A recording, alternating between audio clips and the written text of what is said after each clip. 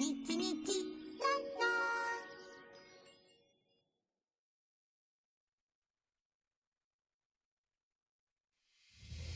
Get ready, here it comes.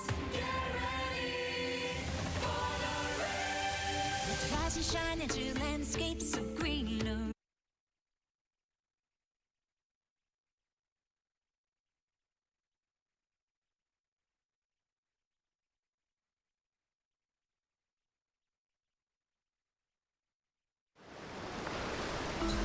I think Dada has something important to talk to us about. Maybe it's time for Wishfield's super stylist Nikki to work her magic. She doesn't say what she needs help with. Let's go ask her ourselves.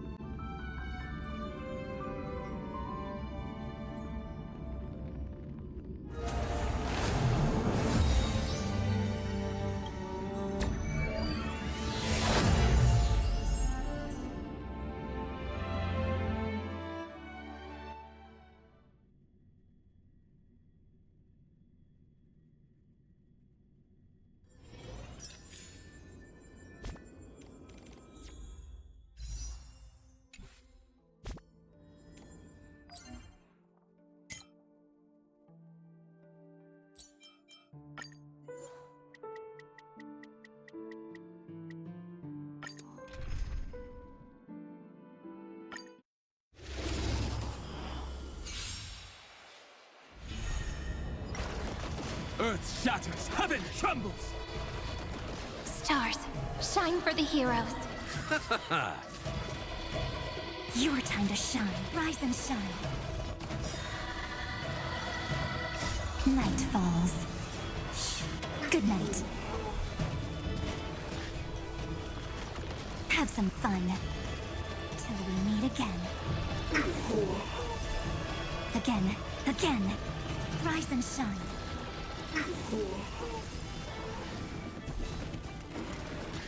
Treat our guests nicely.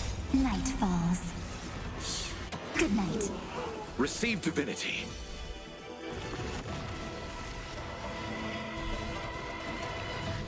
Till we meet again.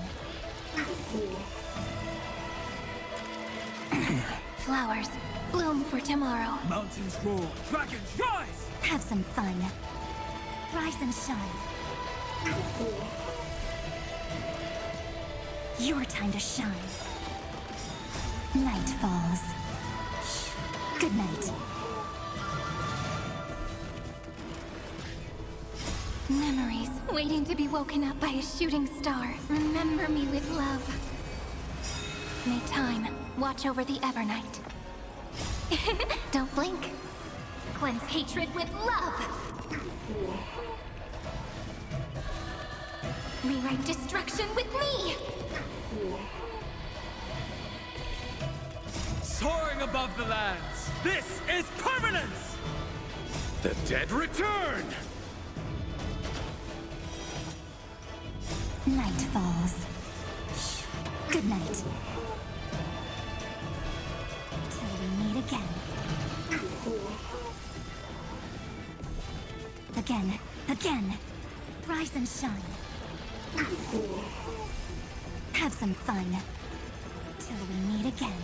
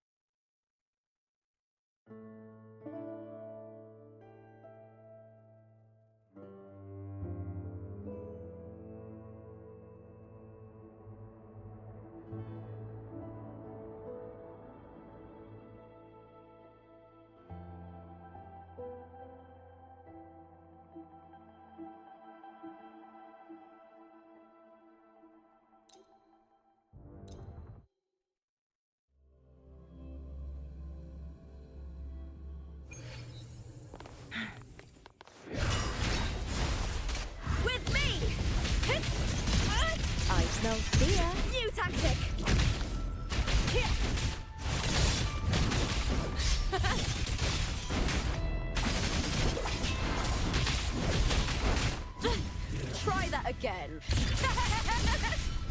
Together we house! With me! With me! To victory! Ooh.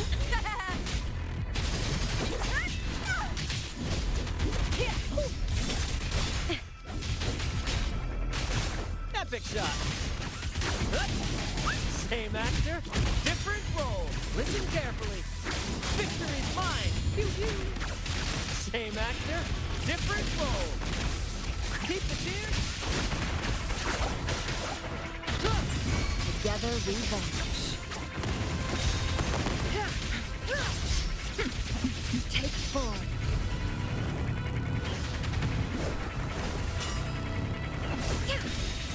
Take 4.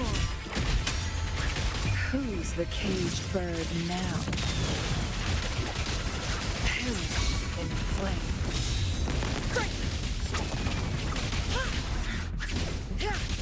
Applaud for me!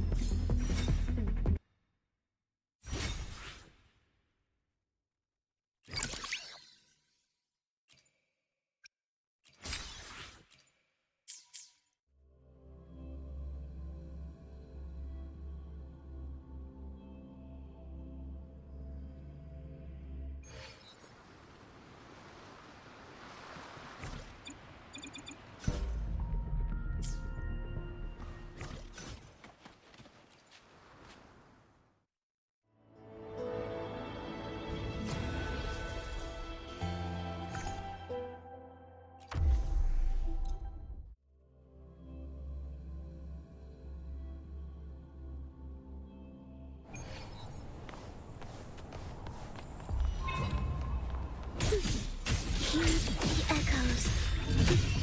Symphony of life.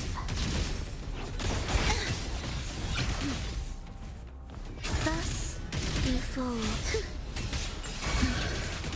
Chant songs of old.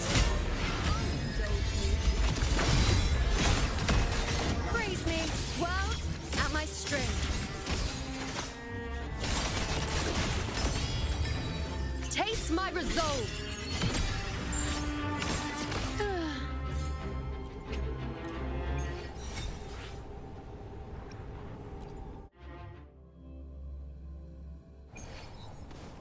Keep up. On you go. Causality of turn. Such is their blessing. If it's a duel you want. Oceans, bow before me.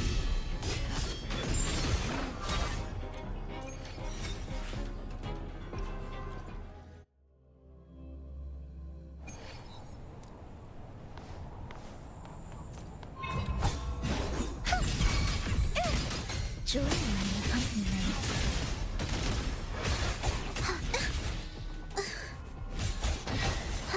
Cadence, halt. Preparatory beat, begin.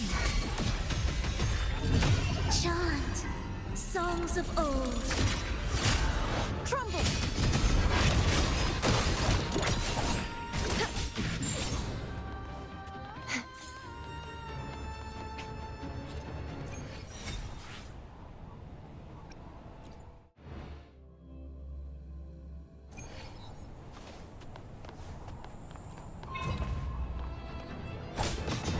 Such is their blessing.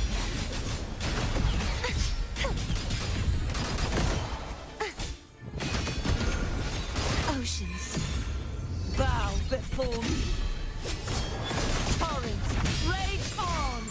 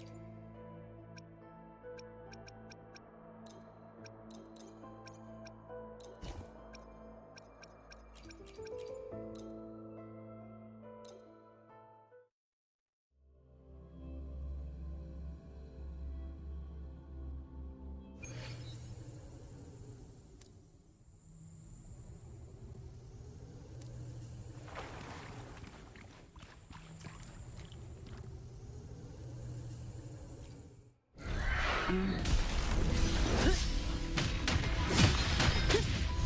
return the favor tenfold. All yours. Loading. Perish.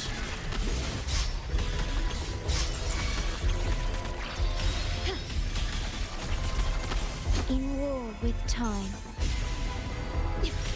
Sentinel protection. Together we stand. Crystals, give me strength. Power of the Sentinel. All yours.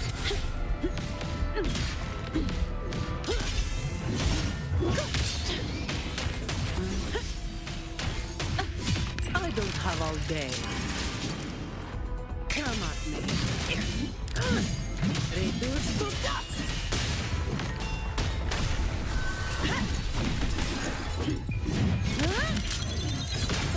Now I have a report to write. Leave it to me.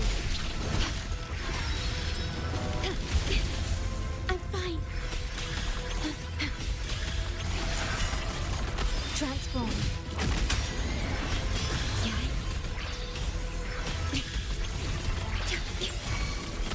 I engraft you new.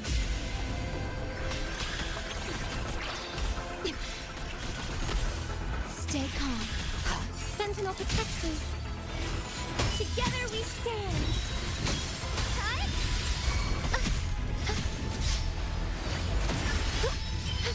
Oh, careful now.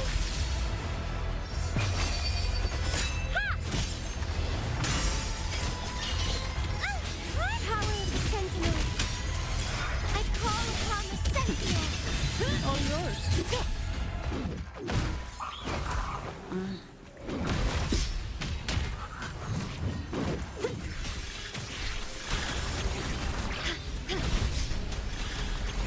Loading. Diminish.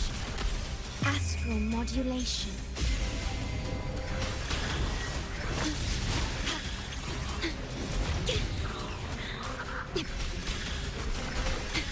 Perish.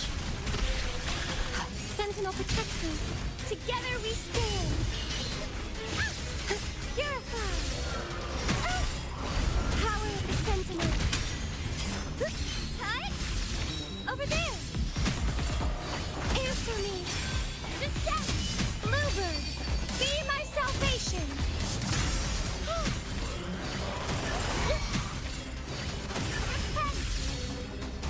In the name of Imperator. Diminish in war with time. Transform. No contest. All yours. Come at me. I can spare a minute to knock some heads around.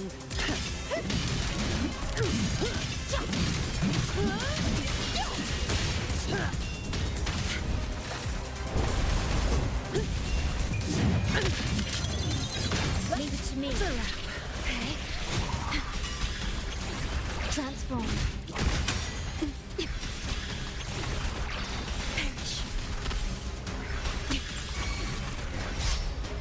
Loading. I engraft you new. The feeling of pain. Worry not.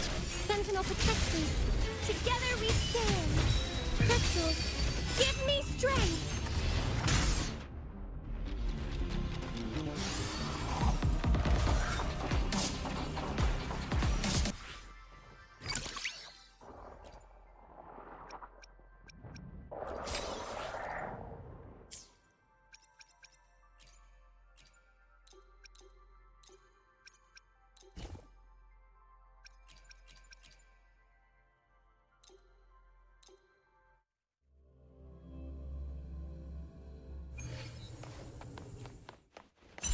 Annihilation! Hopefully this helps. Bad timing.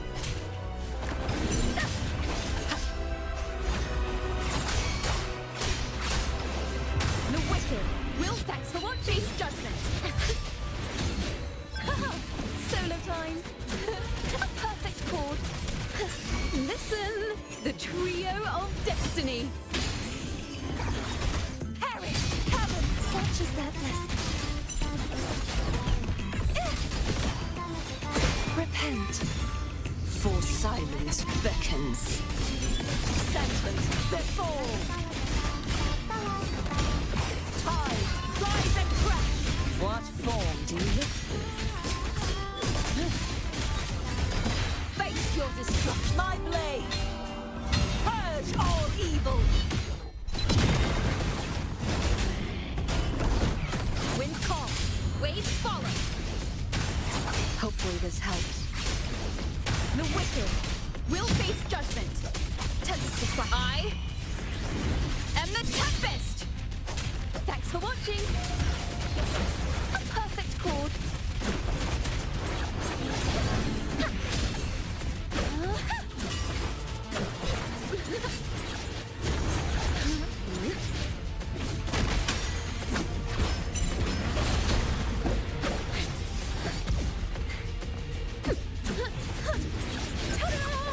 A grand overture. Collapse. Such is their blessing.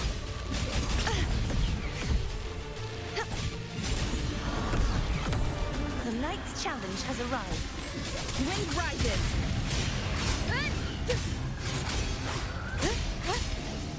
Tempest of flashes. Hopefully this helps. Thanks for watching.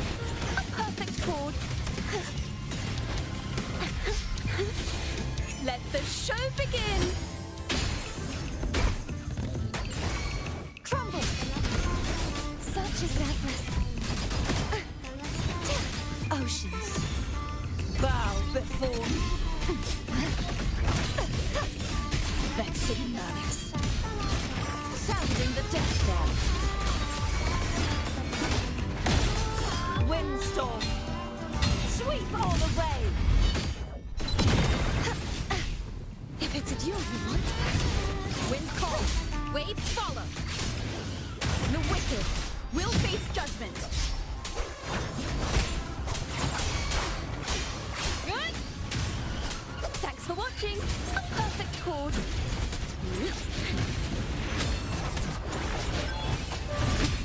Better get serious.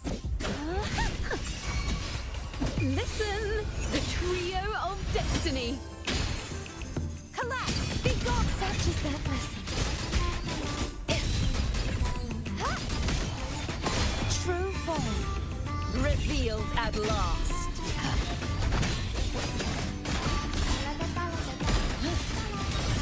Vexing malice.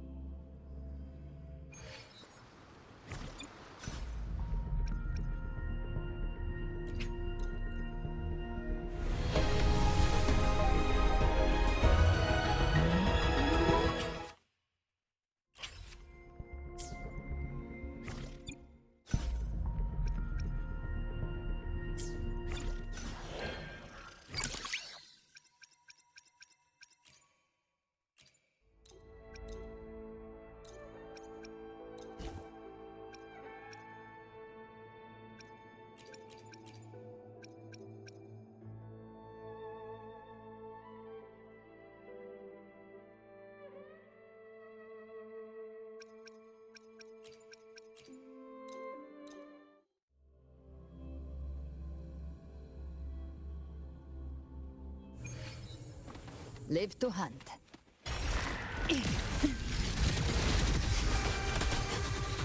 Oh, this will be fun.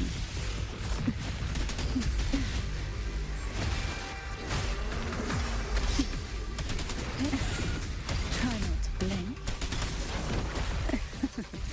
That tickles.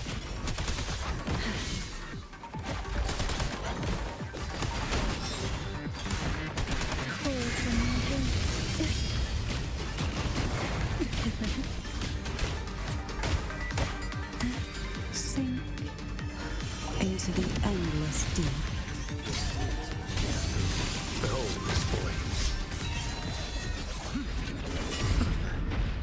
here. Constant. In change.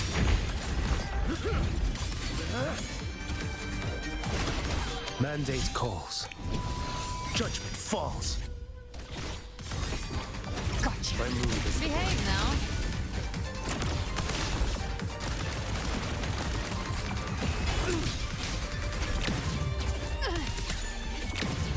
Rise from hellfire. Painted hellfire. Devour them all! I'll show you. The gates of hell! Let's settle the score. Behave now.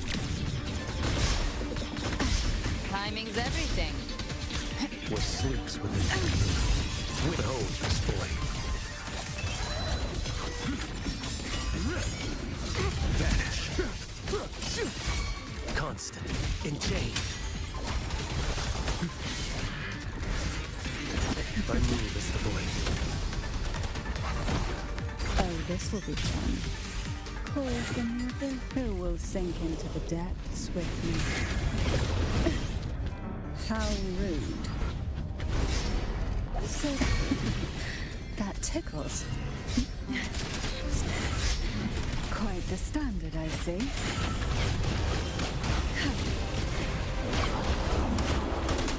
Sink into the endless deep. What sleeps within taboo.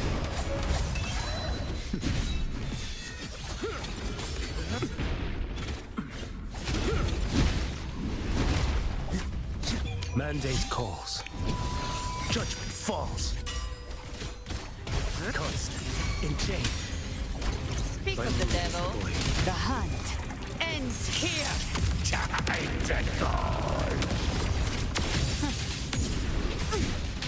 Fight fire with fire. Let's speak!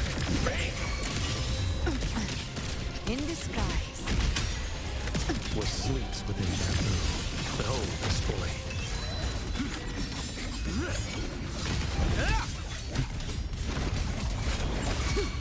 One strike. To settle it all. You can't My move escape is me.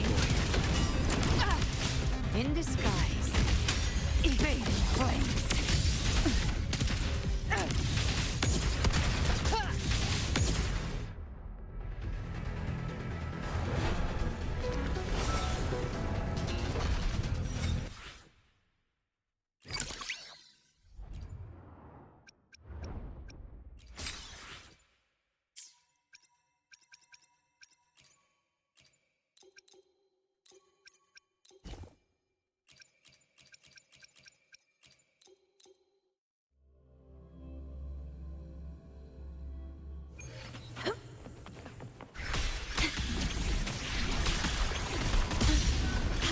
Loading. In war with time. I'm fine. Right? Now watch closely. On you go. I am the moon. Taste my resolve. Ha. Praise me. Surprise.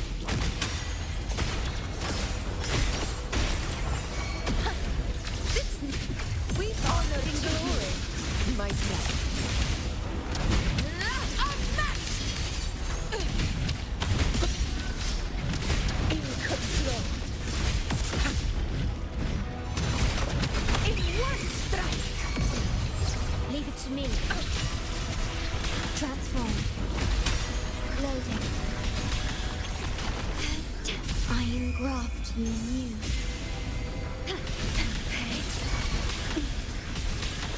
Tony, I'll indulge you. On you go.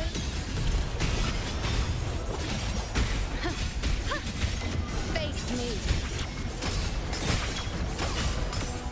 Surprise. Taste my resolve. Causality over time. In the name of blood. Stand tall before the eternal sun! My valor never fails! Oh,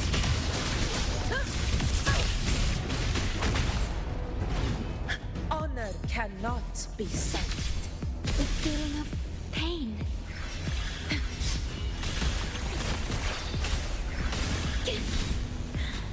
Worry not. Loading. Astral modulation. Now watch closely. Bow before me. On you go. Ha. Ha. This is nothing. Phone surprise. Ha. The moon is full.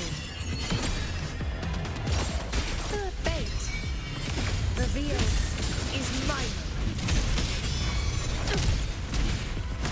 Invincible! Moment of victory. In control. Leave it to me.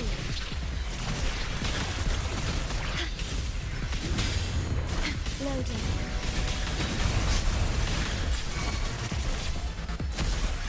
Rectify. In war with time. Terminate.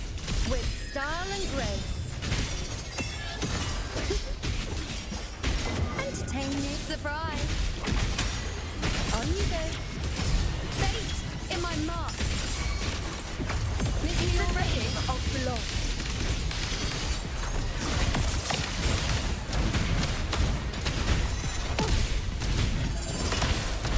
In control.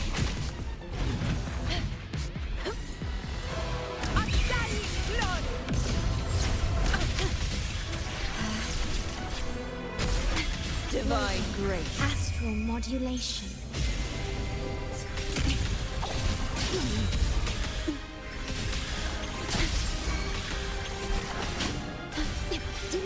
I'll indulge you. Surprise. Present. On you go. Answer my call.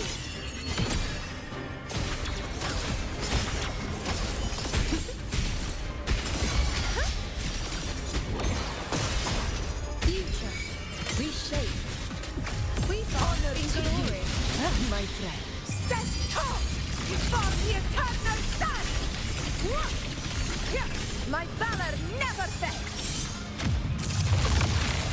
In control.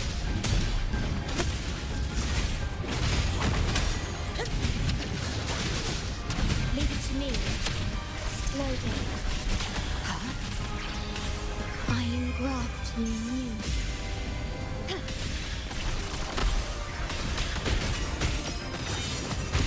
Surprise! On you go. Ha. The moon is full. Face me.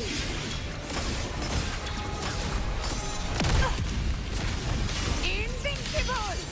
In control.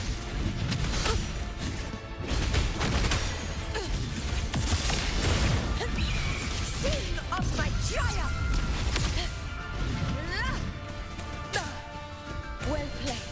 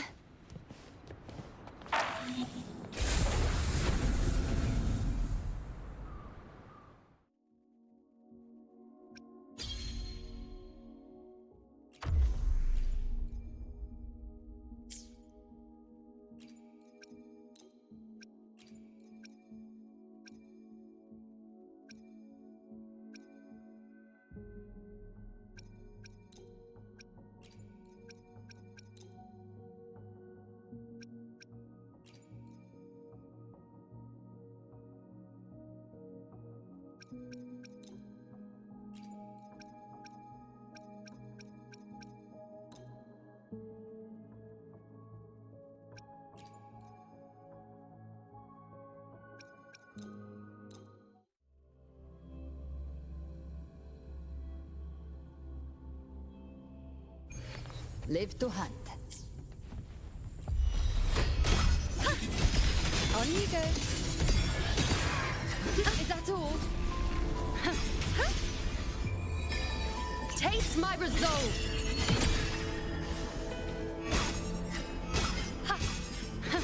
Entertain me.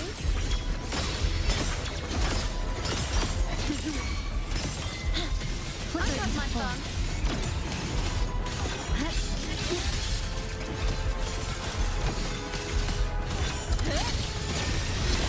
Structural integrity intact. Count on. A pivotal moment. Speak of the devil. Behave now.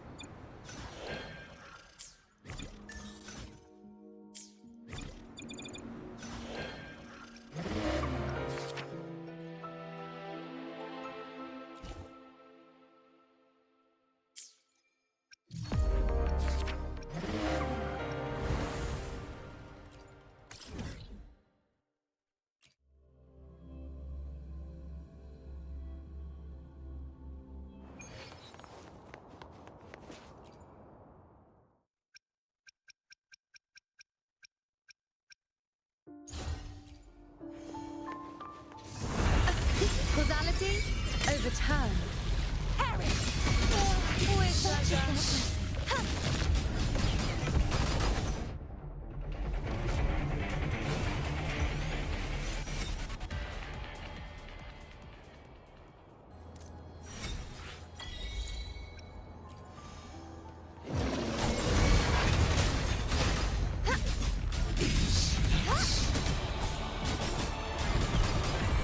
Such is their blessing.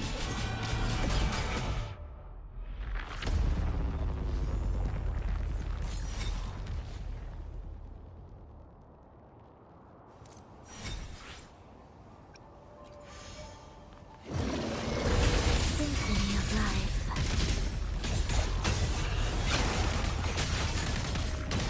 Life or death, no alternative. Now watch closely. Beekeeper chant songs of old. On you go. Face me.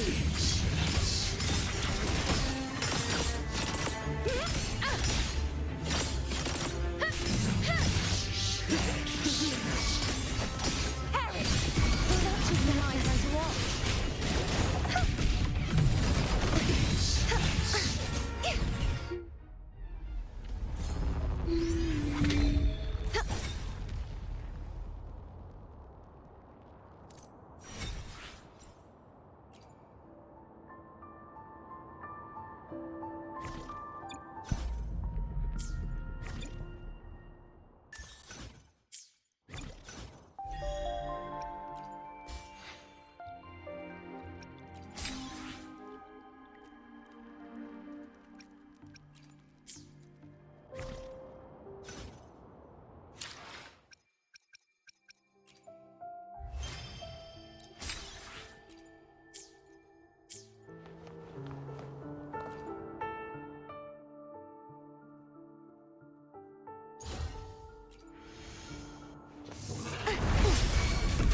A ringing symphony of life.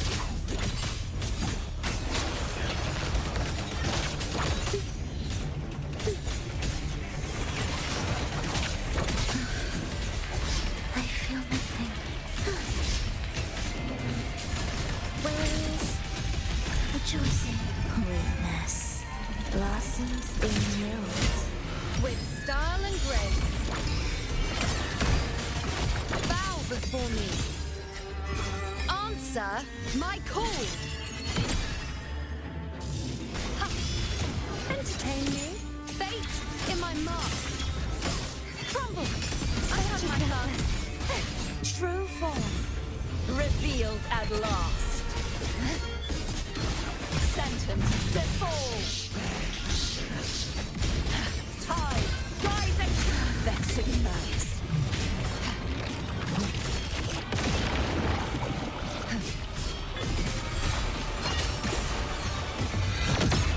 Symphony of life.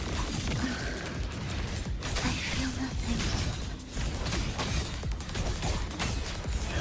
Preparatory beats begin.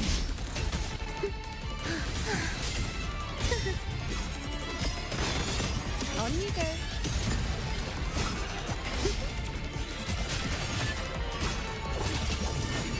Praise me.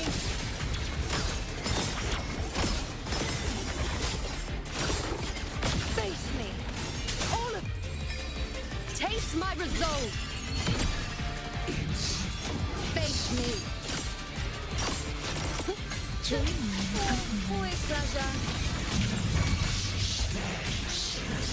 Cadence, hold. I feel nothing.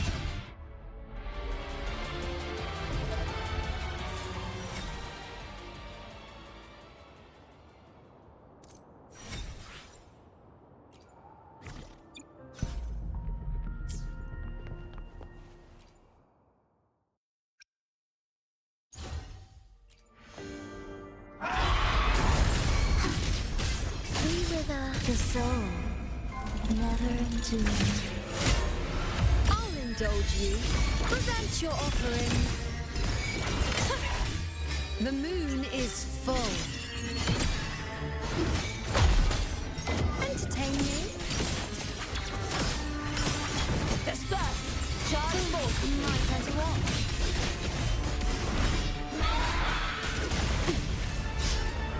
Tide, guide my blade. Purge all evil.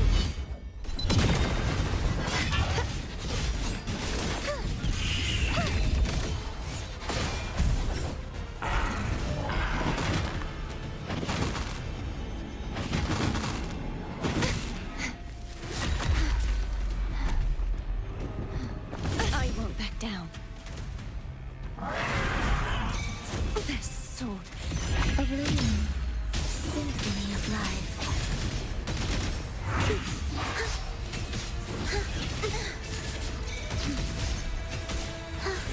Cadence, hold. This I have returned. On you go. Bow before me. Is that all? Face me. All of me. The moon falls. You won't escape. True form. Revealed at last. Sentence. The fall.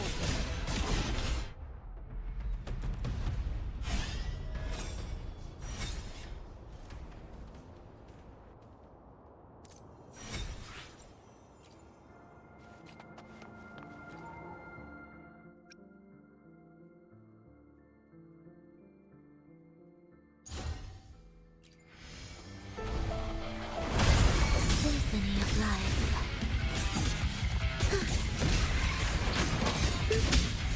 Thus you fall.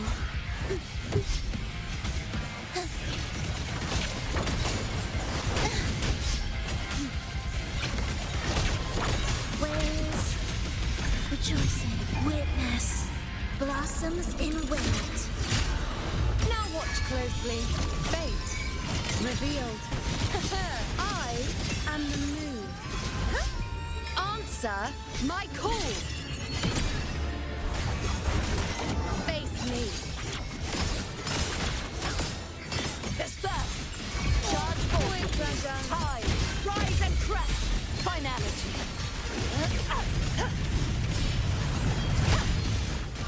Furious tides. Split the heavens.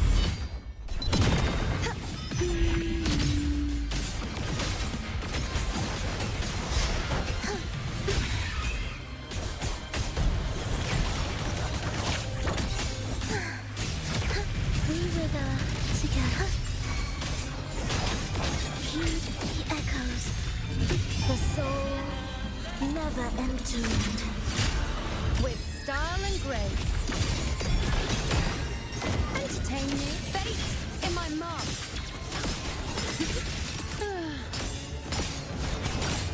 The moon is full. Crumble! I've had my fun. Such as oceans. Bow before me. Torrents, rage on! Unite with me. Sounding the death knell.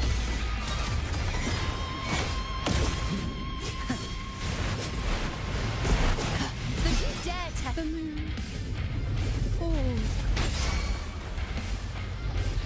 Ensemble.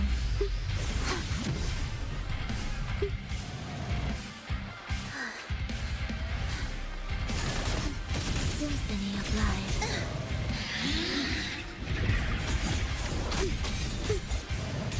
If only I was closer. Sentence before. Yet another long dark.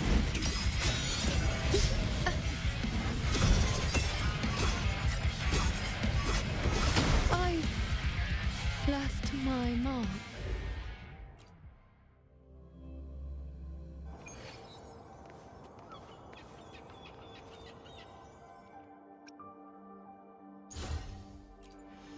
The knight's challenge has purged the impure. Intriguing concerto.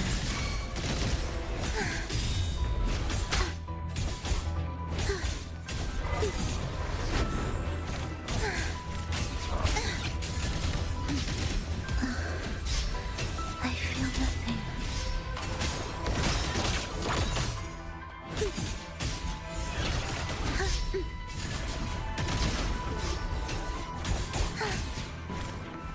Life or death, no alternative. Chant songs of old. Now watch closely. Future. Reshape. Is that all? Answer my call. Then you dare test me. The insolence. Collapse. My turn to watch.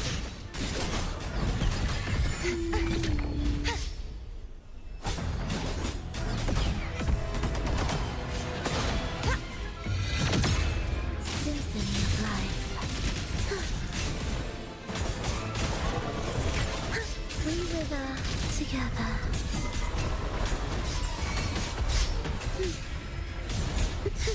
Meaningless rumble. I feel nothing. This changes nothing. With style and grace. On you go. Praise me. World at my string. Is that all? Do keep up. I've had my fun. Ways rejoicing the soul, never enduring. Purge the such as their blessing.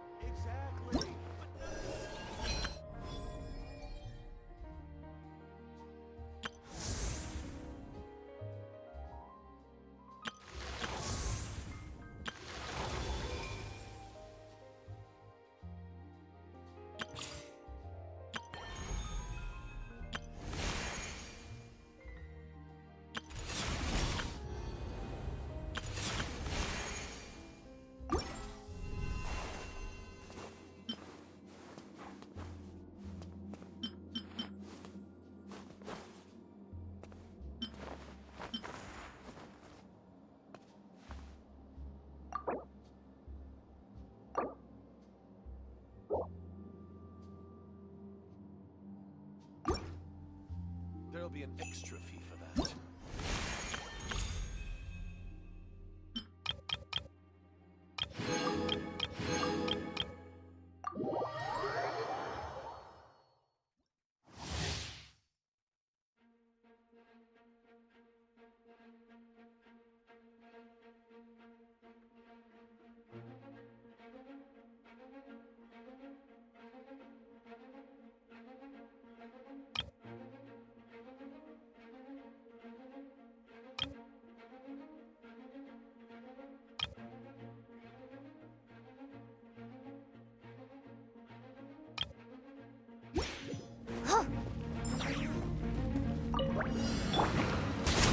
Start the claw!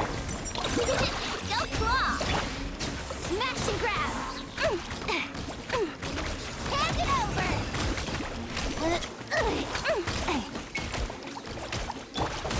The long sleep beckons.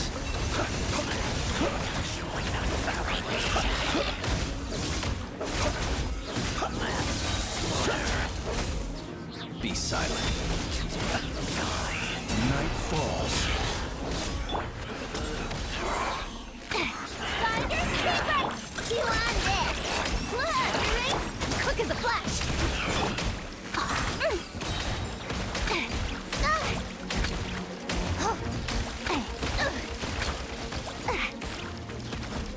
Close your eyes. The night cometh. Observe.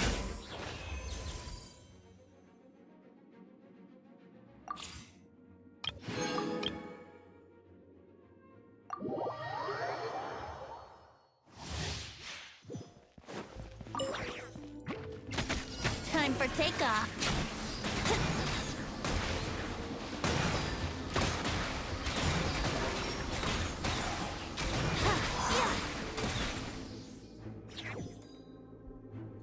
Wouldn't gliding be faster? Teamwork is dare to mess with me? Truth repeat. Get back! Stay away from me! Here we go. Think you can get away? Yeah. Huh.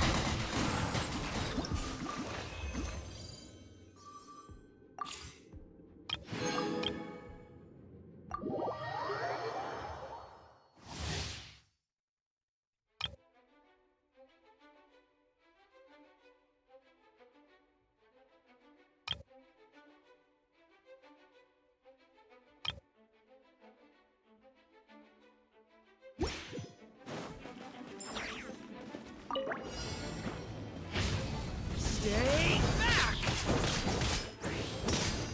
Gain new life!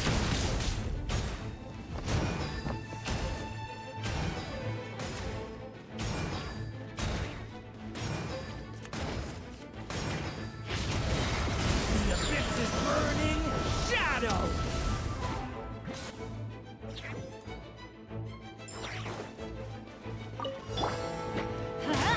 Everybody stand! Witness my great undertaking. Coming to... Sparks and flash! Thunder! Stay away from me!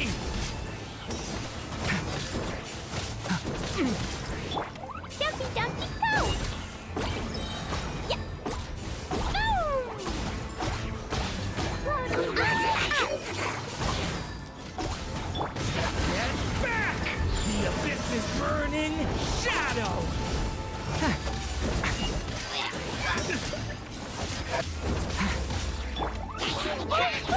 First point. Feel this ancient power.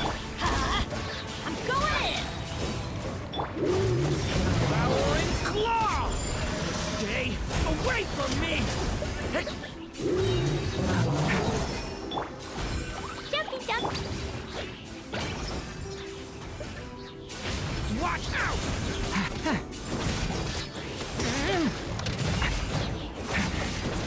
Turning point in...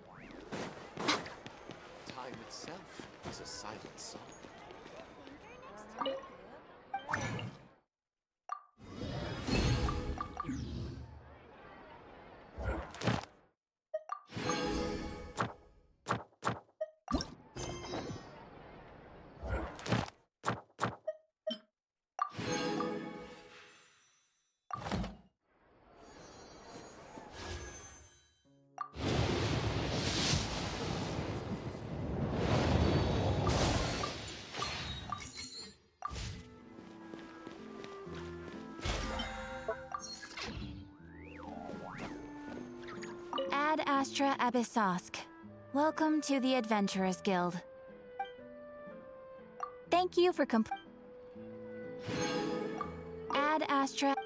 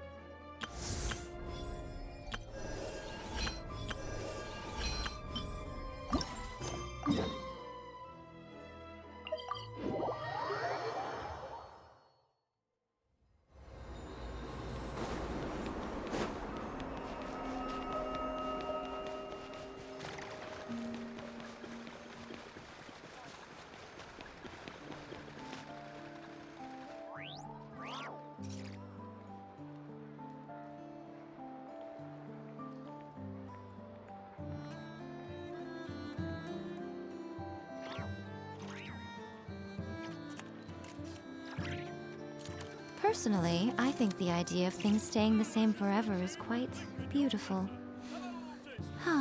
But alas, that is simply not the way the world works.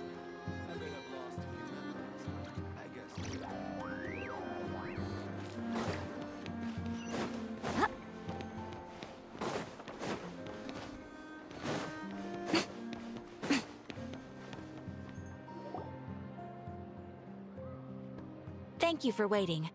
I finished checking your adventurer handbook. Here are your commission rewards.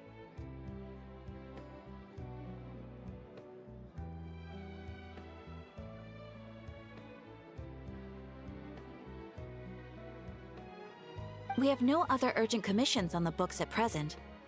Thank you for all your hard work lately. Perhaps you two could consider taking a vacation. Amazing! Paimon never thought we'd end up having downtime and not cry. Things were pretty hectic when we first got here. Everywhere you looked, it was either the Wild Hunt causing chaos or the Fatui stirring up trouble. It felt like this whole region was one giant slime in a barrel, ready to go boom at any moment. Sure have. Things were looking pretty dicey, but in the end, we managed to turn it around. Whoa! Paimon just got deja vu! Oh, that's right. It's because we've done this like a million times now.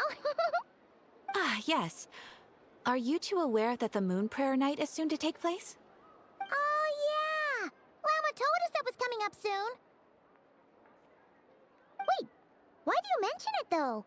Do people in Nasha Town celebrate it, too? Paimon thought it was just for Moon Goddess worshippers. You're partially right.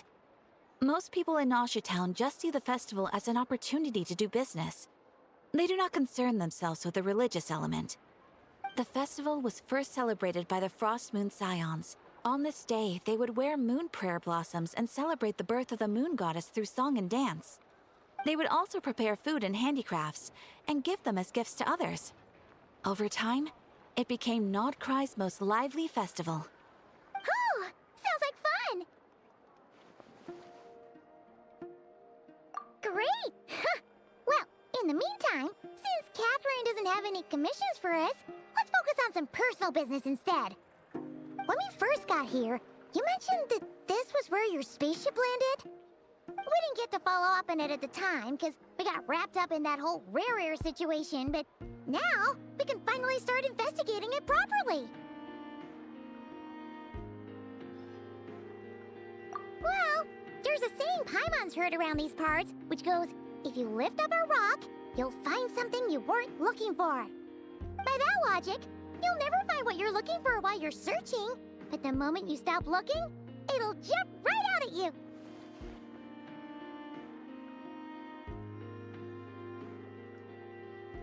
Could be worth a try though, right? Anyway, Paimon suggests we focus on other stuff we want to do for now, and just keep an ear out for spaceship-related intel as we go.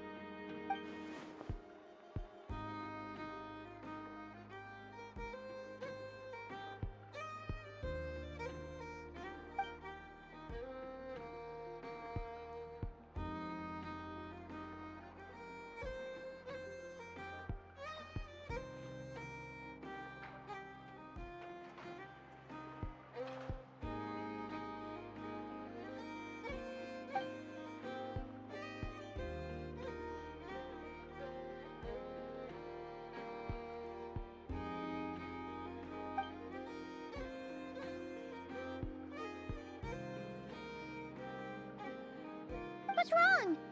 You look super serious all of a sudden.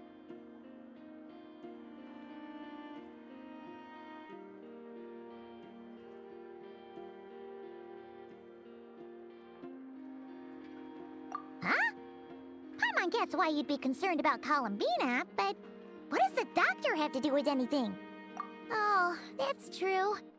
And now that you mention it, we're definitely overdue for a showdown with the Fatui. It is weird that he hasn't shown himself this whole time. What could he be up to?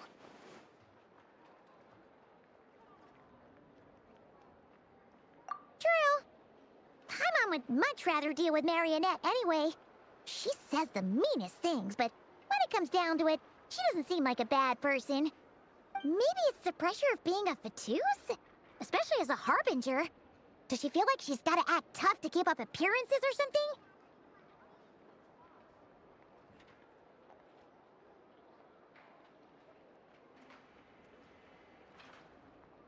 But then, every time we headed out with Rarier, she always wound up having to repair Polonia and her other robots. That's gotta sting. Losing face always hurts more for people who care a lot about their image. She's probably still furious about it.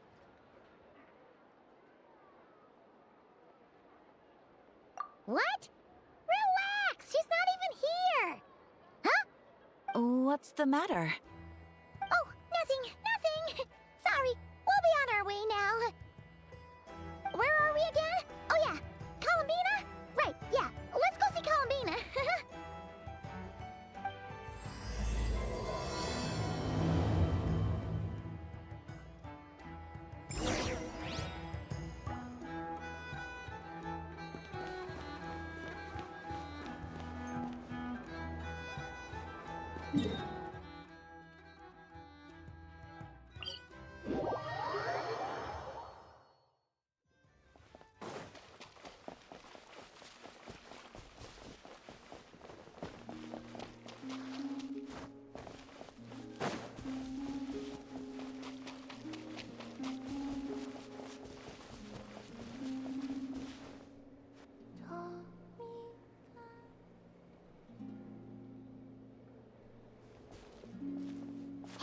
She's sitting up! Is me sitting here a rare sight? No, we just thought you'd be resting. Perhaps I would have been, were it not for the sudden arrival of some unexpected guests. Not that I consider it a disturbance. After all, you're the only ones who are free to enter.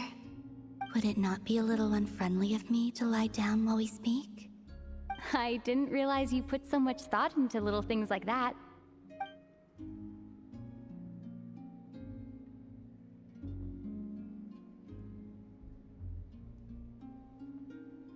Only sometimes. There have been moments lately where I think about you and your companions. They are warm, mysterious, and cozy memories. Very few of my past memories are anything like that. They say that travelers return home bearing bags full of souvenirs.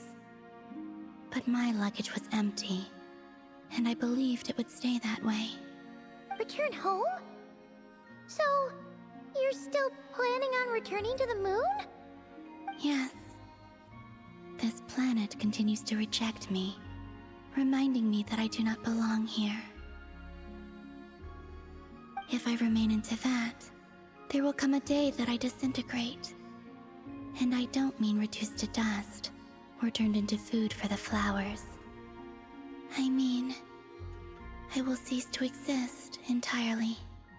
Alright then. Well, we're sure gonna miss you.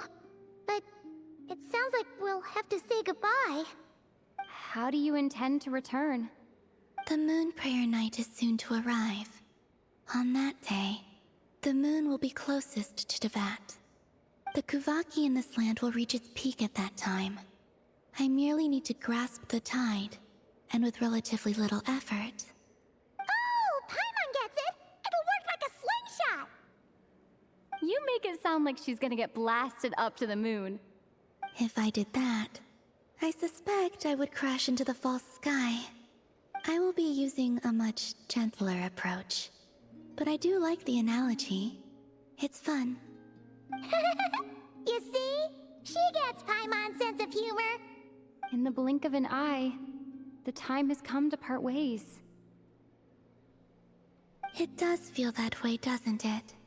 Time seems to fly fastest when you are enjoying it. I have always thought of myself as a wanderer on this earth, and it has never expressed any desire to keep me here.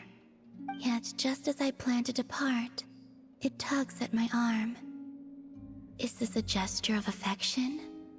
Or is the world mocking me? Oh. Were you hoping I can answer that? Yes. You are a traveler, so you must have a lot of experience in this area. Then, what I would say is, enjoy the moment. That's right! Don't overthink it! Happiness is happiness and joy is joy! The point is to enjoy it, not analyze it! I see. Then what I would say is, even though I am very tired right now, I am still happy. I can't tell from the tone of your voice. Oh, really? You don't think I sound happy? I'm just kidding. I could tell you were in a good mood today from the moment we saw you. Ah, a joke. Albeit not a funny one. Anyway, I assume you're here about you-know-what. Give me your hand. Actually, it's not that. There's something else we wanted to discuss with you. Oh. Then, do you still want to give me your hand? Or not? Sure.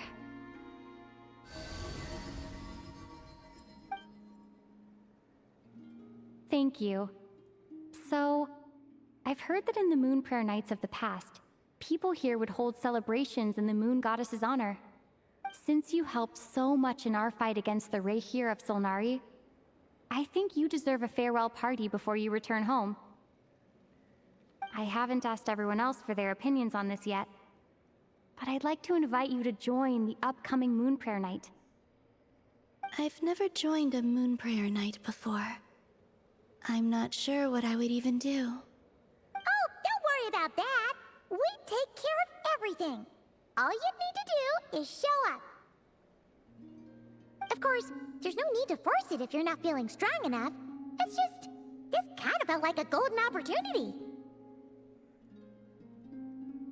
But they call me Kutar, and the Fatui have an arrest warrant out for me.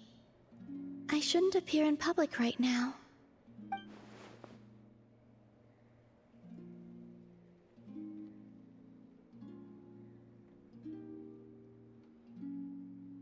I'll make it work.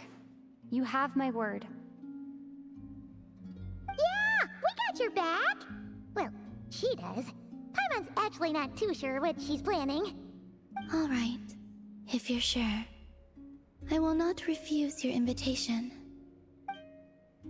I suppose it wouldn't hurt to pack a few more sights from this world into my suitcase before finally learning what my homeland looks like. Oh, if you see Lauma, please tell her that my answer to the question she asked me is neither yes nor no. Rather, it is, there is no need. That was kinda cryptic, but sure. Guess it's between the two of you. We'll pass along the message. Bye for now.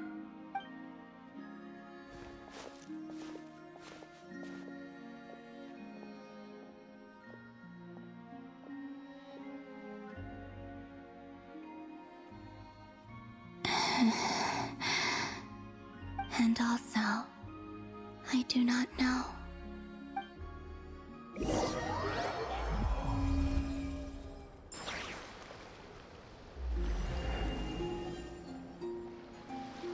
Since she's agreed to join the festival, let's go see who else wants to take part.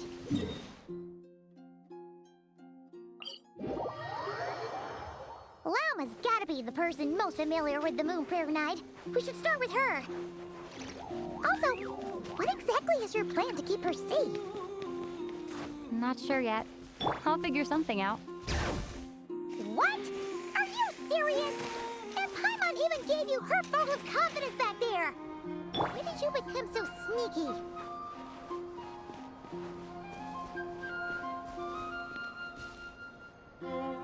Hey, Llama! It's us! Huh? Varka? What are you doing here? Beats me. I had a bit too much to drink last night, and when I woke up, I was on Hisi Island. Mr. Varka is helping to oversee Nasha Town's preparations for Moon Prayer Night. He is here to go over some details regarding the decorations and custom cloth designs. Right, yeah, that too. What do you mean, that too? Yes. Celebrating this festival is a long-held tradition here in Nodcry. On this day, the crescent moon at the top branches of the verdant crest turns into a full moon, and the moon prayer blossoms bloom with a special radiance. Our people take these to be blessed omens. It's an especially welcome event coming off the back of all that nasty business with Rare. Everyone got put through the ringer recently, and now they're looking to turn their fortunes around. The big shots in town all agree that a big, lively celebration is just what we need to rebuild people's faith in this place. No wonder Catherine said the people weren't so bothered about the religious element. That's right. It's become more of a local custom by this point. The celebrations have little to do with whether the religious stories behind this event are true or not. Even the Frost Moon Scions are eagerly awaiting the coming of Moon Prayer Night, despite now knowing that their past beliefs were founded on a falsehood. That's fair. It's a bit like the Lantern Ride in Liyue. It's a chance for people to enjoy themselves, not debate the existence of the Adepti. Oh, one other thing! We just went to see Columbina. We went ahead and invited her to take part in the festival this time. Hope it's okay. Wait, so... you mean she agreed to it? Huh. That's quite a surprise. Then, I suppose that she intends to return to the moon on that day. Oh, yeah! It's kind of a complicated process, but basically, it's like a slingshot. I understand. In truth, I had a feeling that she might make such a decision. Well, if Kuthar has decided to participate in the festival, we should prepare accordingly. Yeah, exactly. She was saying how it could be risky for her to show her face in public. We were wondering if there was any way we could hide her. Unfortunately, the people who carved the statues did an excellent job of capturing her likeness.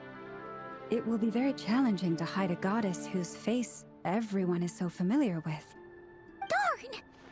We may have bitten off more than we can chew here. Nah, don't sweat the small stuff. We can handle that. Huh? Are you saying you have a plan? Not as such, no, but the most important thing with a festival is to keep the mood light and your spirits up. You can't go preparing for a festival with those long faces. You'll never convince anyone to enjoy themselves. The Mondstatter spirit is strong with this one. As it happens, I agree with Mr. Varka. Let's start by making our appreciation for Kutar the beating heart of the festive atmosphere. And who knows, once we get the ball rolling, perhaps everything will just fall into place. Hey! Did you catch that? Llama said the thing! Or close enough, at least. I'm looking forward to the Moon Prayer Night already. We have a festival in Mondstadt called Windbloom, and you can always tell which couples are celebrating it for their first time by the smiles on their faces. Big, beaming smiles like their whole face is glowing. And I have a feeling we'll get to see that same smile on the Moon Goddess's face at this festival. Not quite the same, surely. Anyway, I'll take care of business in the city, but I'll have to leave the decor up to you and the Frost Moon Scions. No one else can capture that traditional aesthetic quite like you guys. But lastly, there's the final key element that brings the festival to life: companionship.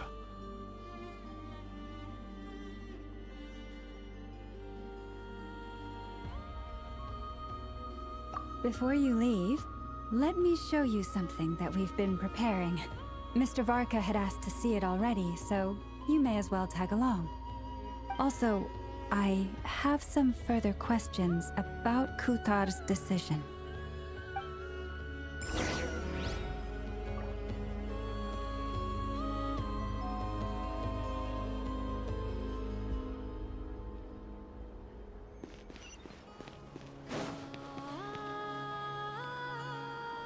Huh! What's this? These sure look like they're having fun. I believe so. Kuhenki seem very skilled at playing drums like these, although I'm not sure where they learned it from. Maybe it's an innate talent? In their eyes, they're probably just playing with toys. Wanatar!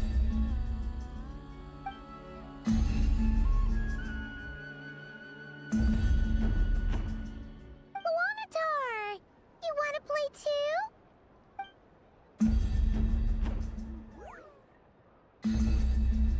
Yeah. She looks more confused than anything. Maybe we can teach her next time if we get the chance.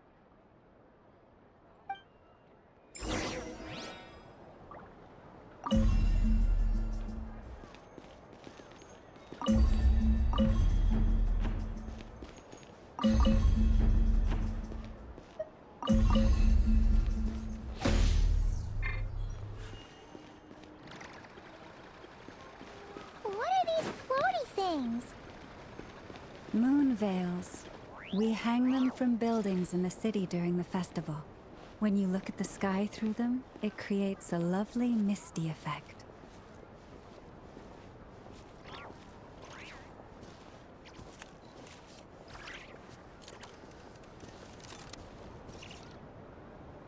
Everyone seems hard at work. They are preparing items for Moon Prayer Night. For instance, the sculpture being made over here, Mr. Varka and I were just finalizing the details of where it will be placed. Ah, there she is. I didn't know the finished article would be so large. Not to worry, though. All the necessary arrangements have been made. Just let me know once it's ready, and I'll get some people to ship it over. You have my thanks. And over here, we are preparing a very traditional confection. Oh, look at all these colors! It looks great! Can Paimon try one? Of course. I have a feeling you'll like it a lot. You bet! Sweets and treats are Paimon's favorite!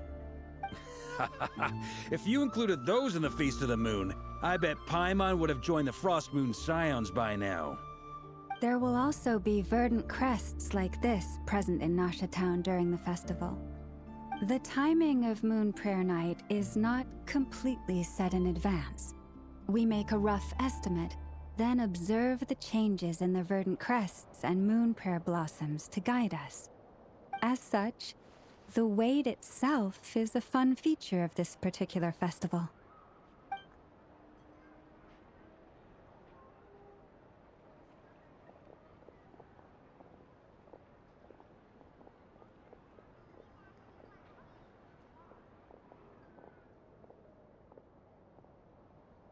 Let's talk here.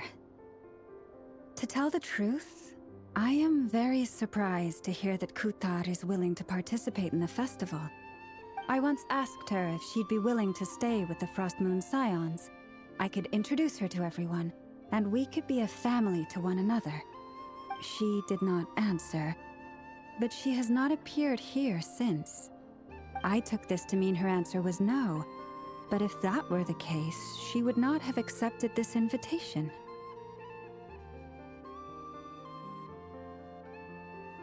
Ah. I see. Maybe she is right. Maybe the Frost Moon Scions of today no longer need a moon goddess. But my wish was not for her to come here and be worshipped as a deity. I simply wanted to offer her a place to stay. I'm sure she believes that showing herself here might invite Fatui intervention, and as such, she does not wish to cause us trouble. But what really pains me about all this is that this is her birthplace. She ought to belong here, yet no one has been able to grant her shelter. I think I'm qualified to weigh in here. When someone's about to depart on a long trip, what they need is blessings, not burdens. We should wish her the best, not make the journey harder than it already is. Anyway, she's agreed to attend, hasn't she? All we need to do is simply respect her decision. I see your point. Yes, she will soon depart after all. Our job is to leave her with some happy memories. Besides, who's to say her journey to the moon is a one-way trip? It's not like she can't come back and visit if she wants, right? Paimon agrees wholeheartedly. Festivals are all about having fun, so let's keep it simple. All right, I'm gonna head back to Nasha Town soon. Want to come with? I'm guessing you have some other folks to visit there. Sure thing, let's go! Bye for now, Wilma! Thank you all. Goodbye.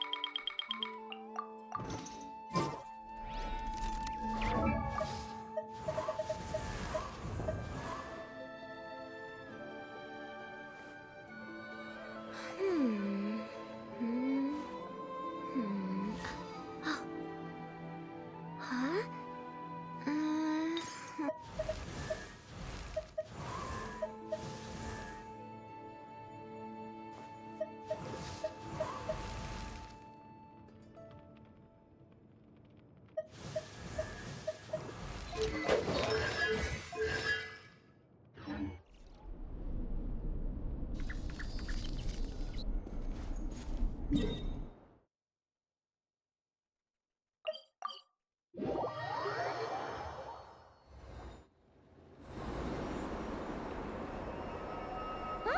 Hey, over there! It's Durin and Albedo with twins! What could they be chatting about?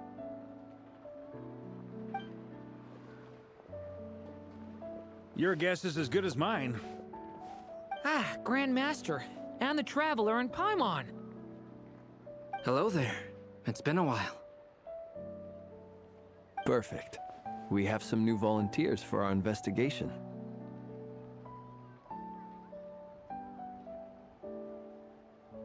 Wait, let me guess. The righteous Lightkeepers are finally ready to hunt down the Abyssal Dragon? Haha. Yes, that too. Yeah, right! Oh, wait! Why does everyone keep saying that too? Well, to be precise, the facts match, but not the causality. Wait, so I guessed right? Half right! Don't act so impressed with yourself.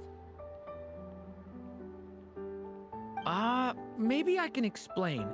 We ran into Mr. Flint's north of Nasha Town. At that time, we just noticed a few abyssal creatures out in the wild, but the strange thing was, I didn't detect any traces of abyssal energy on them at all. On closer inspection, we realized that they were not real monsters, but something akin to reflections in the water, or perhaps a mirage. Huh? What do you mean? Like, you could see them but not touch them? Exactly. It was very peculiar. They roared and tried to attack us, but we could not make any physical contact with them. I think I've heard of things like that happening in Nodcry before, but I don't know much about it. Yes, it's a known phenomenon. Mirage-like illusions tend to appear in Nodcry in the run-up to Moonprayer Night. From a distance, they appear quite real. I myself thought that Misters Durin and Albedo were locked in battle with abyssal monsters when I first arrived. But after sharing intel and investigating a little further, we can confirm that these illusions are harmless. There is no great cause for concern.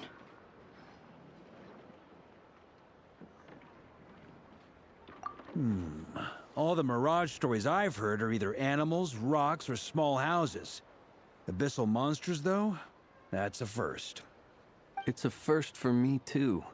So I'm planning to look into it further just to be on the safe side. I intend to inspect a few more locations. What about you two? Any plans? Alice contacted me a few days ago. She'd like me and Durin to assist her with an experiment. But we lost contact shortly after receiving the message. I'm sure that comes as no surprise to anyone familiar with her. We don't know when the wind will blow, yet when the wind blows, we will know. That, in a nutshell, describes how Alice operates. Yeah, that tracks. Okay. Well, I suggest we investigate this Mirage business in the meantime. It's piqued my curiosity, and I'm pretty sure I know someone who will already be 10 steps ahead of us. Well said. Right? Whatever's happening in Nodcry, she always seems to be the first one to know. Let's go see what she knows. We can invite her and her staff to the festival while we're at it.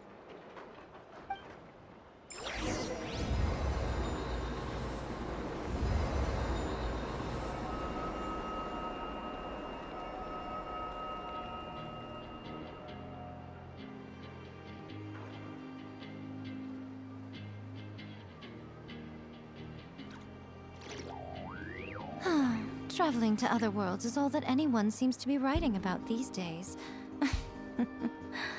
Goodness knows what they find so disappointing about their own world.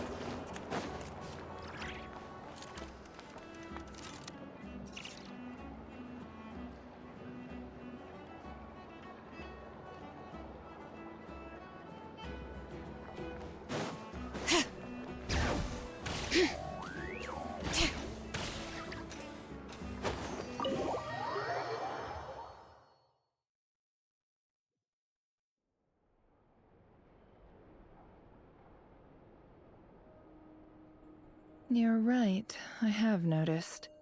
There's certainly something a little fishy about this situation.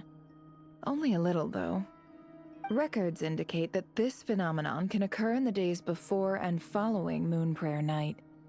That said, it has always been a rare sight in the past. The odds of encountering these phantoms are similar to looking up in the night sky, happening to see a shooting star, and managing to make a wish before it disappears. But this time, either everyone's getting lucky, or they're appearing far more frequently than usual. Yehoda's out gathering intel as we speak. In the meantime, let me check off some points of interest. First, the Abyss. The ones we saw seem to be abyssal monsters. Indeed. But we have identified one location where many more of them have made an appearance. And not just monsters, but human phantoms too. Given the scale and nature of the phantoms, it's almost as if someone's last memories are coming to life. Or perhaps the memories of multiple people. Oh. So you mean the phantom monsters are hunting down the phantom humans? Exactly. The phantoms can interact with each other, but we have no means of intervening. In addition, some of the human phantoms would seem to be from the very distant past. This is clear both from the clothing they wear and the stories they tell. They claim to be from Hyperborea, a name which I've heard from Lauma before. If this is true, it means they must be from 6,000 years ago. Did Paimon hear that right? 6,000 years? It sounds like this merits further exploration. That'd be a big help. I'll leave it with you, Albedo. My knowledge of ancient history is non-existent. I used to doze off every time the pre-Knights Favonius era came up in class. It's quite a miracle that you were able to understand these phantoms' speech, given how long ago they lived. I suppose you're right. But I'll leave the archaeologists to ruminate over that conundrum. As an intelligence broker, my sole interest is in the value of the information I gather. Which, in this case, hopefully means earning myself some good favor with our dear Lady Moonchanter. So calculating. Whew, this intel broker logic always catches Paimon by surprise. Sounds to me like we could split the work up. I think the abyssal phenomenon is best left to Albedo, Flints, and me. Agreed. It coincides with my duty as a lightkeeper. For my part, I'd like to understand the Abyss better. Even a little knowledge would go a long way.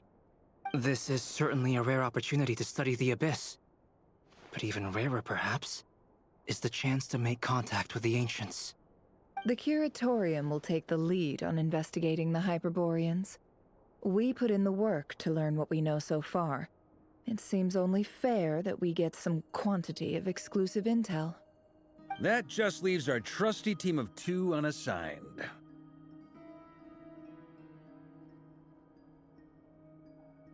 Since you became an honorary knight, of course. This was part of my grand plan all along. Ha ha ha! Oh yeah, by the way, we managed to convince Columbina to come to the Moon Prayer Night celebrations. Would you and Yehoda like to join too? She agreed to that? Huh. Quite an achievement. Never underestimate the traveler, I guess. I'd be happy to join. No point shutting myself inside when the streets are all decked out. I doubt any clients will be visiting during the festival in any case. And Yehoda loves a party, so I'm sure she'll jump at the opportunity. No. No. No. No. No. No. No. No. No. No. Way to contradict me in front of... Wait. No, that's not what I have bad news, boss. So many people. All right, everyone inside. Quick.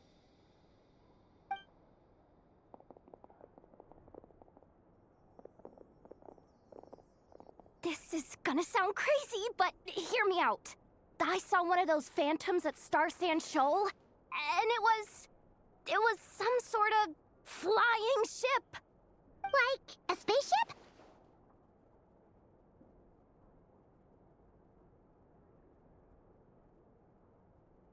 That's gotta be the one you came to Tibet in. You said you saw the same thing through the moon marrow, right? Huh? You already know about it? Ugh, I thought I was gonna blow people's minds. Turns out I'm the last to find out. Wait. Back up. You came here in a spaceship? Now my mind is blown! What's it like on the inside? Was it like flying through space? I want to know everything! Yep, exactly. Huge discovery. You're the best. Second best intel broker in the world. After your boss, of course. Wow. Really? Well, I don't know if I'm all that, but... I guess that decides where we're heading next. Come on, don't look at me like that. I know the spaceship doesn't have anything to do with me, but you don't want to leave me as the only one twiddling my thumbs, do you? Please? Fair enough. You can tag along. In that case, let's meet back here to discuss our findings once we're done. I wish everyone a productive investigation. You too.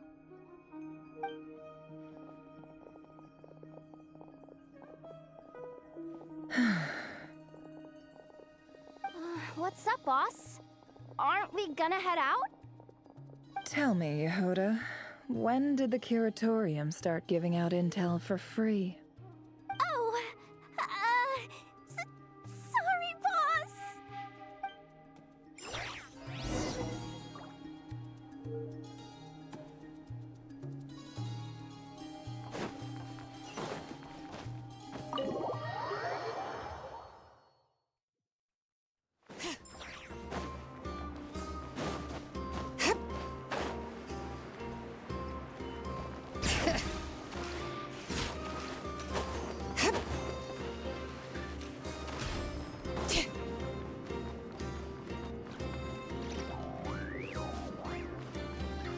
Bring it!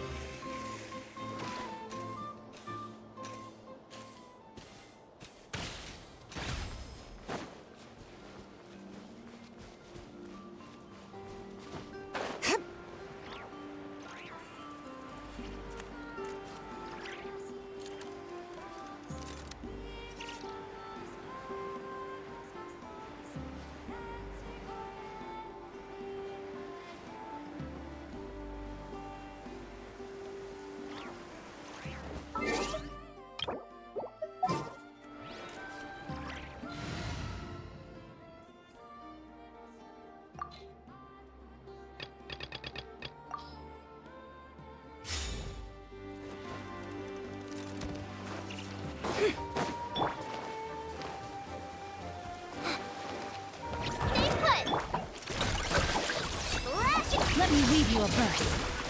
It all adds up.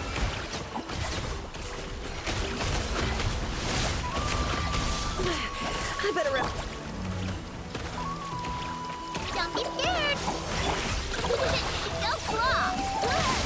Rain outlines your fate. Witness the power. Hey, go away. Can't hide the truth. Let's see what you're made of. Stay put. Chew on this.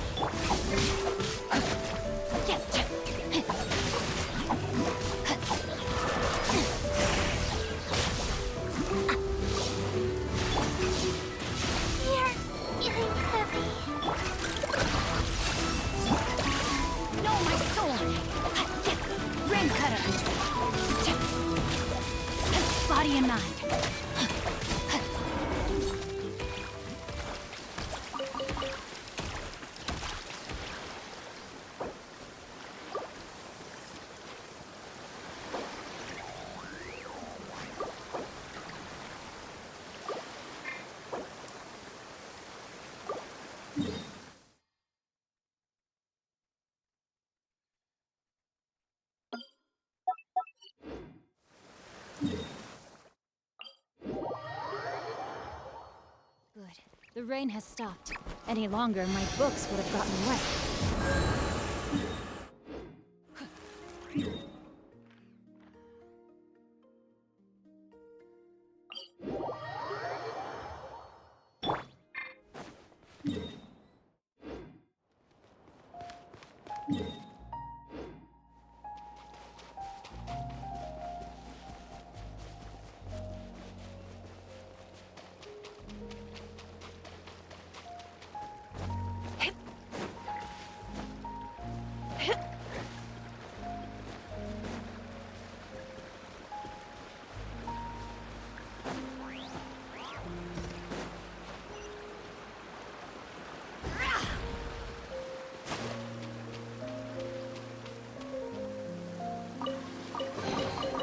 That looks like it's worth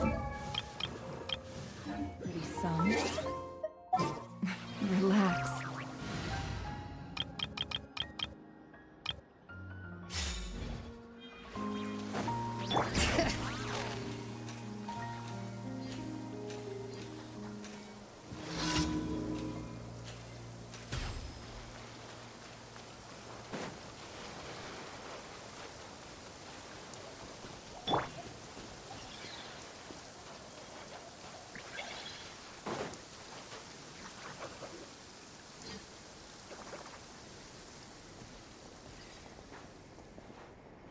Wow, what do you know? Yehoda was right on the money.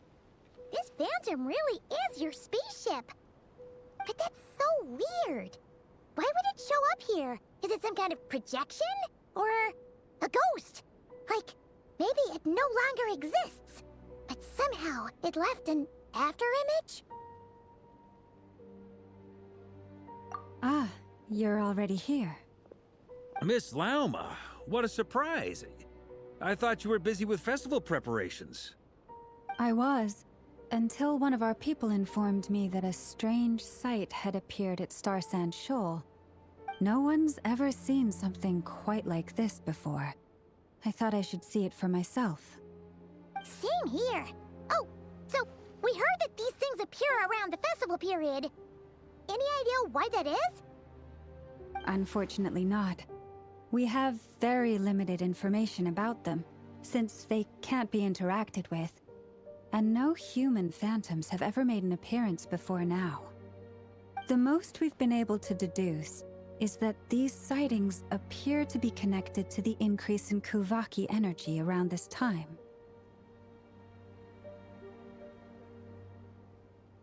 Yeah, seems like that's all we can do. This is all so confusing. Allow me to lend you a hand.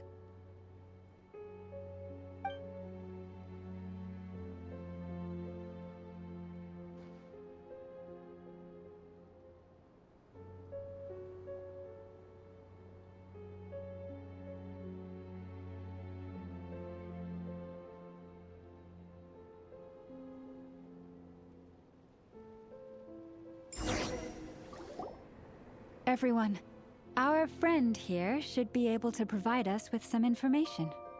Is that a phantom Rhymehorn deer? I've heard about how the Frost Moon Scions live in harmony with the animals and can even communicate with them. That's coming in handy now, for sure. Okay. Yes, I understand.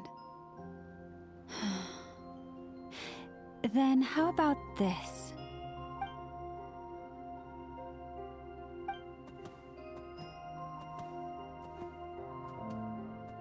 Oh, it's leaving.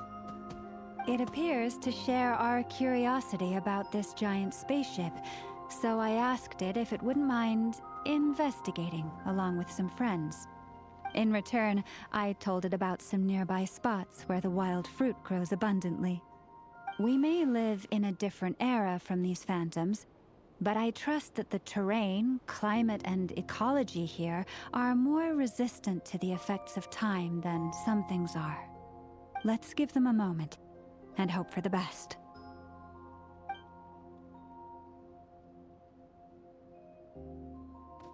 All back together? Must have been a lot of fruit. Indeed. Now let me ask them some questions.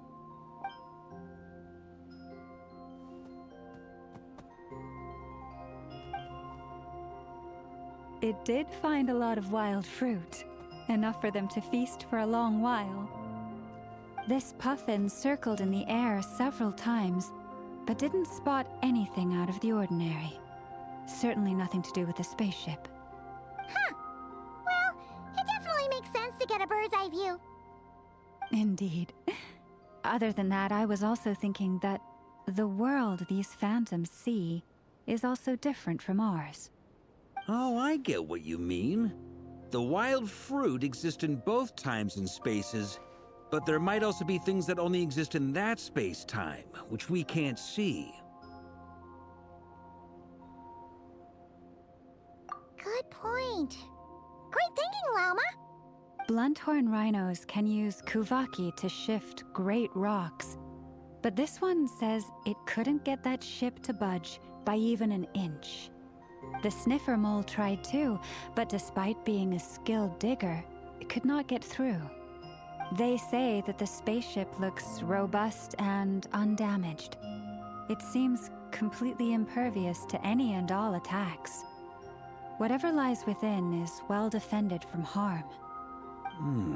So, just like us humans, there was nothing they could do about this spaceship either. Yes. Still, they deserve our thanks. We are grateful for all your efforts, dear friends. Now go, and enjoy your feast. I've noticed some other human phantoms gathered nearby. Come on, let's go talk to them.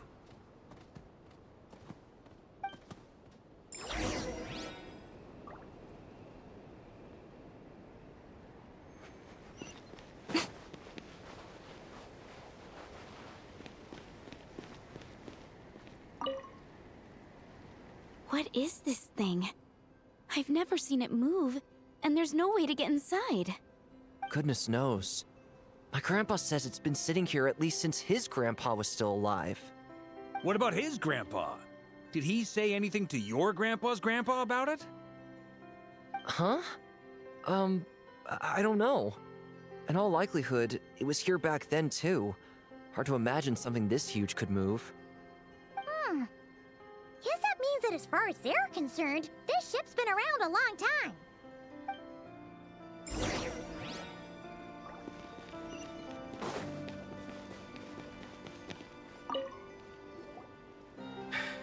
Come on, brothers. If we can get even a small chunk off of this thing, it's gotta be worth a fortune. Today is the day we strike it rich. Huh? You mean Paimon? Yes, brother, I shall join you. Let's make our fortune. We should go with them. What the? This thing is crazy tough. I can't even scratch it. What's it made of? Sorry, brother. Looks like we'll have to seek our fortunes elsewhere. Enjoying yourself? I was just seeing if I could influence this phantom's perception by playing. But nope, no dice.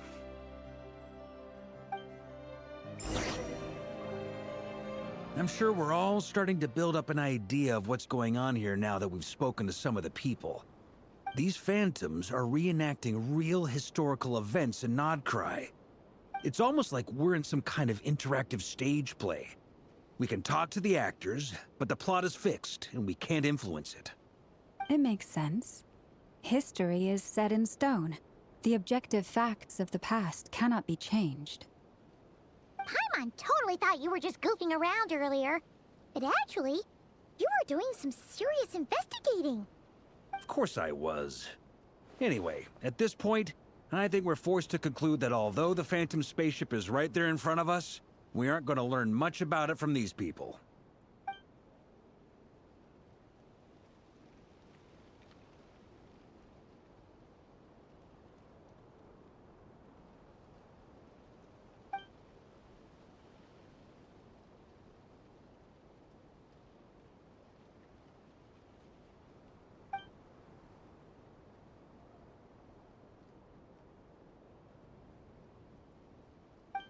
Don't be discouraged. If nothing else, this is proof of the ship's existence. And think about it. So many people tried to hack their way inside, but no one could get the door open. It's made of very tough material. To me, that says that we'll either find the ship itself or the story behind it. It's just a matter of time. Huh. Every now and then, when Varka gets serious, he actually does seem like Grandmaster material for once. I wonder how the others are doing. Let's head back for now. Sounds good. Also, drinks are on me if Team Knights of Favonius is the first to finish.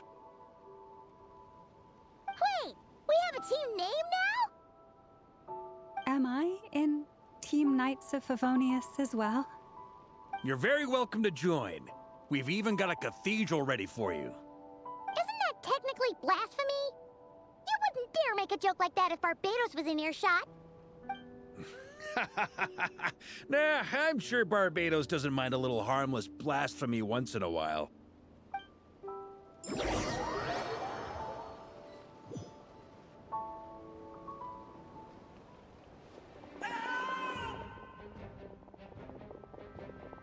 Oh, no!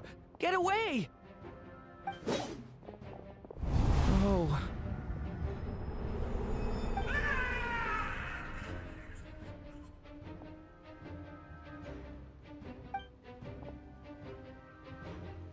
I know it's hard to stomach, Mr. Duran. But as I'm sure you've noticed, there is nothing we can do to intervene in that which unfolds before us. But we have to at least try. And try you have. But are you aware of how many unsuccessful attempts you've made now? I wasn't keeping count. I'm afraid this is the 39th failure so far. Or the 5th if we're only counting this particular victim.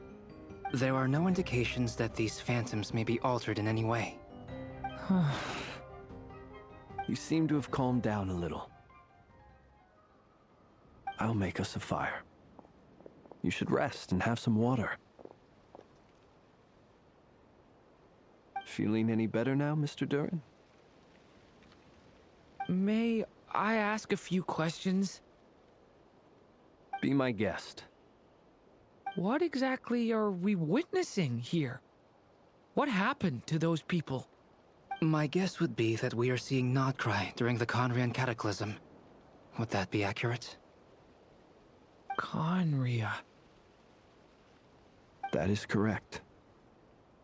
As you know, once the Abyss senses even the tiniest crack, it floods in and spreads like wildfire.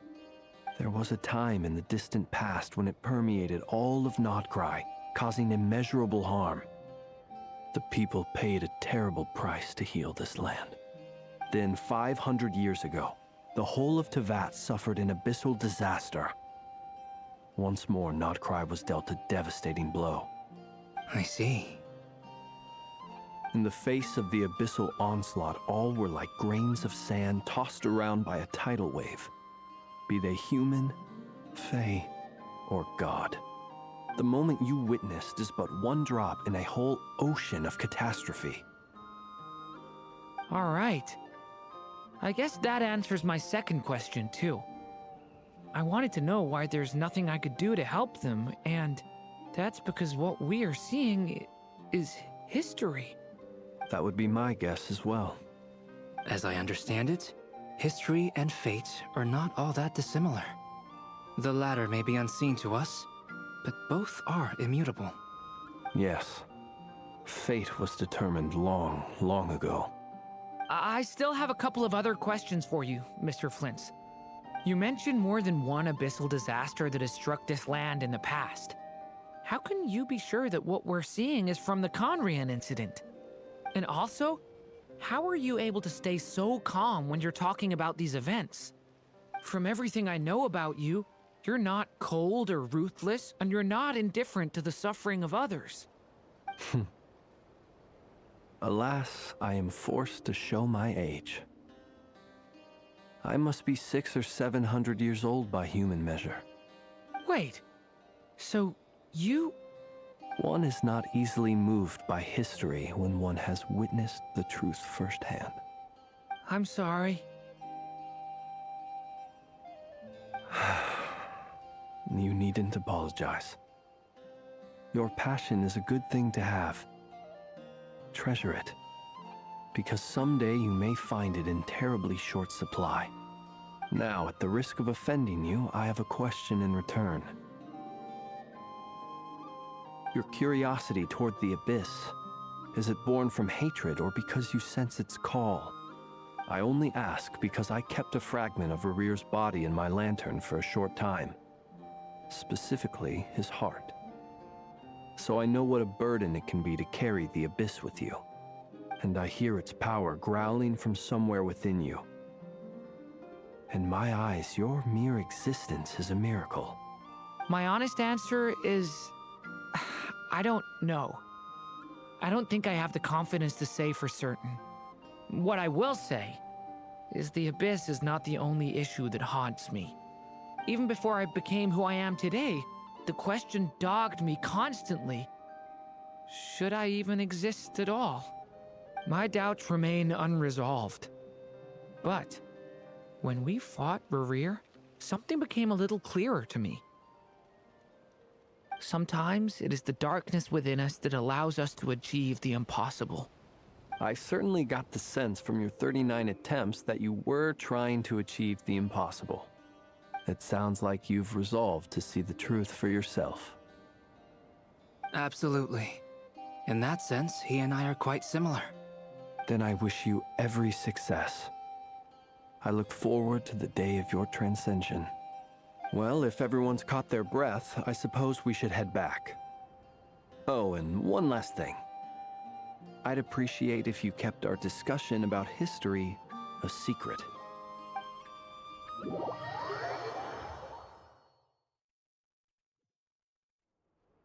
Incredibly, our separate investigations led us all to the same conclusion. Hooray for consensus! Yeah, but we barely learned anything, though. I totally thought this would be the mother lode. Talking with the ancients? I mean, come on! But nope. All we got was useless snippets of conversation. And all this stuff about moons and hyperopia. What a load of baloney. Seems like people back then had a few screws loose. I understand your frustration. We found the same issue. Each phantom only showed a very brief moment in time.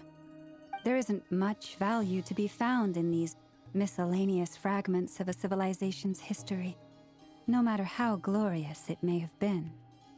If there's a silver lining, it's that these phantoms are harmless to the present reality. They shouldn't get in the way of the festivities. Paimon agrees. And not just because it's the first thing she understood in this whole conversation. You look disappointed, Nefer. Is something the matter? What do you think? We all worked our tails off, but the only one to gain anything from it was you, Lady Moonjanter. Well, please do share the Hyperborean records with me. I will gladly inscribe them in our people's documents. Oh, duh! Yeah! That was it! Hyperborea! Hyperborea. I'm serious. Only an expert in the Frostmoon Scions and their history can turn these records into valuable research material. The alternative is to let them gather dust on the Curatorium's storage shelves until the pages turn yellow. Nefer, you're wise enough to know that cooperating and sharing the profits is the best course of action here. Well, that goes without saying. Sure, let's do that. Huh? But didn't you say we aren't supposed to give out intel for free? Sorry. Shutting up. Now is not a good time to push Nefer's buttons.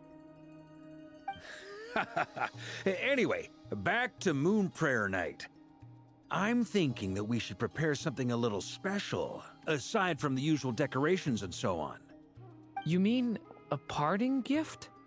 Can't go wrong with food. Although, does food go bad on the moon? Perhaps a lantern would be a better choice. It might be dark up there. It could prove difficult to light a lantern on the moon. Magical stones might serve that purpose better. What about a clockwork mecha model from Fontaine? I've got a whole bunch at home. I use them for fighting practice in my free time. None of these sound like things she would be even remotely interested in. But we don't interact with her enough to know what she likes. Yeah. It would really save us the guesswork if someone could find out what she's into. Wait, what the? Traveler? They're all looking at you. Great! Haha, problem solved. Now, I need to stop by Dory's. Gonna need her help sourcing a bunch of stuff for the festival. Then let's leave it there for now. We all have our own business to attend to. Traveler, if you find out what Kutar likes, let us know right away.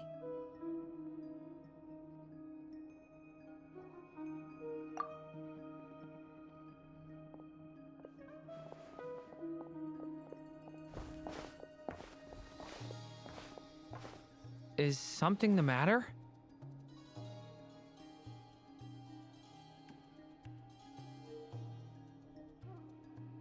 I'm fine. It's just... I'm still feeling a little rattled after witnessing the horrors of the Abyss. But it's okay. This is something I have to work through. I'll be all right. Thanks for your concern. Well, don't put too much pressure on yourself. If you ever feel like something's wrong, physically or mentally, we're here to talk.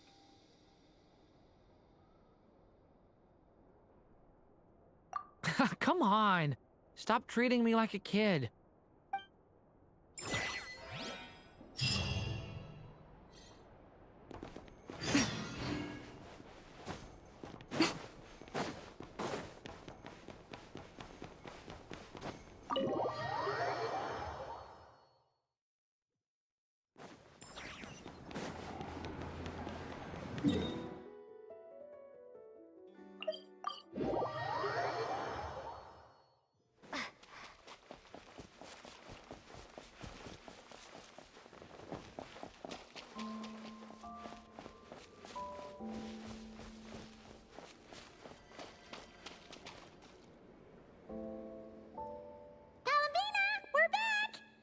Huh?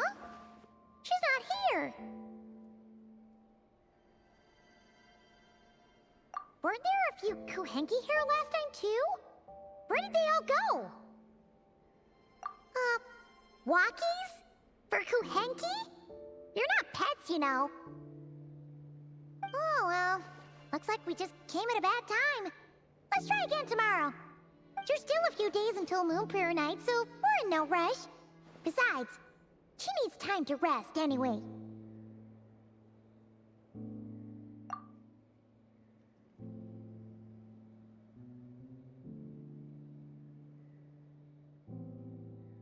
Kalamina! Are you back yet? Oh, how strange. Looks like she still isn't here. Right? It's not like her to spend so much time outside. Especially since she's worried about attracting unwanted attention. What about Luonatar? Luonatar, you there?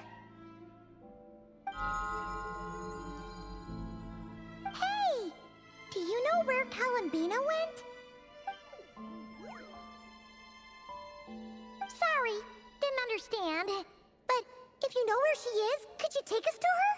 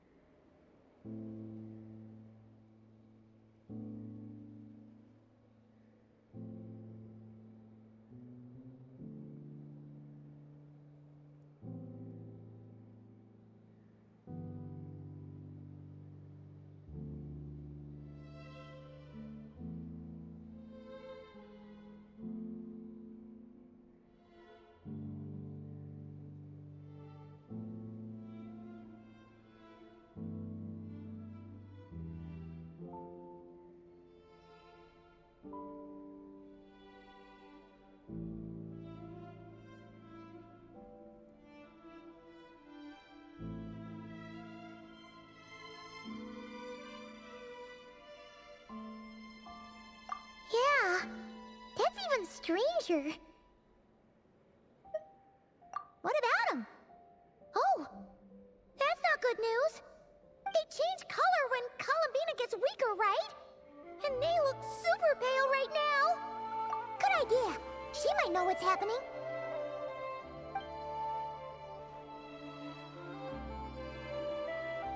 Mama! Ah, it's you. How is Kutar? Is she okay? No, she hasn't. I came here to check on her after I noticed the flowers had changed color. Based on past precedent, she must be very weak right now. Even getting up to walk would be a struggle. It seems unlikely that she wandered off outside. Not to mention that she doesn't do that at the best of times either. So yeah, this is super weird.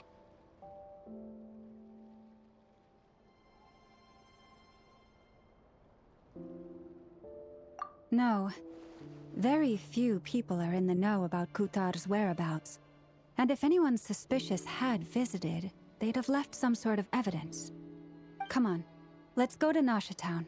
If anyone has seen her, someone there will know about it. It's not Cry's information hub after all. Makes sense. Let's go!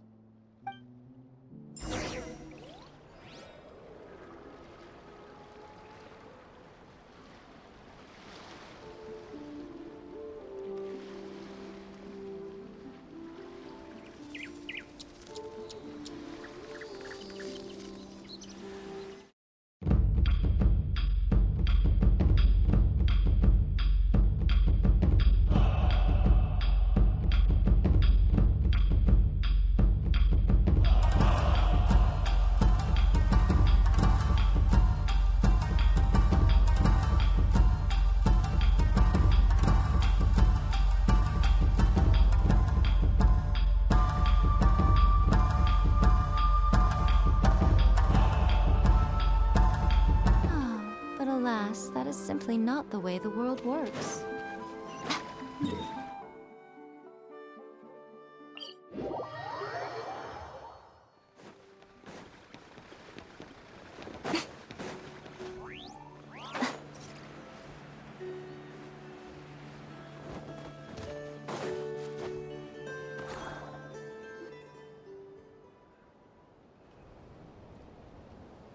Wait a moment.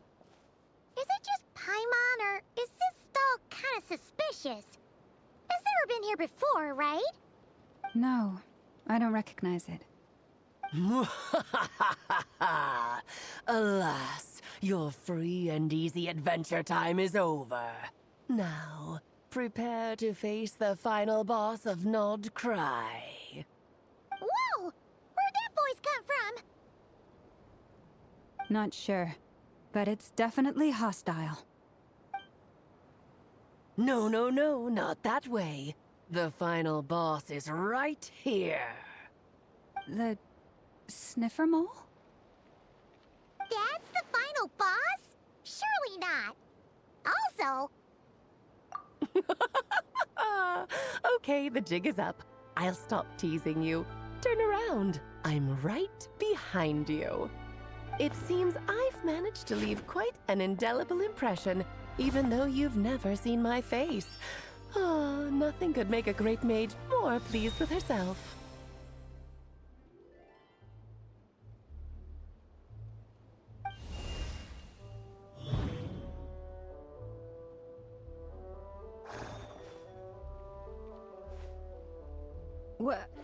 What is going on?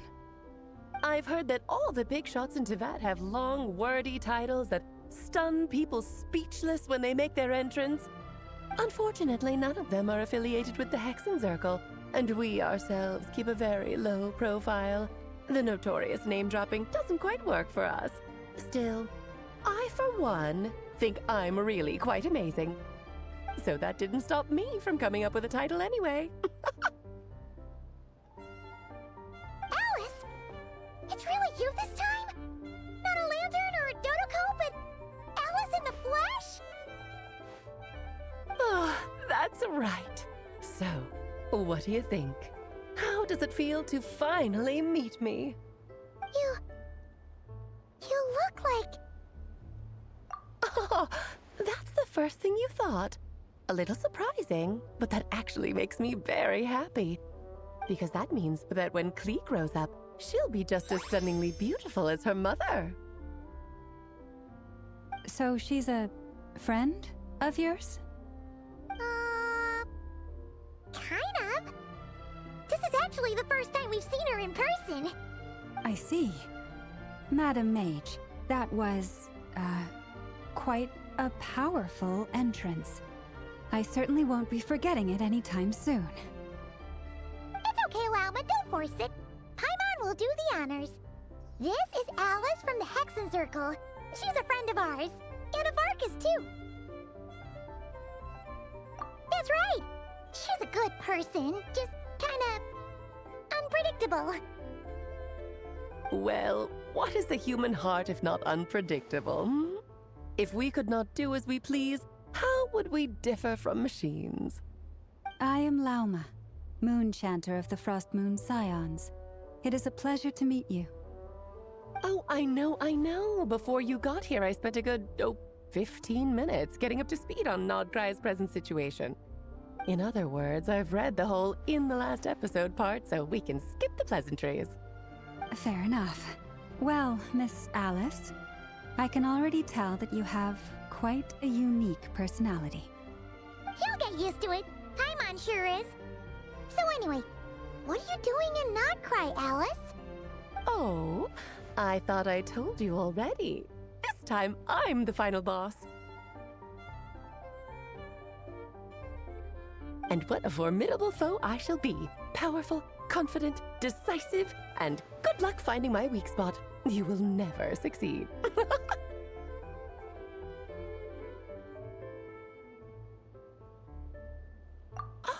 Oh, drat! My one weakness, and you found it in an instant. Fate has been dealt a devastating blow. Thus falls the great Dodo King. Why are you playing along with this nonsense? For funsies, of course. What's wrong, Paimon? Are you disappointed in me? Am I a gigantic letdown? No, it's just... you seem like a busy lady. And this is the one time you've shown up in person. Paimon figured it would be for something more high stakes than just goofing around. You're quite right. I'm here in Nodcry because something big happened. Something big enough it caught the attention of the Hexenzirkel. It concerns the 3 moons, Teyvat's borders, and of course, the moon goddess you are currently searching for.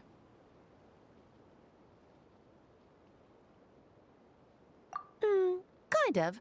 Why don't we discuss this over a pot of tea? My main reason for coming on this trip to Teyvat was, of course, to have some fun. But I do technically have a job to do as well, namely, maintaining the stability of Teyvat's borders. I'll skip over the complicated parts, but to sum it up, abyssal energies are all that lie beyond Teyvat's border. We'd find ourselves in a real pickle if they ever made it through. And the phantoms you've been seeing are a sign that the border has been disturbed. Ah, no wonder they tend to show up around Moon Prayer Night. Is it because the real moon is now so close to us that its power can cross the border? In part, but only a negligible amount passes through. Just enough to influence the verdant crests and so on. And as you've noticed, there has been an unprecedented number of phantoms appearing this year. The influence of the moon beyond the border cannot explain this. No, there is another far greater factor at play. The trilunar syzygy. A trilunar syzygy?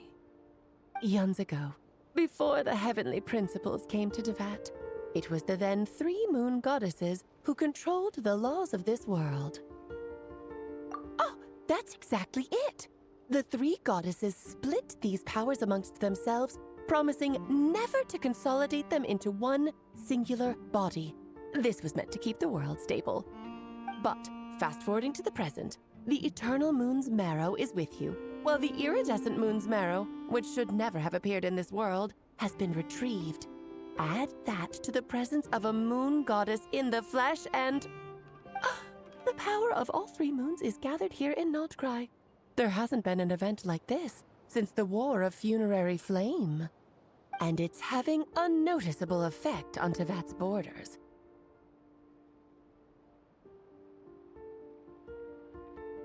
Because I wish to give my darling daughter a peaceful, sunny environment to grow up in. Is that a good enough reason? Kinda sounds like you're dodging the question, but it does make sense. Well, that's one reason anyway, and the most important one. The others are a little complicated to explain. For instance, cleaning up after dearest Miss R. Albedo could tell you more about that if you're curious, but right now, I have a more important question to ask you. Why are you collecting the moon marrow? I see. Nicole told me about that legend once. Nicole? You mean Mage Anne? Oh, so you remember.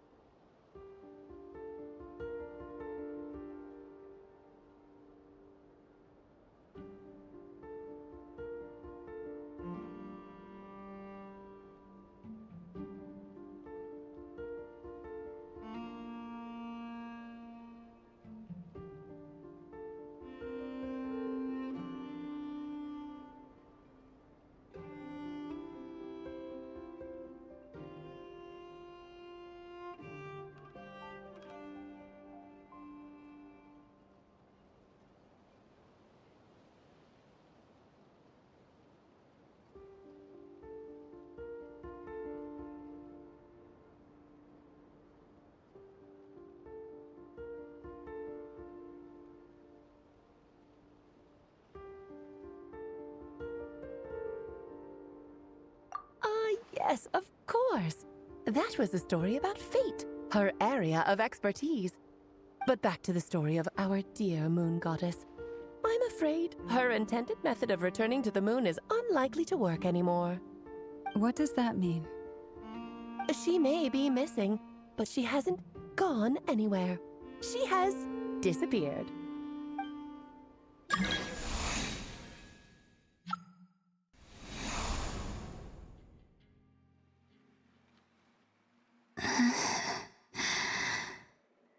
My body is so heavy. Wait, no. It's my mind that's heavy. My arms and legs are as light as a feather. What's happening to me? I feel drowsy, like I've been asleep for too long. Is it daytime or nighttime? Is the moon out? I think I'll go for a walk.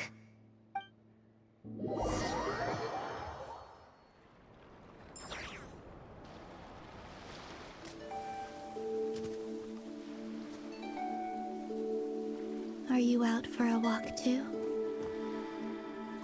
Huh?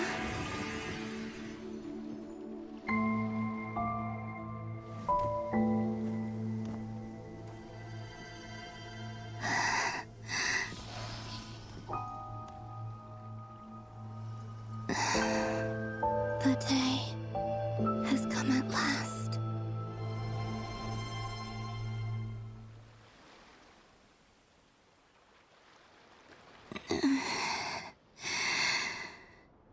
Have I grown so weak that I can't even sustain my physical form? But Moon Prayer Night is nearly here. I was so close to returning home. Death is near. Is this how it ends for me? Will I return to the moon after I disappear? Or...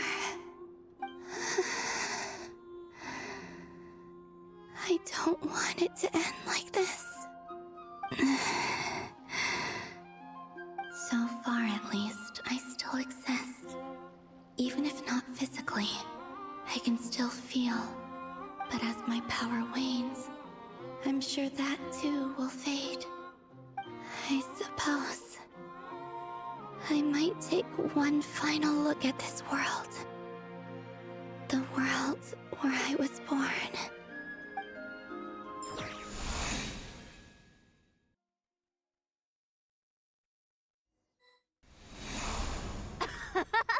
Come on! Come on! Wait for me! The Frost Moon Enclave. How much it has changed since I was born. These decorations, they're so heavy. It's times like this when you kind of wish men could be priestesses and acolytes. How fascinating. I've never had the chance to be privy to people's private lives in this way. In the past, people would get so solemn and serious the moment I showed my face. Like they were frozen stiff. Karina, Lametti, it's time to eat. Coming. I want to watch them a little longer.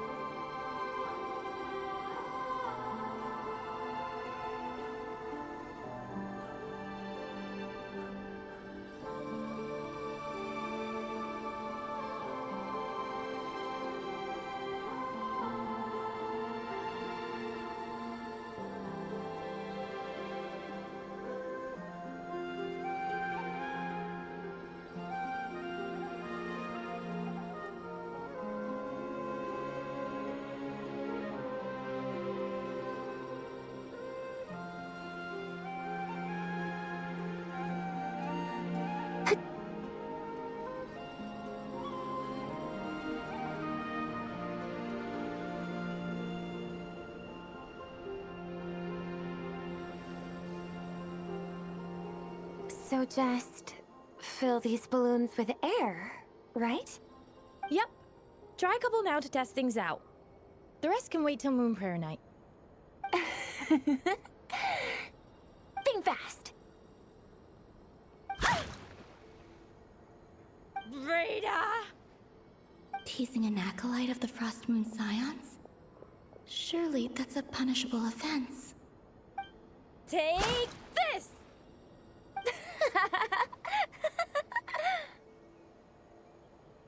Huh?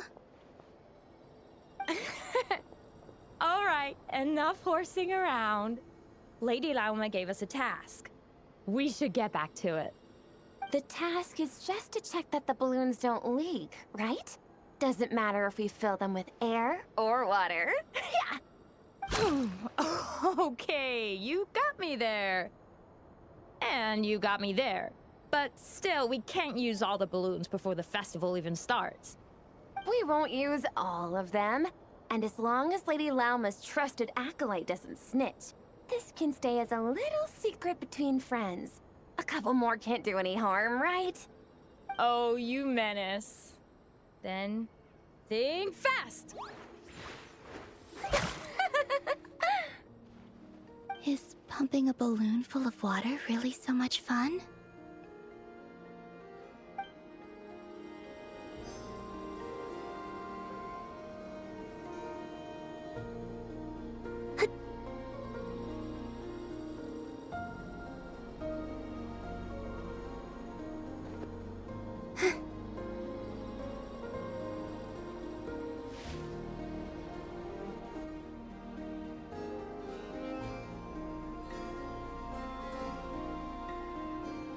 I'm sure you're both tired from playing all day. Come on, eat up. A plain, humble meal. That has always been the way of the Frost Moon Scions. Huh? How come Lamatti got a midsummer berry dessert? Oh, I always get Lockaberry. I don't mind sharing. You can have a bite of mine if I get to have a bite of yours. They're sharing food? I've never shared food with anyone before. Even at the Harbinger tea parties, everyone just ate off their own plate. And when I couldn't finish my food offerings from the Frost Moon Scions, they'd leave the leftovers out under the moonlight for the animals to claim. Hey! That was 2 bites! Oh, then you can have another bite of mine. Oh, you too. Oh, don't fret now. Here, have some of Granny's too. So this is what it means to be family.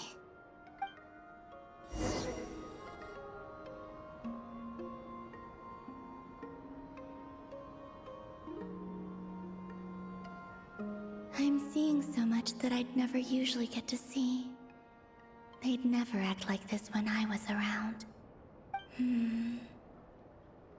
It's nice, being able to just watch people in peace in these final moments.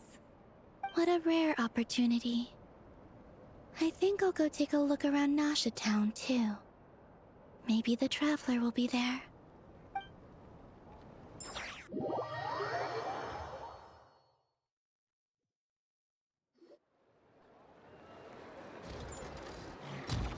After the War of Funerary Flame, the Moon Goddesses were no longer recognized by Tevat. They lost the whole foundation for their existence. That's why the Moon Goddess's strength is fading. She cannot withstand the world's rejection of her.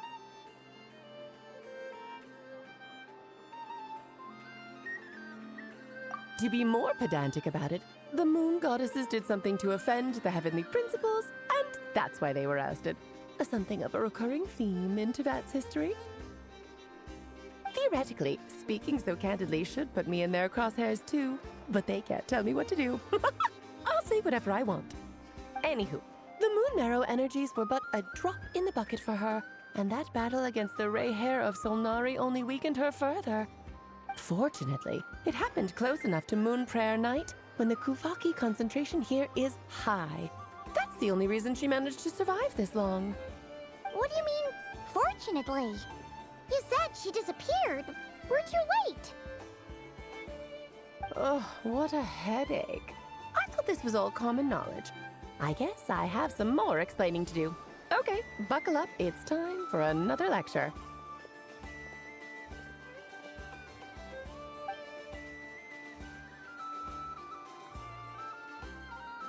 Now, I said earlier that the Moon Goddesses lost the foundation for their existence. The reason for that has to do with the natural order. Basically, the rationale for their existence in Tevat was lost. The same logic applies to the present Moon Goddess too. Consider her existence so far. Her comrades in the Fatui called her Damselette. And she was worshipped as Kutar by the Frost Moon Scions.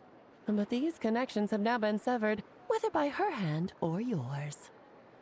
So, the rationale that once sustained her existence is now gone. Wait, we did that to her?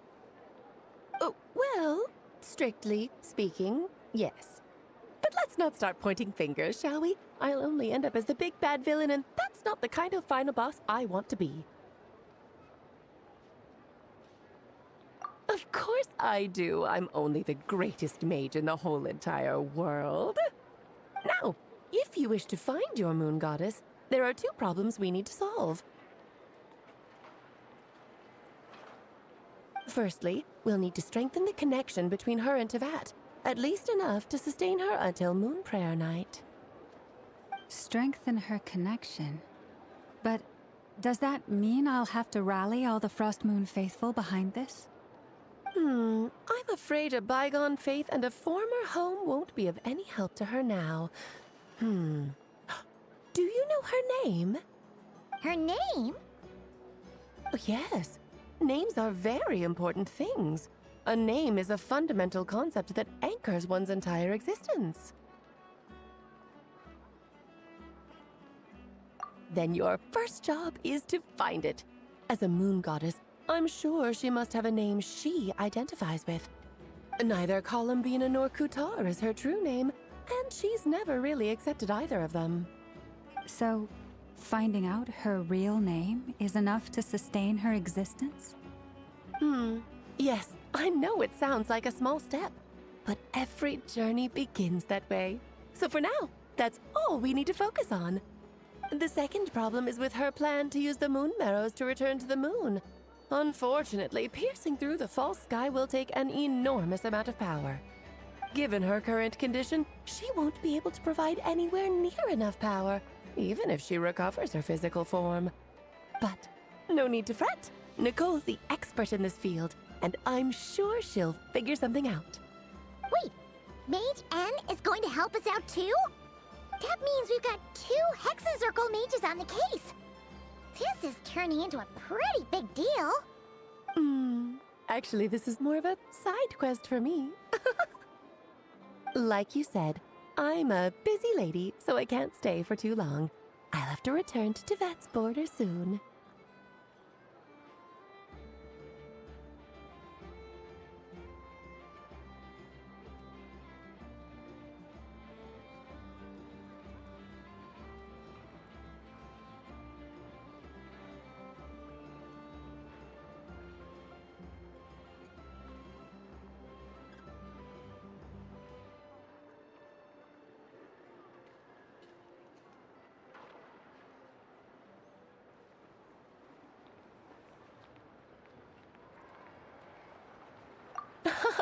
That's the upside you get for looking out for my little Klee. Hopefully that will incentivize you to carry on keeping her company in the future. Anyway, jokes aside, you'd better get moving. It will take quite a miracle for the moon goddess's consciousness to hold out till Moon Prayer Night. Oh, I suppose I might as well tell you where Nicole is before I leave. Off you go now. Time to meet your new friend. Oh, yes, and a little suggestion. Don't forget to mind your heads. What?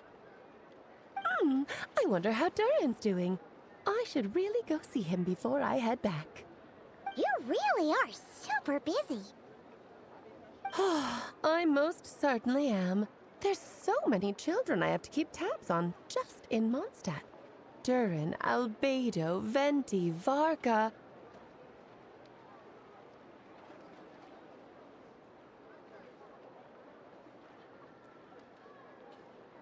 Klee didn't make the list, huh? Of course not. Klee is my pride and joy. I have no qualms about her, because she's the best child in the whole wide world. Yep. Klee's a little angel. I'm glad you agree. Well, all the best. See you when I see you.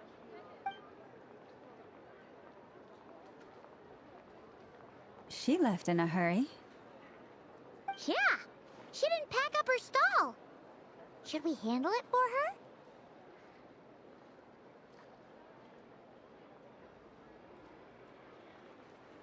I must say, I'm now very curious about her daughter.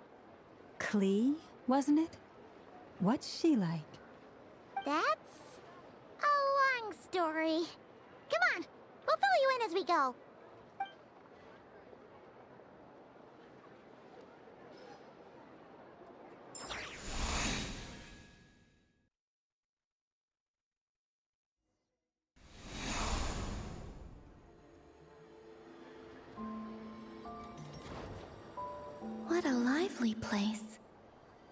I've never experienced Nasha Town like this before. Hey, you old geezer! Your hammer's rusted through! Who are you calling old geezer? Are they... quarreling? I'm looking right at him! You've really gone downhill since giving your daughter free rein in the workshop. Can you even swing a hammer anymore? It shouldn't take you days just to fix a single chair! You might as well use that hammer to massage my back for all the good it's doing. Don't run your mouth, or you'll get a back massage that'll put you in bed for the rest of your life. Look, the materials haven't arrived yet, all right? You know how busy it gets in the days before Moon Prayer Night. I'll bet you send all the materials to your little princess. Blood's always thicker than water, huh? All right, you've made your point, Uncle Koski. As soon as the materials arrive, fixing your chair will be the #1 priority. And Dad, if you've got time to chat, why don't you lend me a hand, See? Lolka knows what the score is. I guess they're... friends. But the way they spoke to each other was so ugly. Then again, it wouldn't be the first time I've seen something like this. Columbina! Sing outside my door in the middle of the night one more time, and I'll unscrew your vocal cords. You hear me? Oh, Zandrone. So that was her way of trying to be friends with me. What a pity. I won't get the chance to say any ugly things in reply.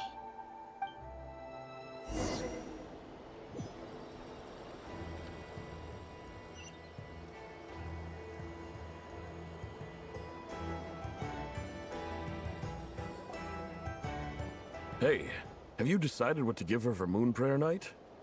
I sure have. She's gonna get the surprise of her life when she's least expecting it. Then I'll whip out the ring and pop the question. The surprise of her life. What a fun turn of phrase. Cool, I get the picture. You can spare me the gushy details. Ooh, looks like we have a customer. Hello there, ma'am.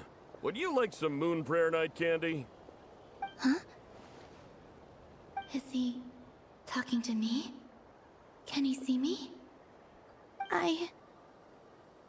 Here you go.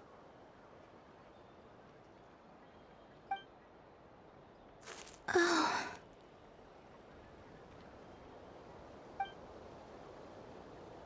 Come back anytime. Right. Now, where were we? I don't know why, but I still held out hope.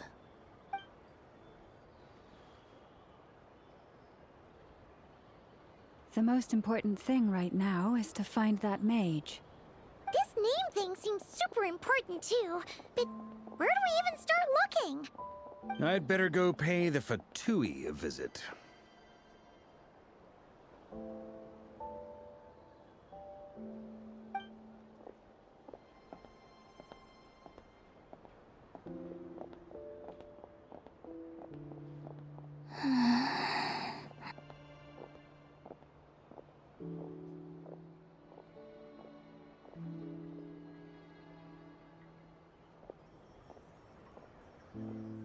Columbina?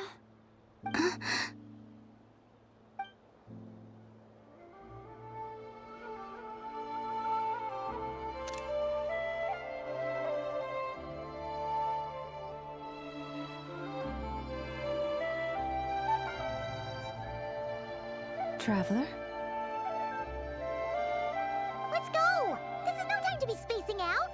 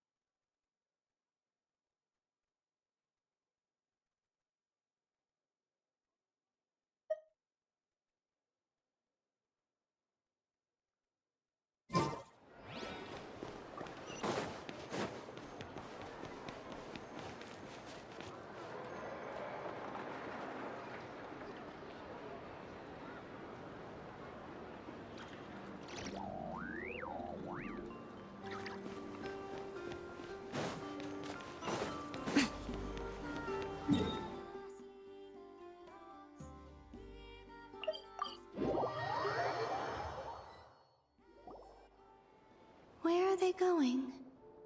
They mentioned a mage and... a name? So, Mr. Varka, are you acquainted with this Nicole? Or should I call her Mage N? Not really. We've never met, though she has come up in conversation. From what I've gathered, Alice kinda took Nicole under her wing. Taught her how to speak in a more ladylike fashion, that kind of thing. Huh. Hard to imagine Alice as an etiquette coach. Yeah, Alice is a larger-than-life personality, I'll give you that. But then again, that's why she's able to draw such an eclectic mix of people into her inner circle. If I remember correctly, being an interesting person is actually one of her main entry requirements. So, if you ever wanted to join the Hexenzirkel, I'm sure you'd both be eligible to apply. Hey! Don't go around making promises on Alice's behalf! I wouldn't dare. I'm just trying to paint a picture of the Hexenzirkel for you. Okay, sure. Anyway, since none of us have ever met Nicole, how are we supposed to find her? We can't just go up to every woman in sight and ask, "Hey, are you Nicole?" Maybe something she's wearing will give it away? Like, a windbloom pinned to her chest or something. Wait a minute. Alice never said Nicole was from Mondstadt. Oh, true.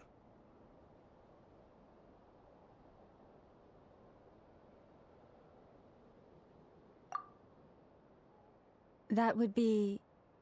this young lady, then?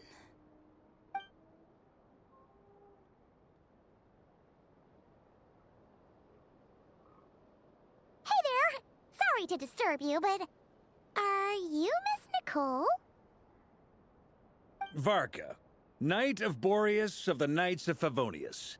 Alice might have mentioned me before. Mm-mm. Have we got the wrong person? Sorry. Well, this is awkward.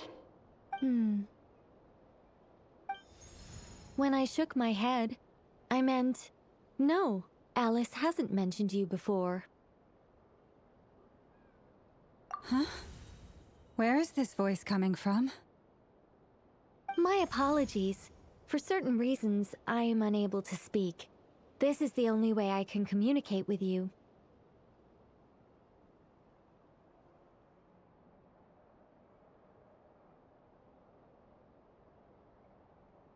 It might take some getting used to, but I hope you can understand.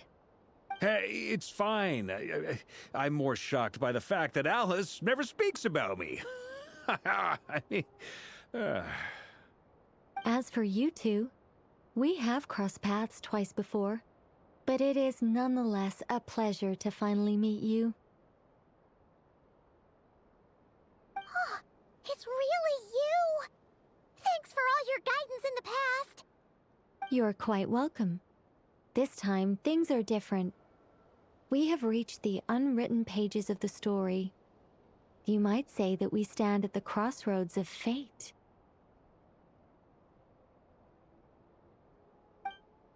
Now then, allow me to formally introduce myself. My name is... No, stop! Alice! I can't believe it! I had a whole speech prepared. I'd agonized over every single word. She always picks the worst moments to ruin other people's plans. I'm so sorry about that. Alice took the liberty of devising some bespoke self-introduction magic for each member of the Hexenzirkel. But I could have sworn I deleted all of the triggering conditions for it. How did it bypass everything? Oh gosh, this is so embarrassing. This is a very different side of Nicole than what we're used to.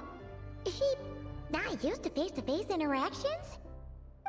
Don't worry about it. We've seen that introduction magic once already, so it wasn't too much of a shock. Please go on, Miss Nicole. We'd love to hear what you have to say, or... well, communicate. Huh? Are they talking to this lady? But... Will you all promise to forget that horrendously embarrassing introduction? Sorry? Embarrassing? When?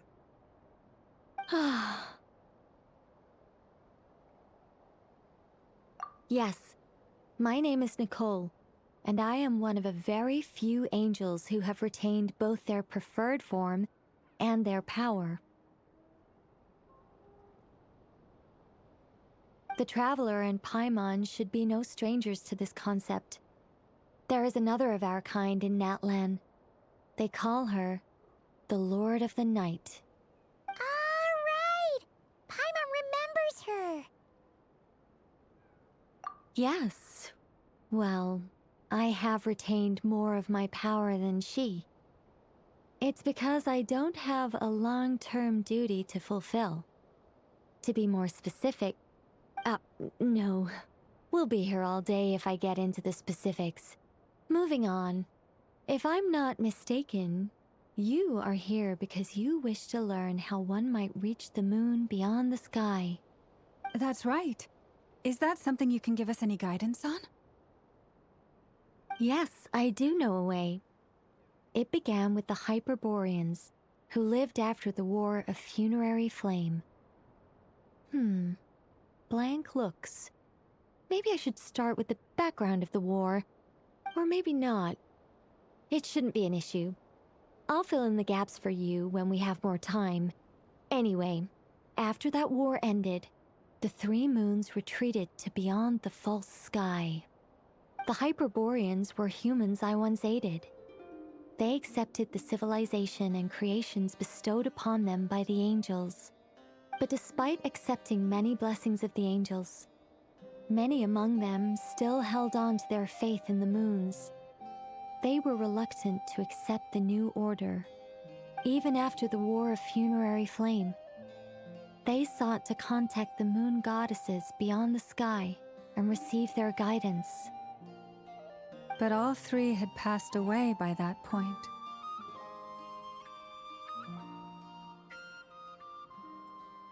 This mage has a unique method of communicating. Is she talking about the moons? Yes, but they did not know. And so, still they prayed for the moon goddess's mercy. After building titanic structures that consumed vast amounts of Kuvaki, at last they glimpsed the moons and heard their voices. But of course, they were gravely disappointed. For it was then that they realized the three moon goddesses were dead.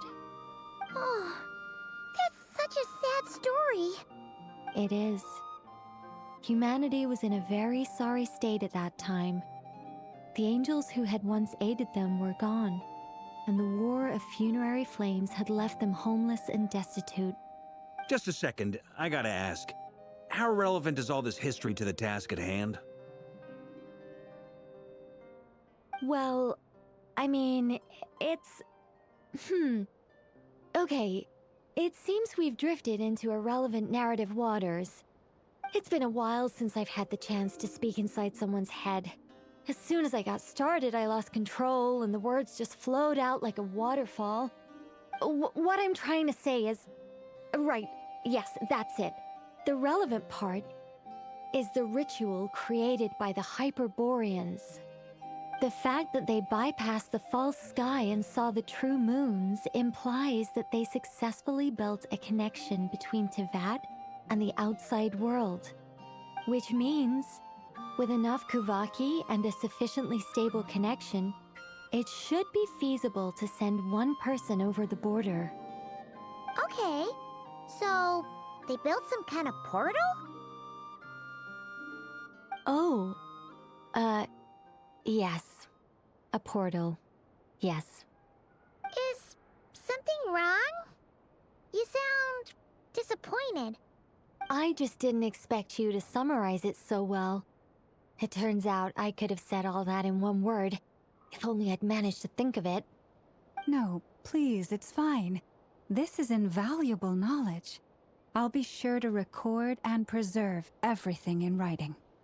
Oh, really? Well, in that case, I suppose I could backtrack and add some more detail. I did gloss over a few things so far. Whoa, time out. Let's summarize what we've got first. The Hyperboreans were the last ones to use this method, right? So we somehow need to find whatever structure they built and make sure there's enough Kuvaki to power it up. Luckily, we have the moon marrow of both the eternal and iridescent moons, so we're all good for Kuvaki.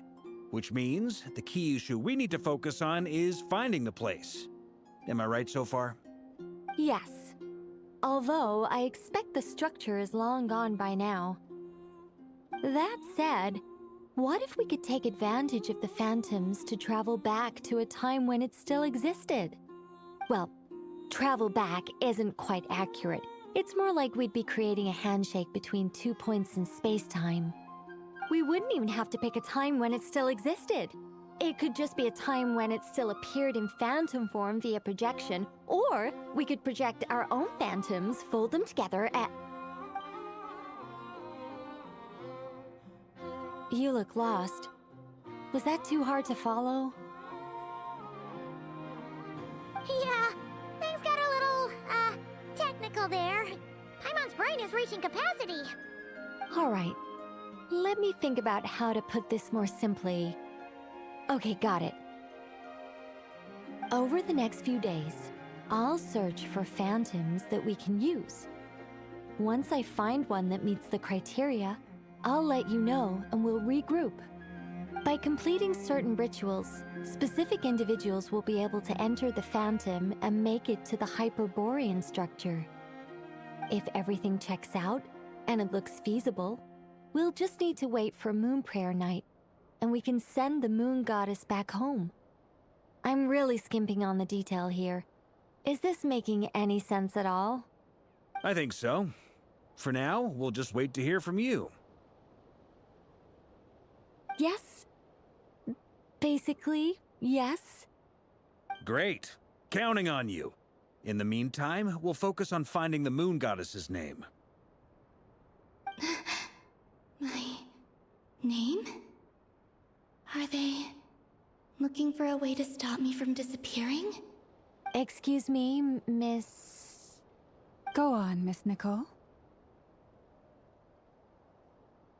This conversation was a little all over the place. I didn't catch your name. I am Lauma, of the Frost Moon Scions. Ah, I did wonder. I noticed that you listened very intently when I spoke about Hyperborea and the moon's history. If you'd be interested, I'd love to visit you this evening and go through it again in greater detail. Also, if you were serious about making a record, it would be too risky to simply write down the raw details as is. I would suggest some tweaks. Maybe rewrite the stories as fairy tales or fables, perhaps even prayers. Anyway, we can cross that bridge when we come to it. So, see you later then? Oh, and no need to prepare anything. Just a cup of tea will do.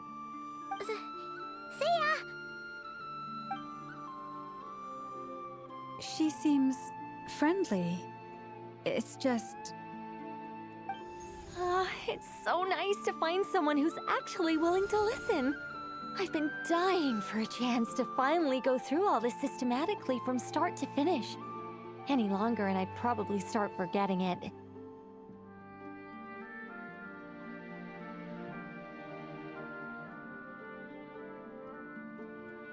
Now Paimon gets why Alice told us to mind our heads. Ha ha ha ha! What did I tell you? A lot of quirky people in Alice's orbit.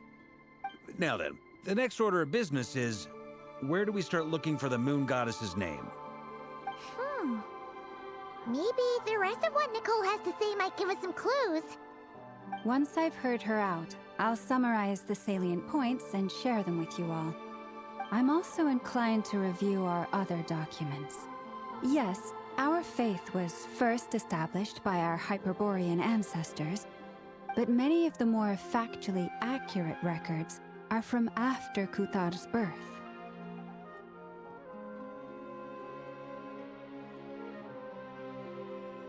Sounds like we're gonna follow Columbina's journey through Teyvat, huh? In that case, we'll start by heading to the Frost Moon Enclave. Sounds like a plan. Take this with you. I'll see about getting in touch with the Fatui. It'll probably just be Arlecchino and Sandroni again. They're the only ones who would want to help. Thank you, Mr. Varka. Don't mention it. Honestly, I'm more comfortable dealing with the Fatui than prying into the details of a young lady's childhood. Catch you later. I should follow them, just in case there's some way that I can help.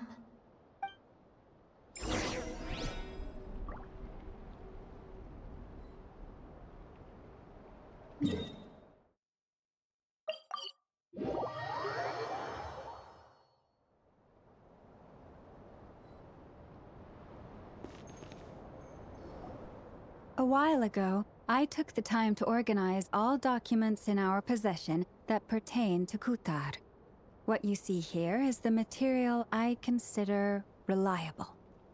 You're saying there's unreliable material too? Yes. Most of the information we have was transmitted through an oral tradition. Inevitably, some of her stories were mythologized and deified over the years through countless retellings. That's why I organized them into reliable and unreliable. There's no sense seeking answers in history unless we can ensure the veracity of the historical record. Makes sense. All right, let's take a look through.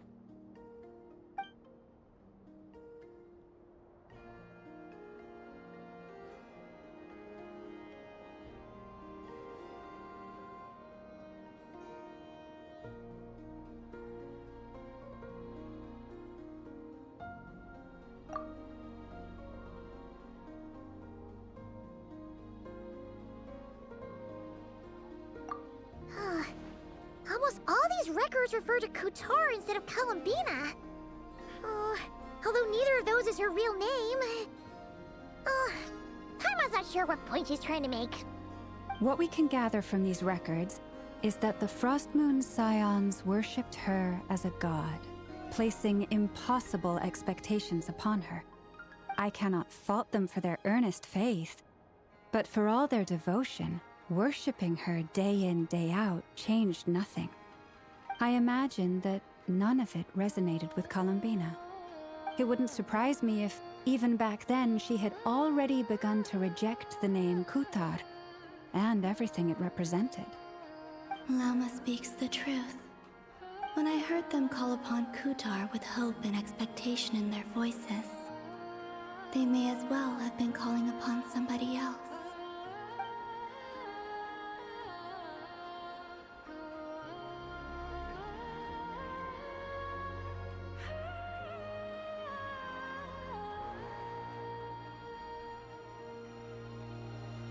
Well, that's a bit complicated. I looked at the level of detail, perceived authenticity, prose style, and how realistic their portrayal of Kutar seemed to be. Amongst the Frostmoon Scions of today, only I know of her existence, and I alone have spoken to her face to face. As such, I know that there are certain things she simply would never do. That being said, I have sensed some changes in her lately. Changes? Me? Seems like this is getting us nowhere. For what it's worth, why don't we check the unreliable sources too? Sure. Give me a moment.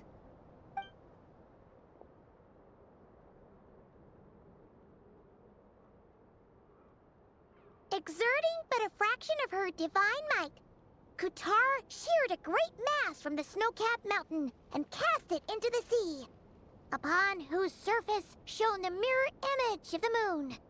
Thus was formed the island of Hisi. Yeah, right. That doesn't even begin to pass the sniff test. The 3 moons are naught but lies through and through. Only one moon has ever shone for us, and Kutar is her name.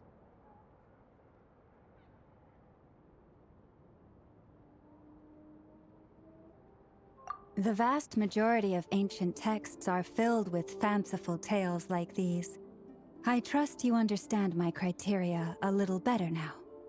Kutar did not speak, merely gazing into the distance in silence. And where her gaze landed, this was her prophecy. Clearly, whoever wrote this text never even met Kutar. Otherwise, they'd know that her eyes are always closed. What about you, Traveler? What are you reading?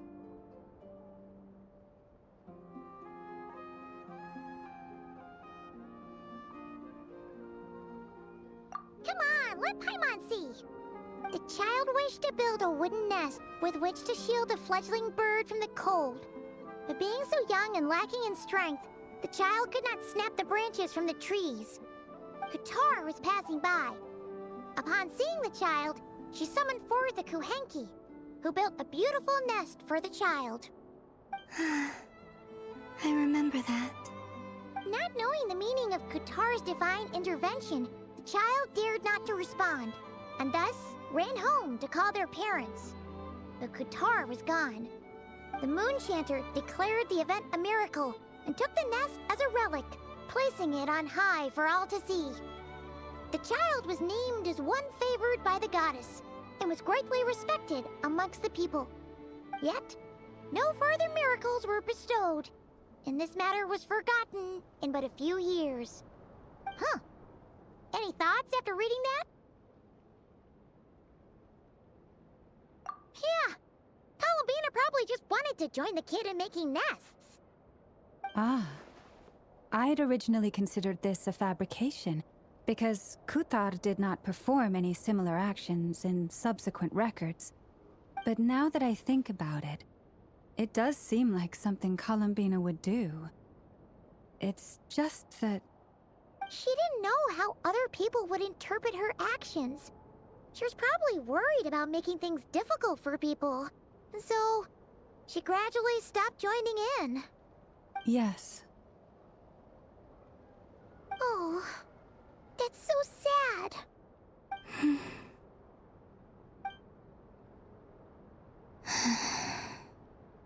And now, I can make no such gestures of warmth, even if I want to.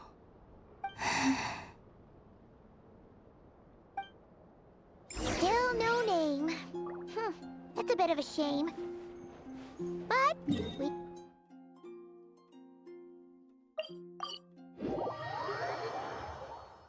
Varka said he was gonna set up a meeting with Arlecchino and Sandrone, right? Let's go back to Nasha Town and see how he's doing.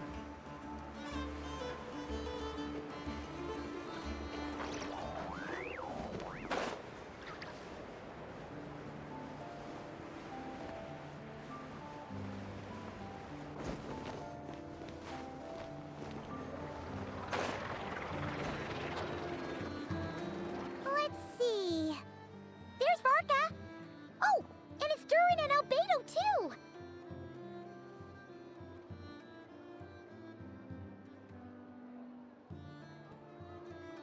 Yeah, this is pretty much the same place we bumped into each other last time.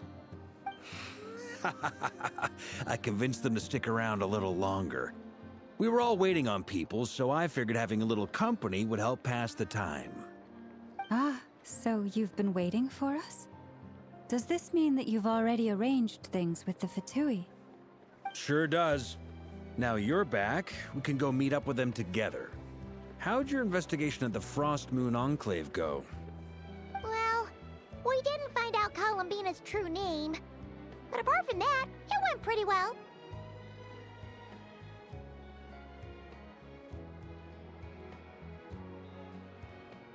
Aha, just as well that I didn't tag along then. I'm sure our moon goddess wouldn't want every man and his dog knowing all about her private life. Still, desperate times, desperate measures, I guess. Someone had to do it. So, Varka was waiting on us, but what about you two? Are you waiting for Alice? Oh, no. We already met with her. We discussed that experiment I mentioned to you last time. Oh, and she also handed me this communication device.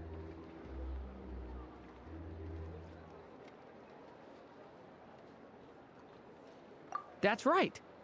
I understand she informed you about the relationship between the phantom phenomena and Tevat's borders, yes? She wants me to help her with some more experiments on that front. She said that she'll contact me through this device with more information. Ah, I see. Following instructions and making observations. Pretty common research method. Takes me right back to Albedo's lab.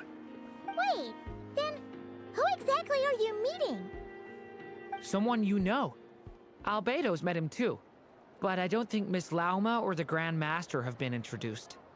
Introductions are overrated, especially in cases like this. It's you! So, it's not like the Academia has prohibitions against going abroad. Also, I applied for leave. I've been writing to Hat Guy since obtaining a human form. I've already brought him up to speed on everything that's been going on in Nodcry. Hat Guy? Turns out, I actually have heard that name before. Oh? Then why did you react the same way I did? I only knew the name, not the fella. But since we're all here, let's do some introductions for what it's worth. I'm Varka, Grand Master of the Knights of Favonius. Lauma, Moon Chanter of the Frost Moon Scions. And I'm a Driosh from the Vahumana Darshan of the Sumero Academia. Hat Guy. Good to see you again, Mr. Guy. I believe we last saw each other on the boat ride here.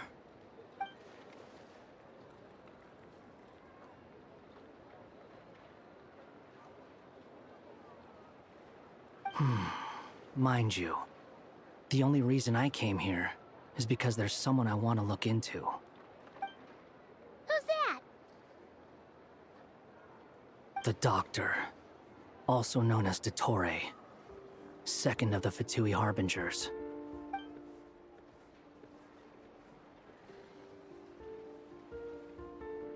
From the tone of your voice, it sounds like there's bad blood between you.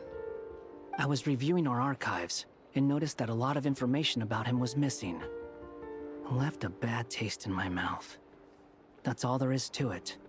Dottore, or Zondique, as he was then known, once studied at the Academia, but he got kicked out before he could graduate.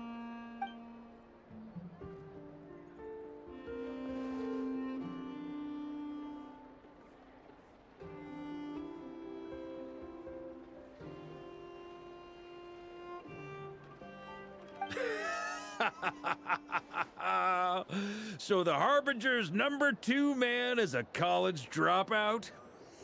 How embarrassing for them. Last we heard, he was planning something. We actually heard that a few times before, even coming to Nodcry, but we haven't seen a trace of him since we got here. He only appears when something interests him. For all we know, he might have left already.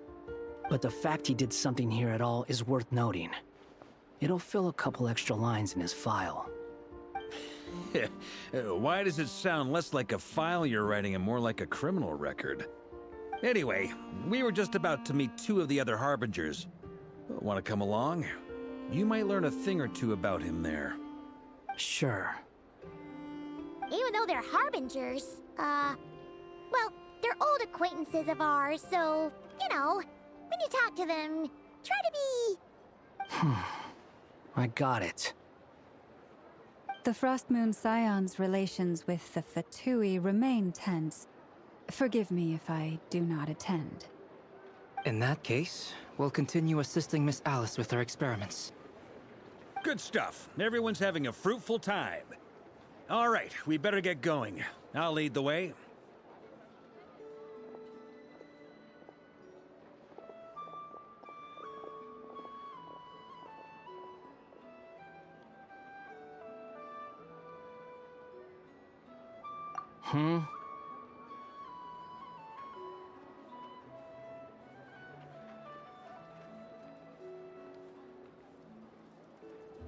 Well, yeah, that's obviously part of it. But I'm not the only one who has a score to settle with him. Neither you, nor Lesser Lord Kusanali, nor I want to see him meddling with things again.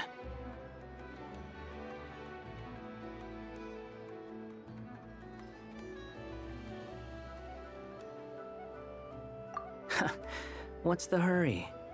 Don't worry. Pigeons always know which way home is.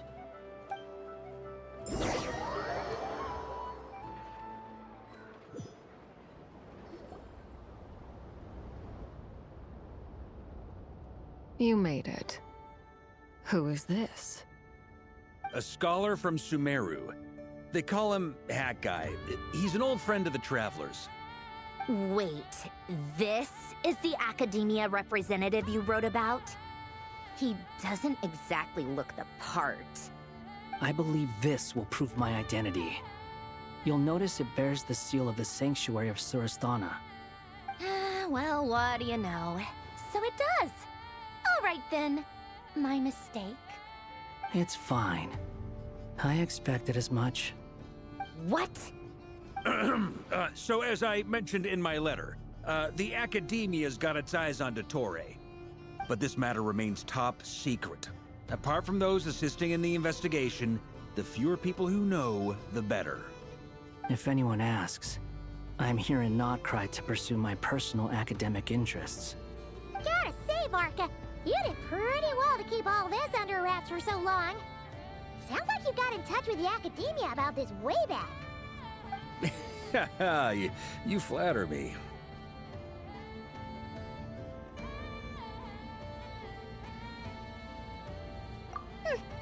Where do I even start?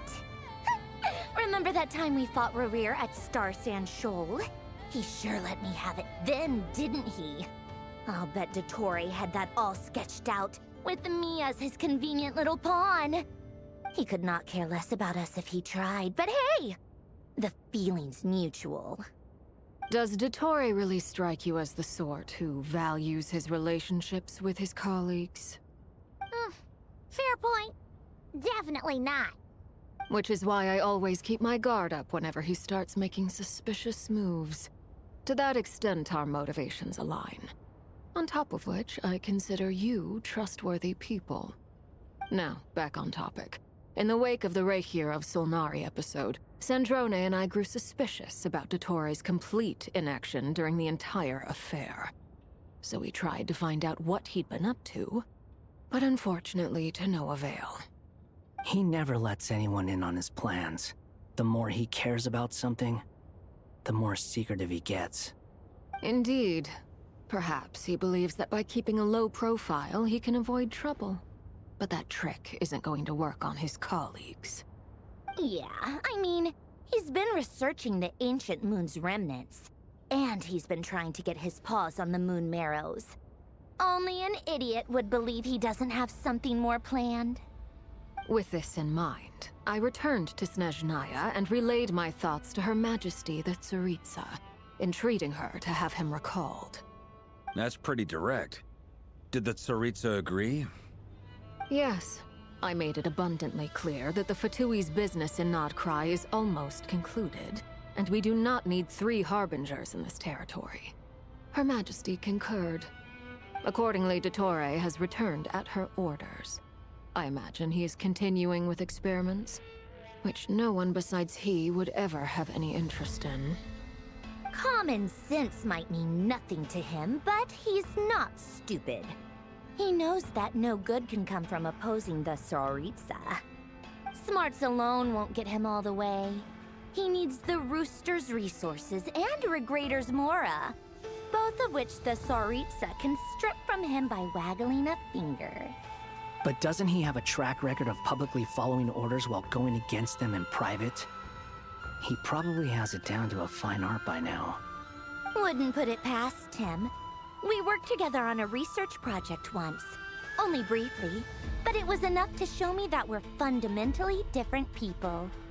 He has no interest in doing things methodically, stage by stage. His thoughts jump all over the place, and the moment his curiosity is satisfied, or he gets the results he wants, he disappears. The only similarity we share is that, once we set our minds on doing something, we will see it done, whatever it takes. Well, we definitely saw some of that in your battle with Rerir. You got so competitive. Ugh, do not remind me. Then I believe we all concur. Dottore will not simply give up. Fantastic. Now this is turning into a whole day of unpleasant memories.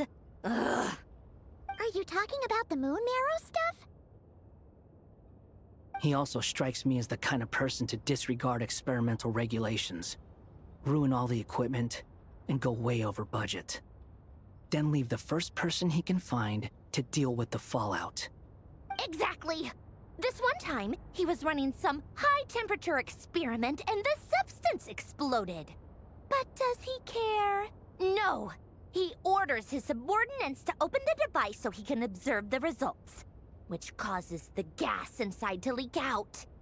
That gas was poisonous! If I hadn't been there, who knows how many people might have died? And after all that, he left while I was still cleaning up after his mess. What a waste of time, he said. Waste of time? The nerve! He wasted my time!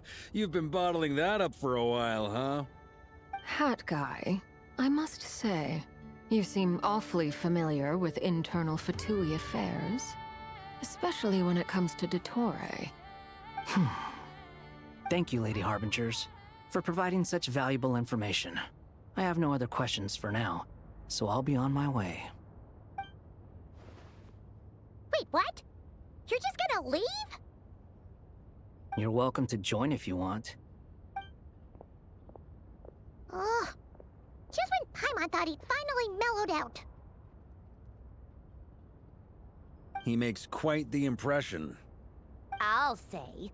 I've met tons of headstrong people, but not many of them would join me in bad-mouthing Dottore.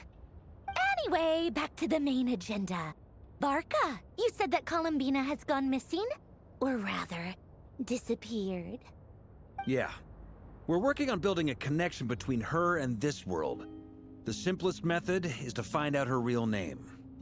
I've actually asked her that question before, but she said she didn't know.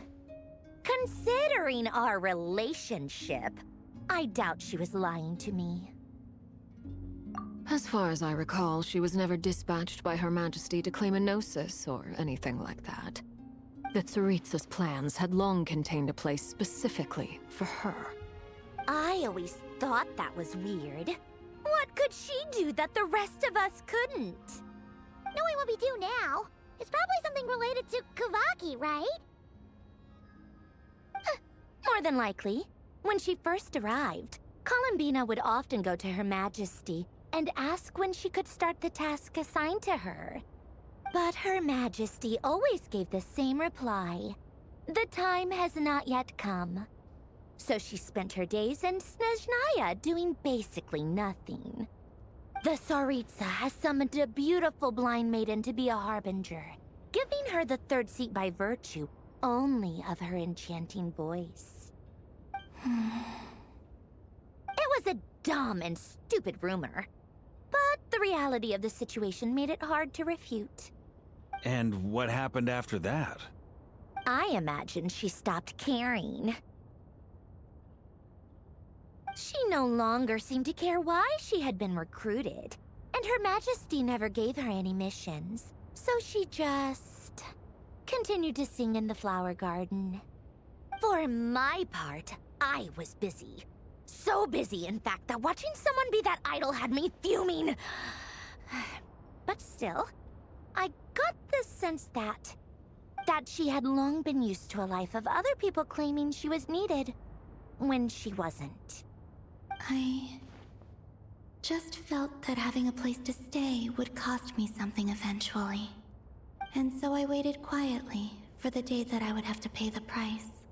And on the other end of that spectrum, you had me. Someone once told me that I had the lousiest work and the toughest luck. That's a good way of putting it. I forget who said it, but those words have always stuck with me.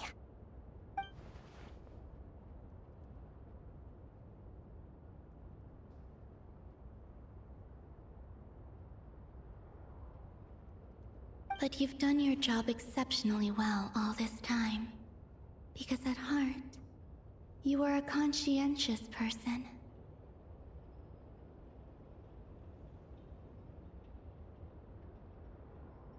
What is it? Something come to mind?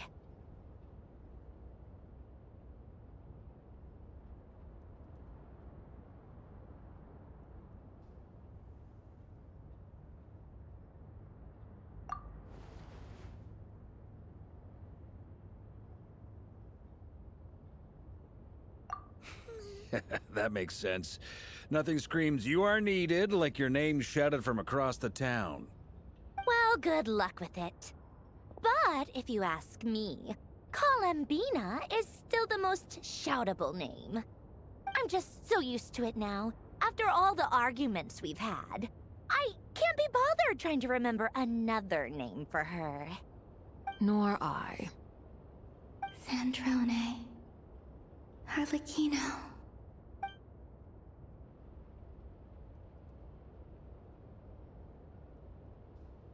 Huh! It's a Sealy! Does that mean Nicole has news for us? Ladies, I thank you for your hospitality. If the chance ever comes up, I definitely owe you both a drink sometime. I'm sure it will. You can make your own way out. Heck, you've been here enough times, you probably know your way around better than I do. Okay! Time to do what adventurers do best. Follow that Sealy!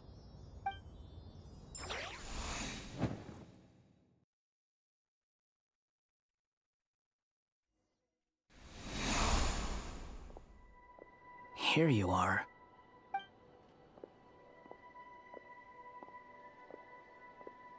Oh, hat guy. How come you're back so soon?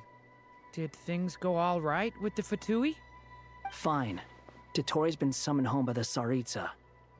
Couldn't get much more than that. How about you?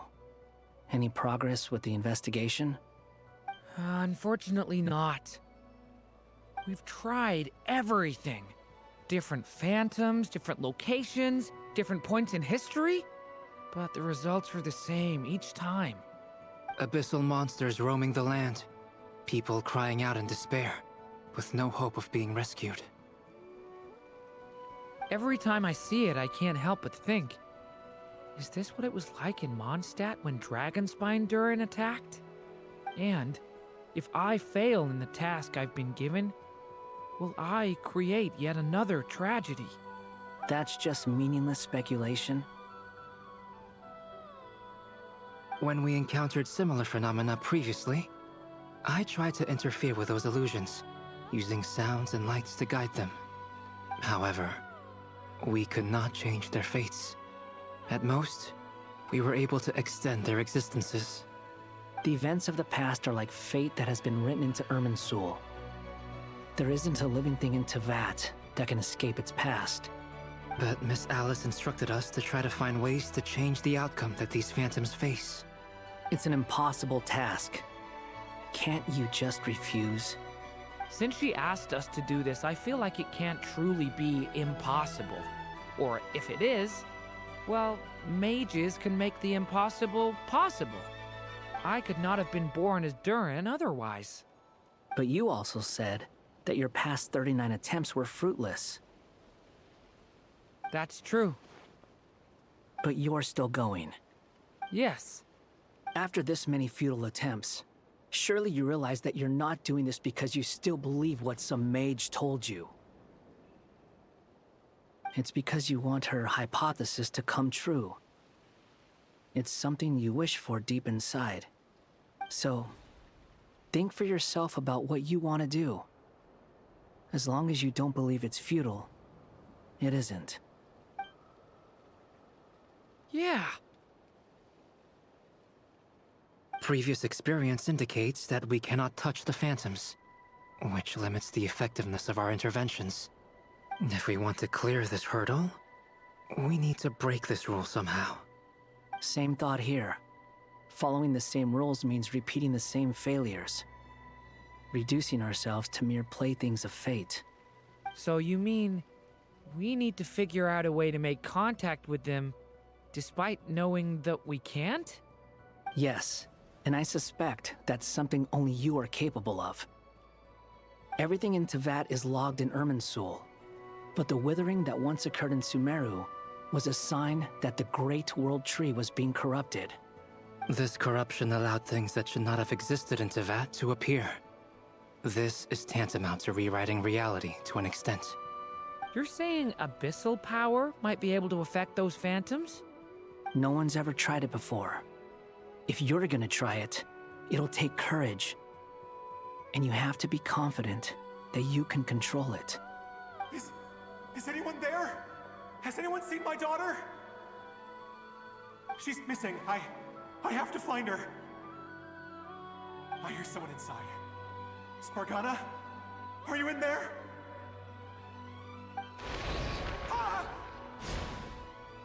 If I can use my abyssal powers to warn him that there is danger here, maybe it'll change his decision.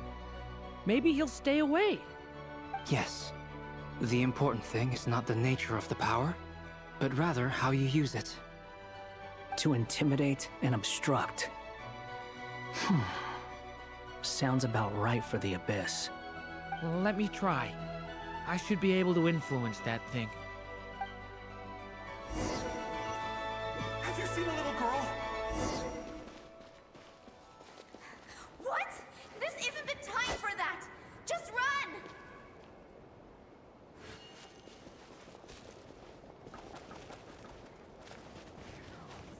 I hear someone inside. Spargana? Are you in there?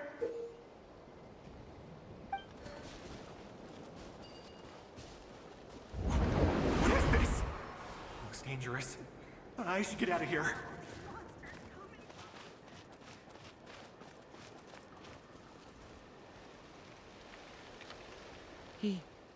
He really left. Ha! We did it! Don't celebrate too soon. Follow him. See what he does next. Monsters approaching from the front.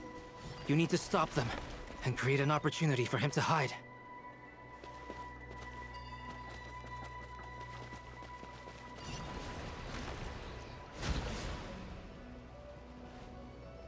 Help me!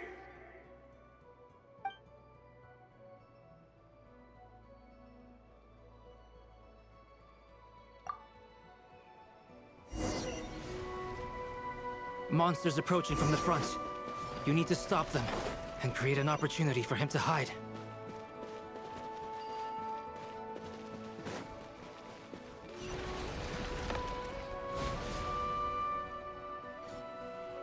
Help me!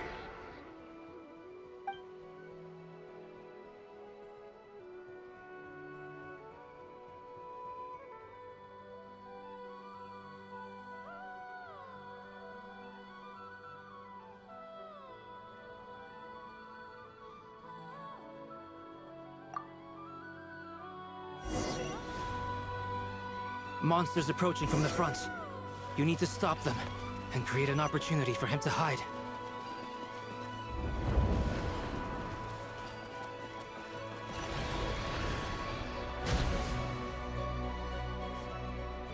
Help me!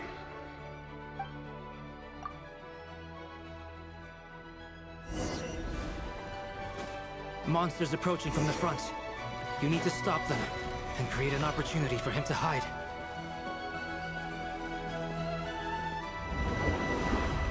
No! There's monsters ahead!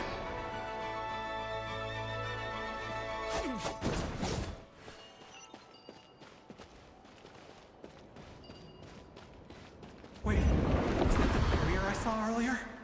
Why is it appearing now? It's as if someone's controlling it.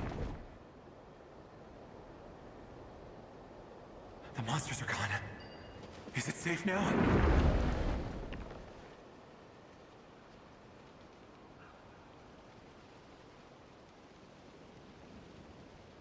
The barrier's gone too.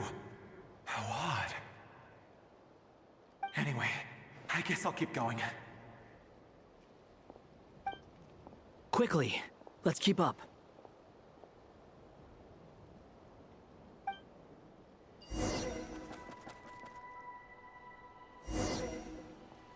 Wait, there was someone else here? Don't go any further. We've got anti-monster traps laid out everywhere. But my daughter must just be up ahead. I have to go. This way's blocked.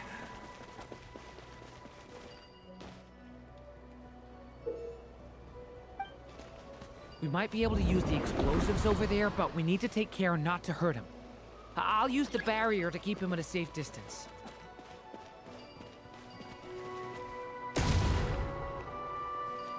This barrier seems to be helping me somehow. Hey! Hey! Wake up! Oh, no good. Gotta keep moving ahead.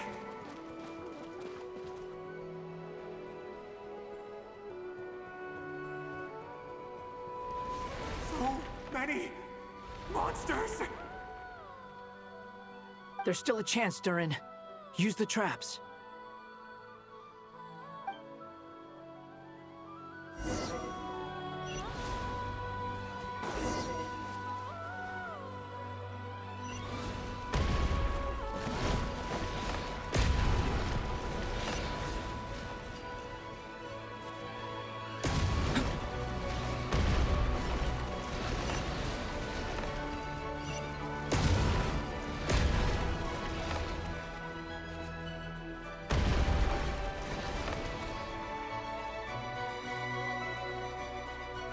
This is a new development. I've never seen this happen before.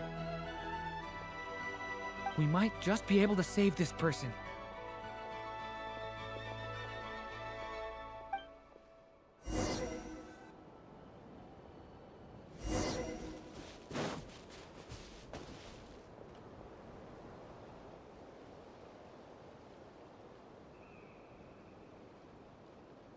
Hello there. Have you seen my daughter? Spargana's her name. She's carrying a large backpack. Get out while you still can, you fool. You won't find any survivors here. But I can't just leave her here. She must be so scared right now. Sorry. Wish I could help, but I haven't seen her. You'll just have to keep looking. Okay, thank you. If I do find her, I'll get her to shelter and come back for you. Don't bother. I've got nowhere left to go.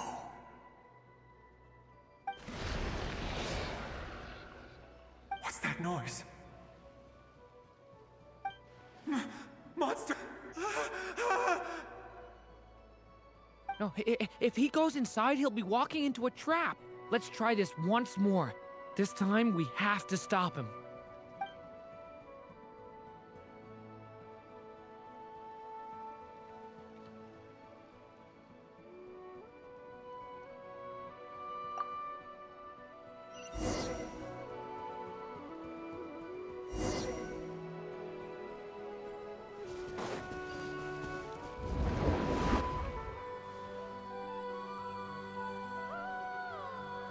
Hello there. Have you seen my daughter? Spargana's her name. She's carrying a large backpack. Get out while you still can, you fool. You won't find any survivors here. But I can't just leave her here. She must be so scared right now. Sorry. Wish I could help, but I haven't seen her. You'll just have to keep looking. Okay, thank you. If I do find her, I'll get her to shelter and come back for you. Don't bother. I've got nowhere left to go.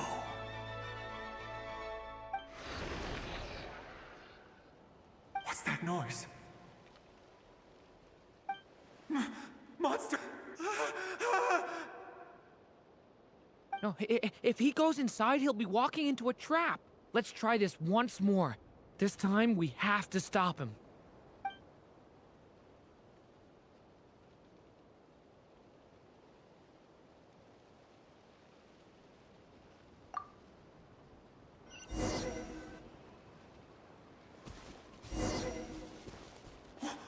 Why?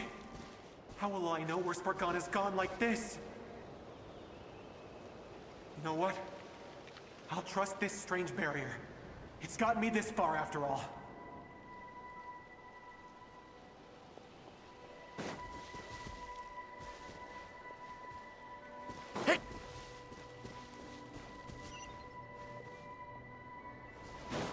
Spargana, are you— What? Hey! Let us out!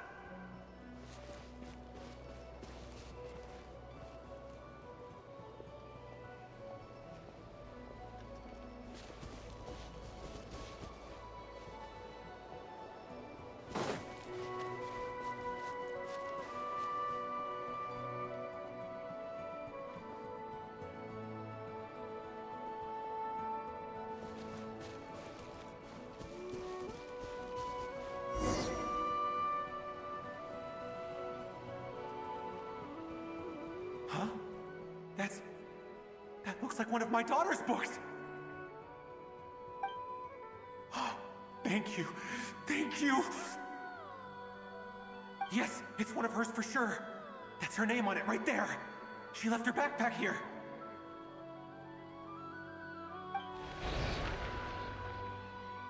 Durin, just like last time. Use the explosives.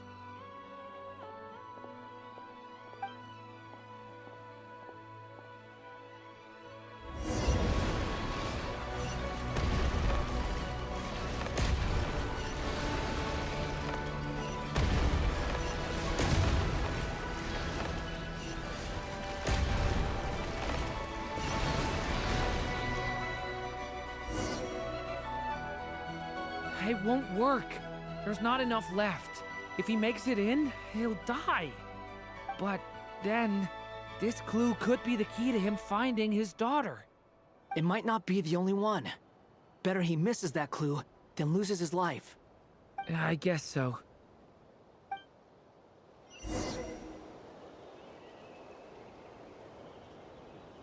Stop him, Durin. We can't let him get any further in. That's my daughter's book! She's passed this way! Why? Why won't you let me go in? I've searched and searched and searched just for this! But how will I find her without any clues? I no longer have anywhere else to go.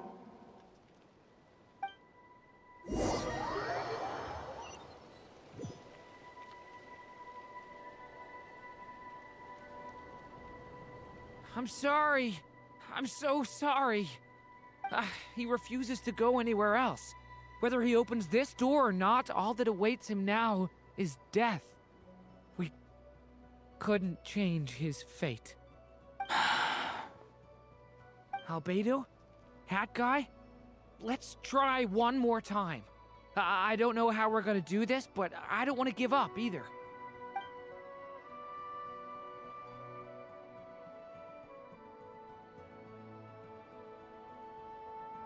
Why am I here? What's going on?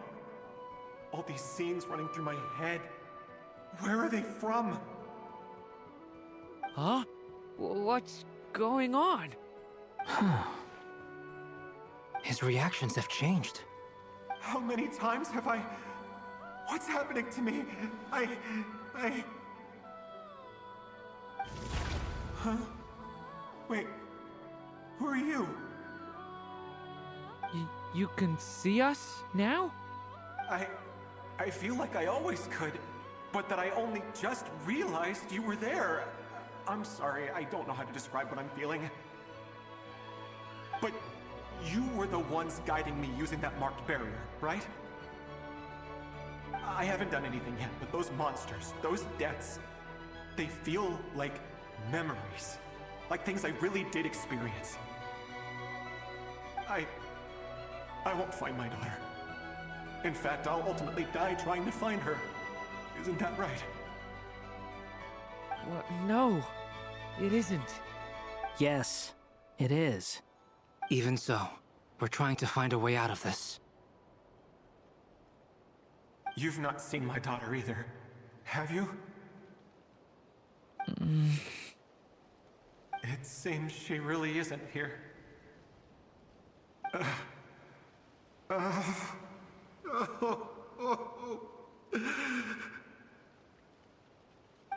I'm sorry we couldn't help you.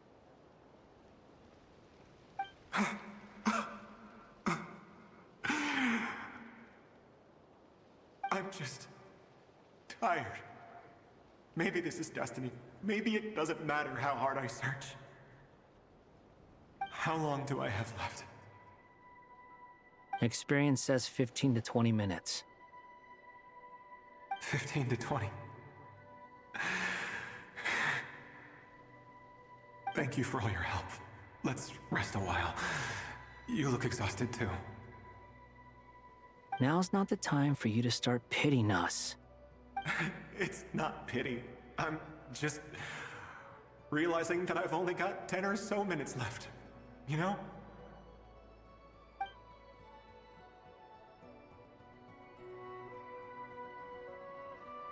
You say you're from Mondstadt, yes? A place with windmills, where people enjoy limitless freedom? And you're from Sumeru, where they've built an academy into a giant tree?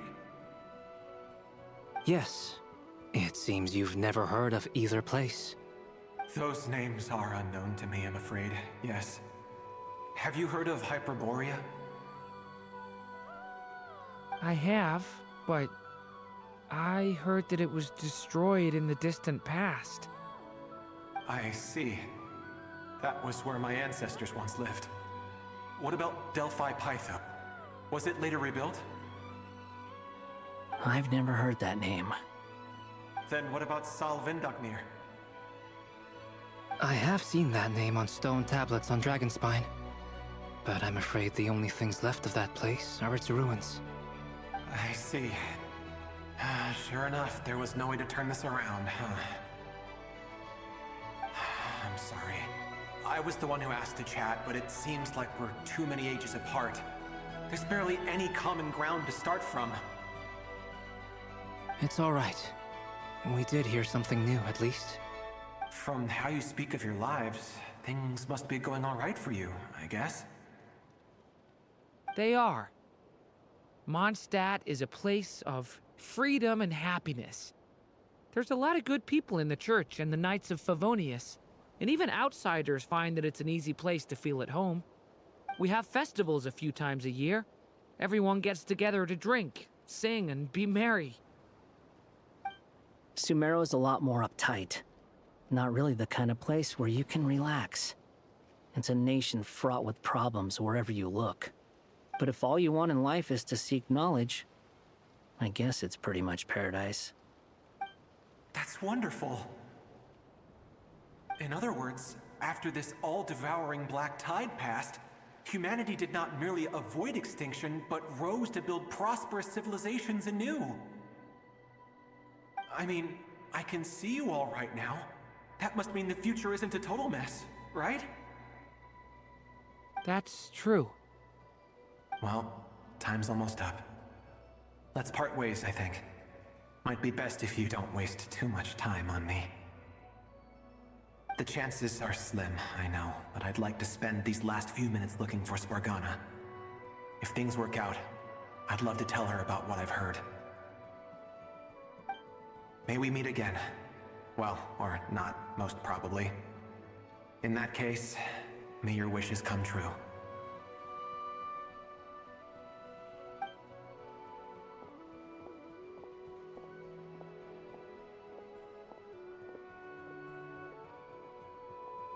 He's gone. In a few minutes, he will meet the end that was his to begin with. The ending of this tale did not change, but I believe that we've just made the most progress we have yet. May your wishes come true. If only it were so simple. Hat Guy, could I ask you a question? You've never talked about your past. It seems complicated, and it weighs heavily on you, too. Would you be willing to tell me about it? I mean, sometimes it's better to get things out in the open. Take that guy we try to help, for instance. At least he said goodbye with a smile, right? I know about Albedo's past. Our experiences are very similar, and he created me. As for you, you're my first friend, and you've witnessed every step I've taken. But by comparison, I know nothing about you. Either way, I mean, we're still best friends. But if I knew more about you, I might understand your thoughts a bit better. I've told you about myself. I'm a student at the academia. And what did you do before that? Prepared for the entrance exam? All right. If you really don't want to talk about it, I won't press you any further. I was a puppet built from the branches of a white tree, using technology left behind by the Conrian schools of mechanical engineering. A white tree? You mean an Irminsul tree? Yes, a branch of Irminsul that was once connected to the main tree. So you had a human creator too? Yeah, but my creator abandoned me after deciding that I was a failure. After that,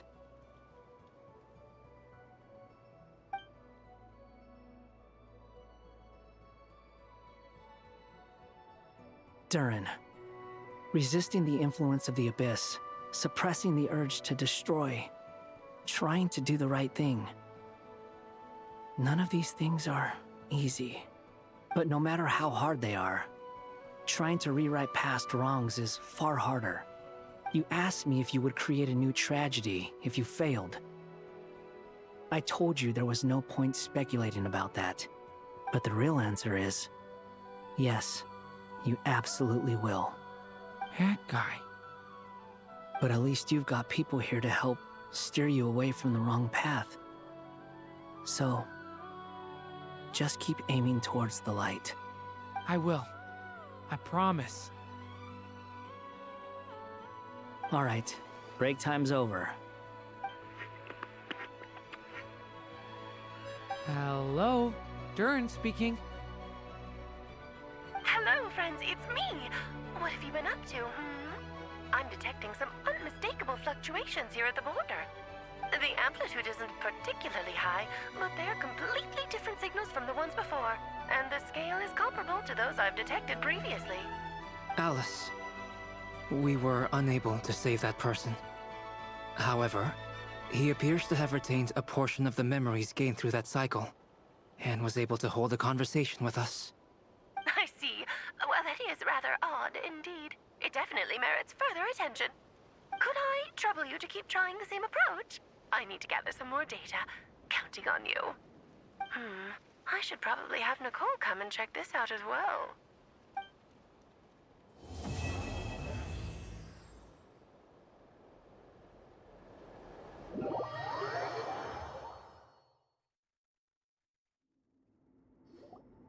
There you are. I was worried you might stop to collect treasure chests opened by the Seelie along the way. It would have taken you so much longer to get here. Another conversation I cannot hear. I am delighted to see that you understand what takes priority, and that your adventurer's instinct has not swayed your resolve. Really, I must applaud you for it. You should know. Paimon's head. Okay, I'll try and keep it short. My senses are telling me that this is where we shall find the entrance to the ruins. Oh, cool! Well, what are we waiting for? Let's open it up and see! Patience. This was a sanctuary of great importance to the Hyperboreans. A special process is required to open the gate. Oh! Like the place that housed the Eternal Moon's Marrow?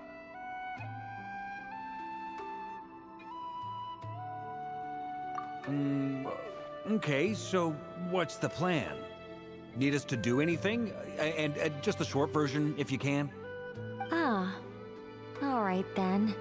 I was planning to start with some background on the invention of these techniques. Are you sure you don't want to hear it? It's quite informative. Remember what you were saying about priorities? Fine.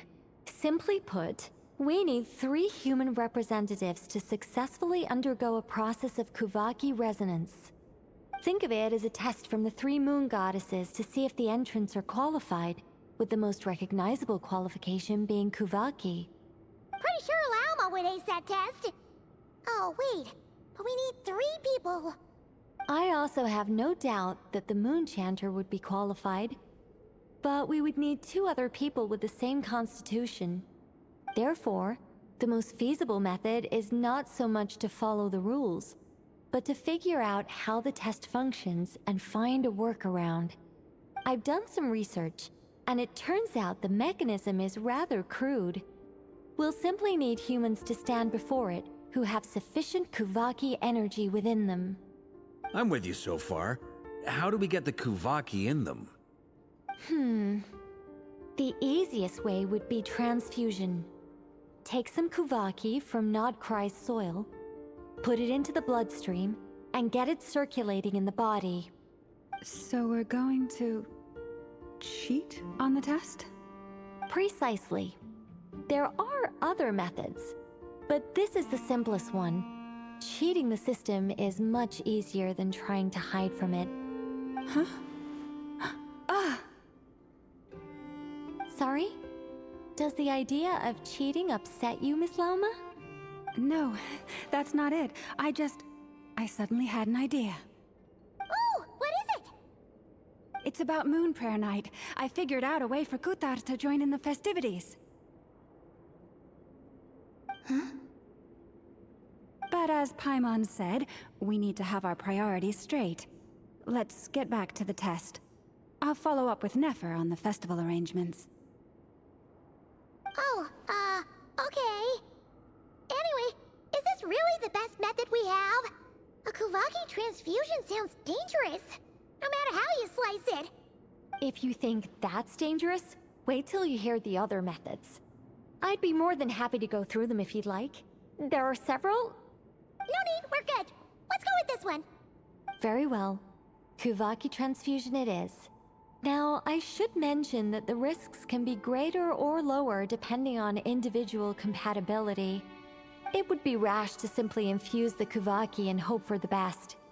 If the body rejects it, the reaction can be quite severe. The symptoms are similar to another condition that some people living here suffer from, known as congenital Kuvaki sensitivity.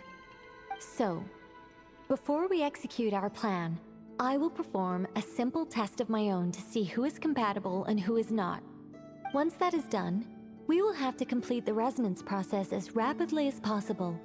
The participants must remain stationary while the Kuvaki circulates and bonds with them, and they mustn't eat or drink anything. What? No eating or drinking? That's some hardcore fasting. They'll all be monks by the time they're through. 3 days. Oh, that's so long! And we still need to find 2 more people who are not just compatible, but also willing to volunteer. Fasting? What are they talking about? Really? Don't you want to think this through? Haha, count me in too. 3 days without food? I can handle that. Miss Nicole has made it clear that this is the easiest way. The way I see it, there's nothing else to discuss. It's time to step up.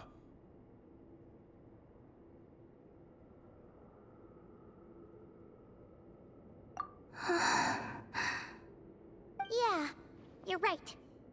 In that case, Paimon volunteers to be— Then we'll start with you first, Traveler. Please step forward.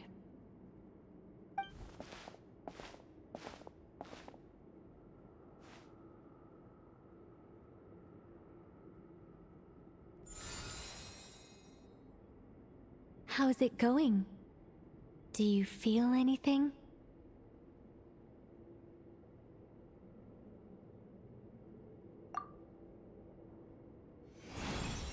How about now?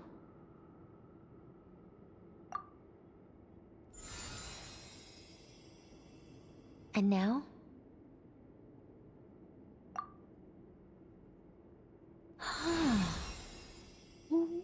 What about now? You guys, it's not a competition, you know. All right, I'm officially impressed. Even as a descender, you can withstand far more than I imagined. It's like I summoned a giant stone titan to arm wrestle you, and your arm hasn't even moved an inch. In my last attempt, I infused 5 times the amount of Kuvaki required. Yes, safe to say, compatibility won't be an issue for you. You're eligible to join. You're next, Mr. Varka. Sure, here goes nothing. All right, I'll start where we left off. 5 times the required Kuvaki dose. Whoa, whoa, whoa, hey, wait a minute. How's it going? Ooh, no, not great. I kind of want to puke. Feels like I've been drinking too much. A few bottles of wine, then a big stein of Dark Horse. With some hard liquor from Liyue mixed in. You think this is funny? I just lost to a young lady in an arm wrestling contest. I'm never gonna live that down. My apologies. I'll lower the concentration and try again. Oh. How's it going now? I'm not as dizzy as last time, but I can still feel it pulsing around. In that case, you wouldn't be an ideal choice, Mr. Varka. Let's try someone else.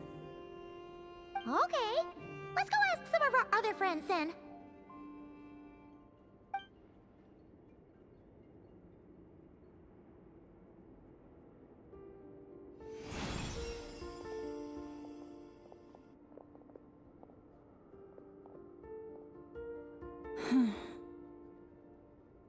No surprises here, Miss Moonchanter. You're perfectly compatible. You may join.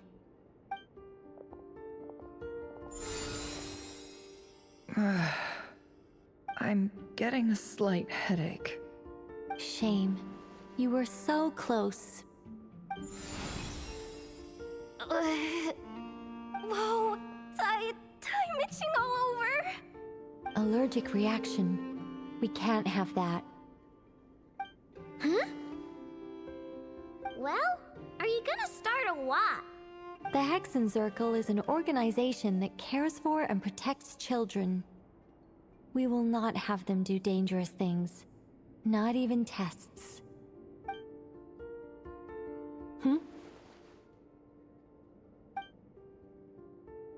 Is something the matter? The candidates have to be human. I guess that rules me out too. Huh. Everyone except the Moonchanter got beaten. Guess I don't need to feel so bad after all. I mean, looks like this isn't gonna be as easy as we thought. Perhaps I could ask for volunteers among the Frost Moon Scions. I'll see about talking to some trusted Lightkeeper colleagues. Itlua springs to mind. In fact, I think we had some former Frost Moon Scions join our ranks recently.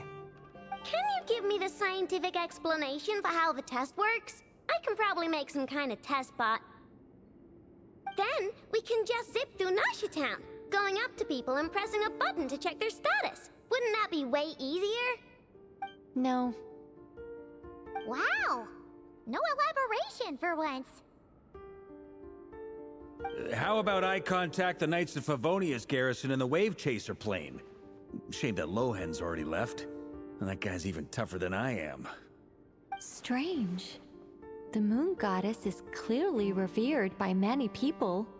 So why is she on the brink of disappearing? She mentioned that the world has rejected her from the very beginning. And when we fought the Reikir of Salnari, it seemed like she exhausted her power for our sake. Also, Paimon's not sure revered is the right word for how people feel about her. Gratitude, certainly. For my part, anyway. It's basic reciprocity. She helped us, so she deserves our help in return. Yeah. Even though she looked like she didn't care, she still saved a ton of people, including me. A review of the relevant data leads me to conclude that Miss Columbina is a good person. Yep, you bet! They really think so? I'm super surprised that Columbina isn't her actual name, though. I think it really suits her. It's light and graceful and... yeah, just a really pretty name. I know, right? Unfortunately, that's not our decision to make. Columbina. That was the code name the Fatui gave me. But it also came up in the song I heard when I was born. But... is that really all there is to it? What do I truly think of my own name? Is there anyone left who will still call me by that name?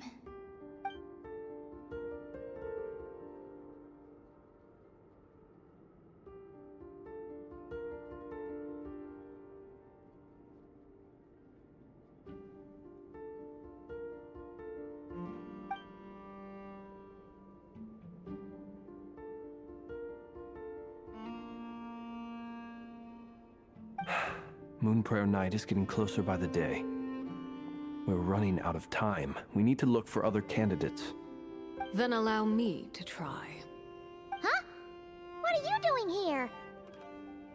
You contacted your friends via the Adventurers Guild. Sandrone has been keeping an eye out for something like that, so she informed me. Since I have the ability to accommodate a moon marrow, I should prove to be a suitable candidate. Arlecchino. When can we begin? I see. We can begin right away.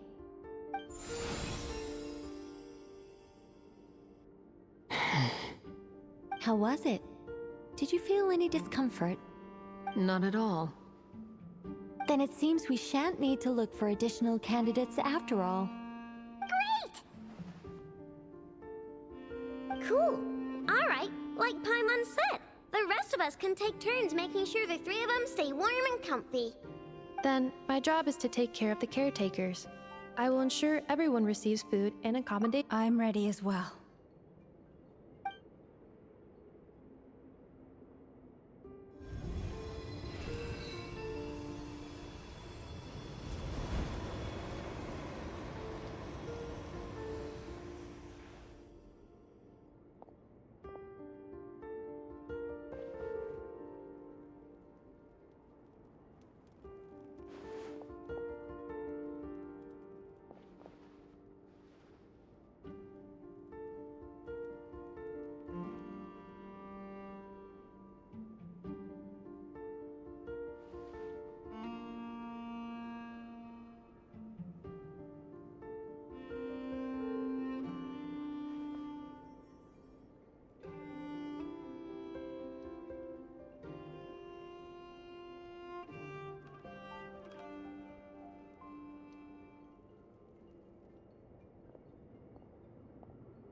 The work is done.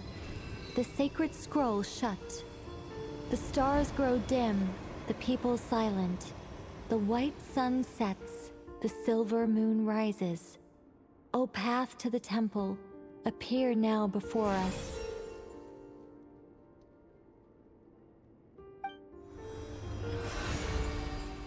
Wow! It really opened! So that's what all this is about. They've been trying to open this gate. Come, let us enter. It might be best to eat something first. Take care to chew properly and swallow slowly. It will give your body time to readjust to the digestion process. They will head in soon. They will need to enter this gate.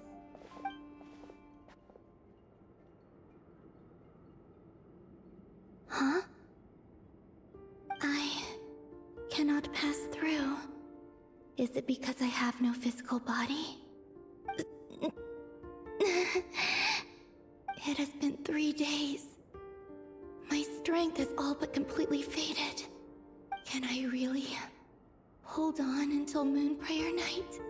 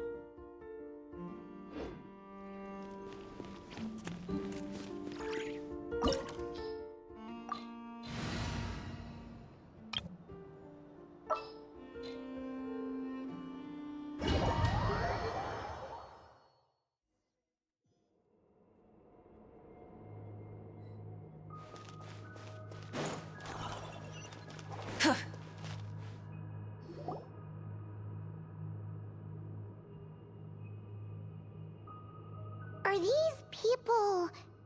Judging by their clothes, they appear to be phantom Hyperboreans from the distant past.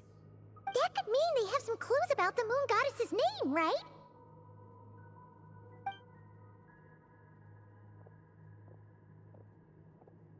Hey there! Could you tell us what the moon goddess's name is?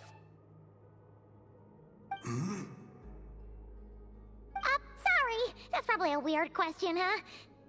How do we explain this? The moons are long gone, and their goddesses are dead. Their names no longer mean anything. When a new moon goddess is born, we will surely know her name. We have used every last resource at our disposal. All that remains is to wait, patiently and quietly.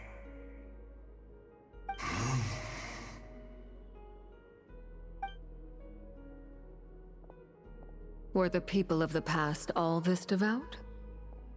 It looks like this phantom doesn't intend to converse with us any further.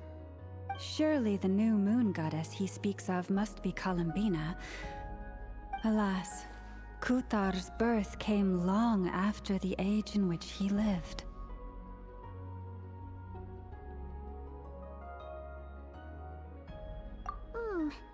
But, maybe if we find a phantom from a more recent age, they might know Columbina's real name. True. Keep an eye out. We should be able to tell which era they're from by the clothes they wear. Yeah, you've been pretty talkative this whole time. What changed? Oh, nothing. I'm fine. You all make good points. When the Hyperboreans speak of moon goddesses, they mean the three from truly ancient times. I can't imagine. There once was a time when the moon goddesses blessed them greatly and protected them from harm. So, when the war between the gods and dragons plunged the world into chaos, it seems they looked once more to the moons for help, praying for a new goddess to be born. Yeah, that checks out. Let's continue on. Who knows what else we may discover.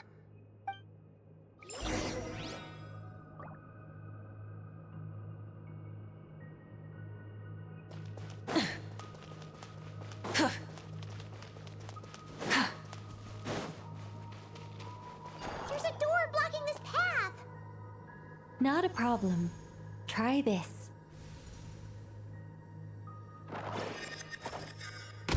Whoa! How did that door suddenly collapse? This device was maintaining the door's integrity. Remove the core, and the device stops working. Is this our destination? Impressive. More precisely, this is a device that will help us reach our destination. Let's go. We still have a long distance to cover.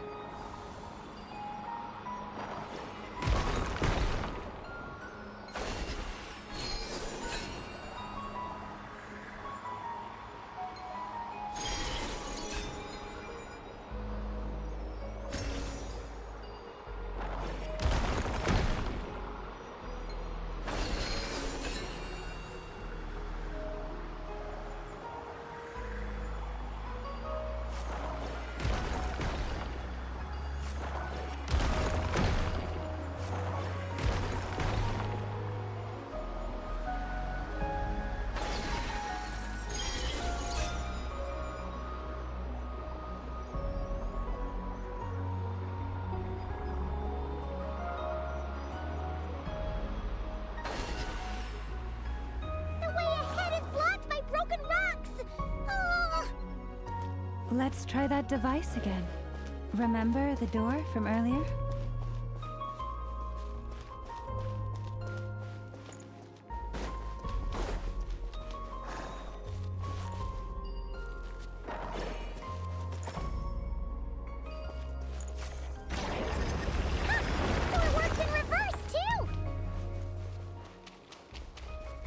The humans we see are all phantoms, but the monsters are real. What a fascinating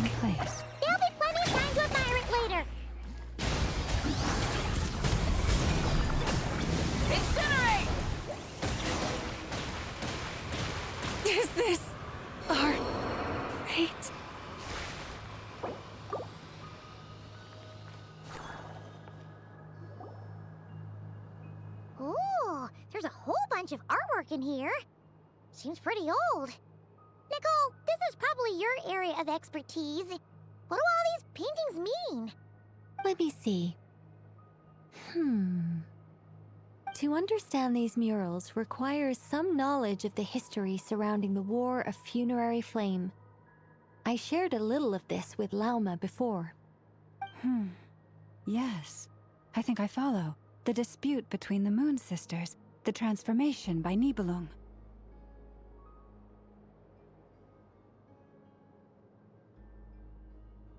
Oh no, it's no trouble. I'd be delighted to share the tale again.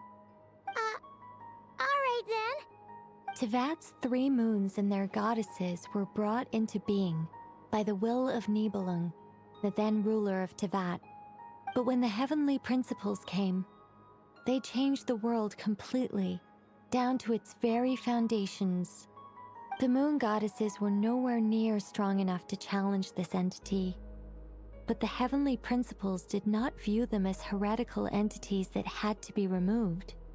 Essentially, the 3 moons existed to keep this planet alive and operational, which did not directly conflict with the heavenly principles' aims. Nevertheless, the inherent precariousness of this arrangement would soon be revealed. Nibelung returned, yes. He did, and thus began the War of Funerary Flame, a battle for dominance between Nibelung and the heavenly principles. Discord would soon emerge between the 3 Moon Sisters. One would voice the opinion that they should follow Nibelung, for it was he who first hung the moons in the sky. Another would argue that taking sides in the conflict would only bring the world closer to ruin.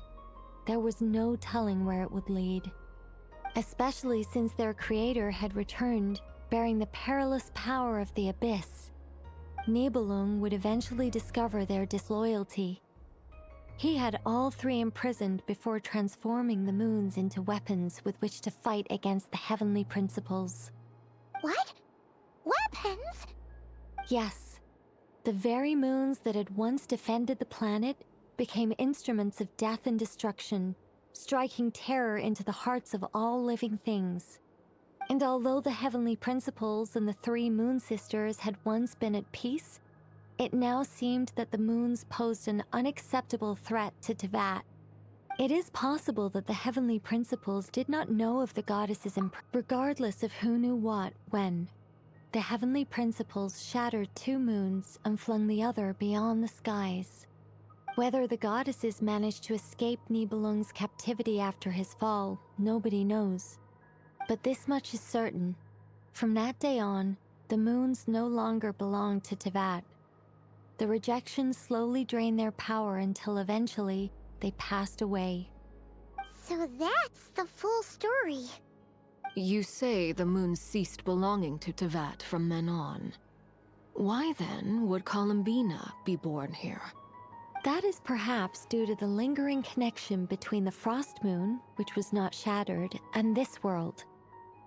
You could see it as the 3 sisters' dying wish. They never desired war. All they ever wished for was to protect this land. I see. If the final fate of the 3 goddesses is as you say, then Columbina faces the same grave danger. Our investigation has yet to bear fruit. We must hurry. Yeah, you're right. Let's keep going.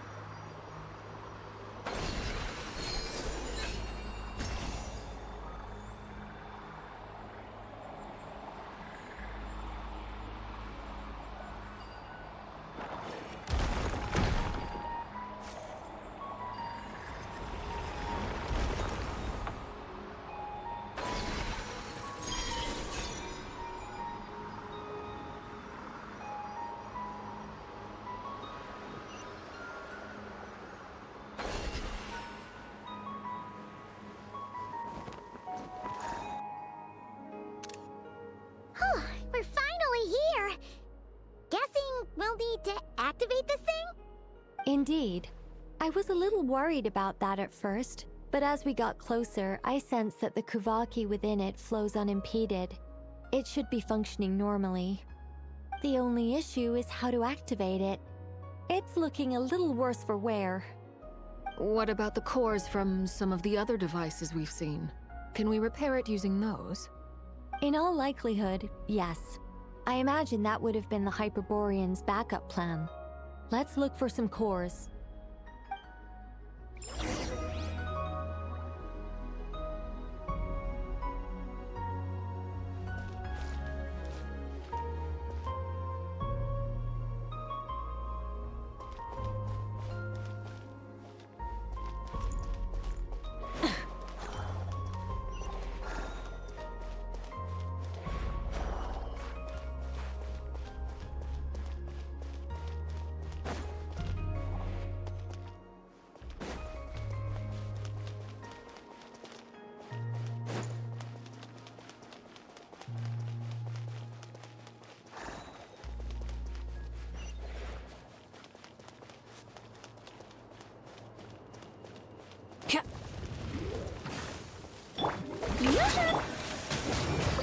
Bring it! Letting crave names echo! Light it up!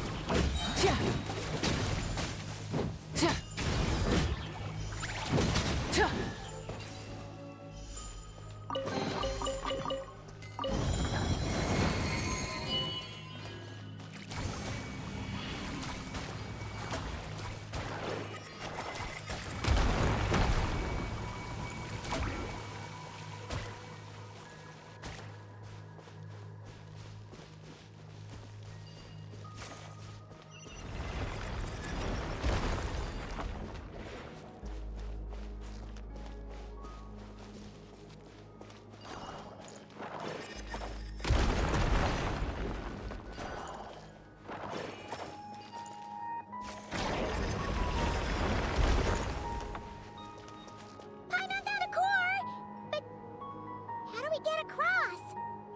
Walk up, then jump down.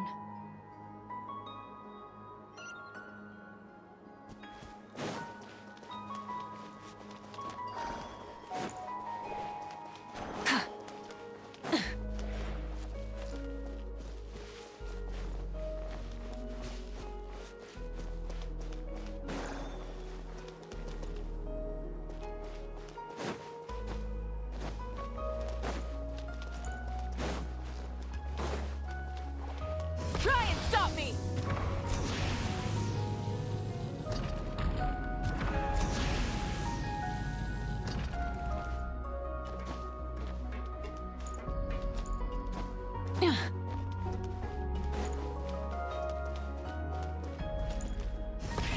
Rev the engines!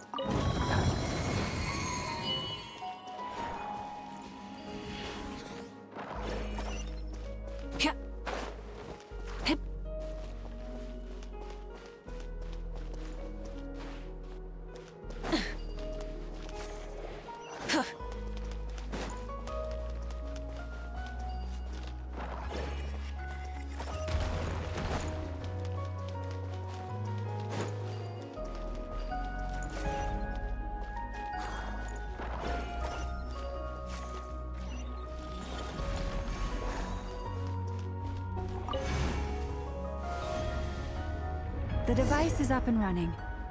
It's hard to believe that the ancients were capable of constructing such things. Simon sees our destination! It's right up ahead! Yes, let's go.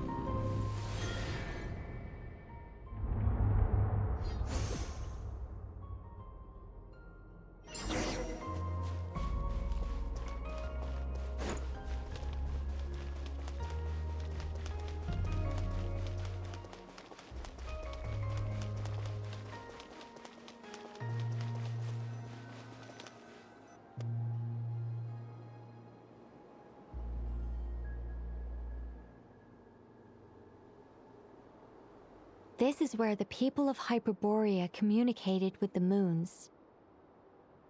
We need only place the moon marrow upon this platform on Moon Prayer Night, and we shall be able to open a portal to the moon and send our moon goddess back home.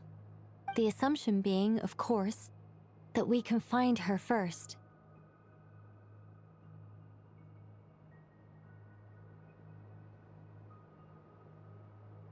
That's right. You want to know if it's safe there, don't you?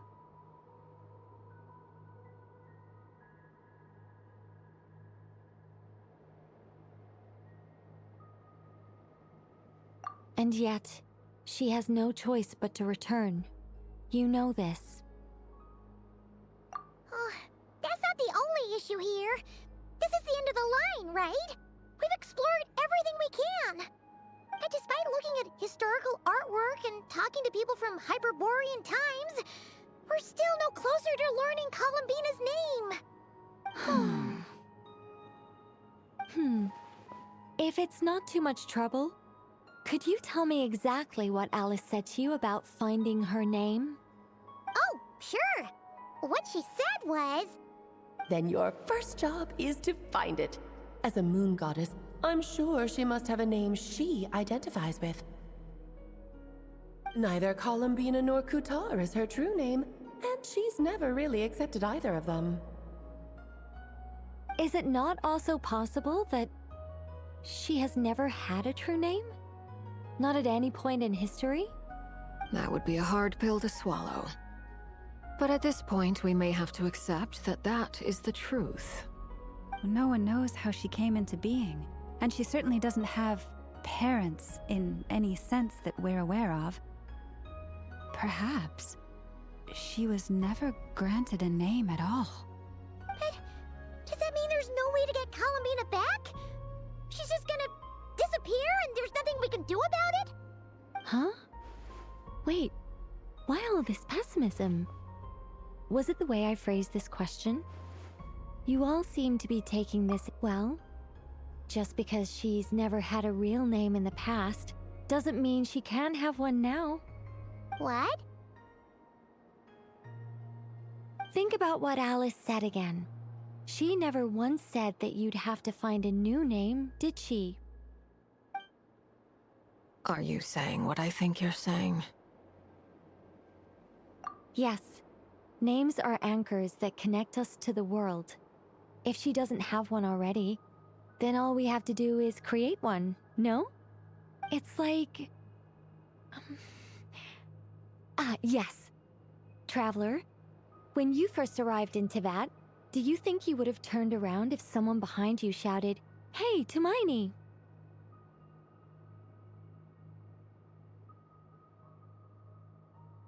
But what about now? I understand what you mean. Life is a long journey. Even the friends and family by our side can change over time. When people call you by different names, what matters isn't so much the words themselves, but what they symbolize. And of course, whether that resonates with you. Either. So, close your eyes and picture the moon goddess in your mind. If you were to call out to her in this moment, what would you say?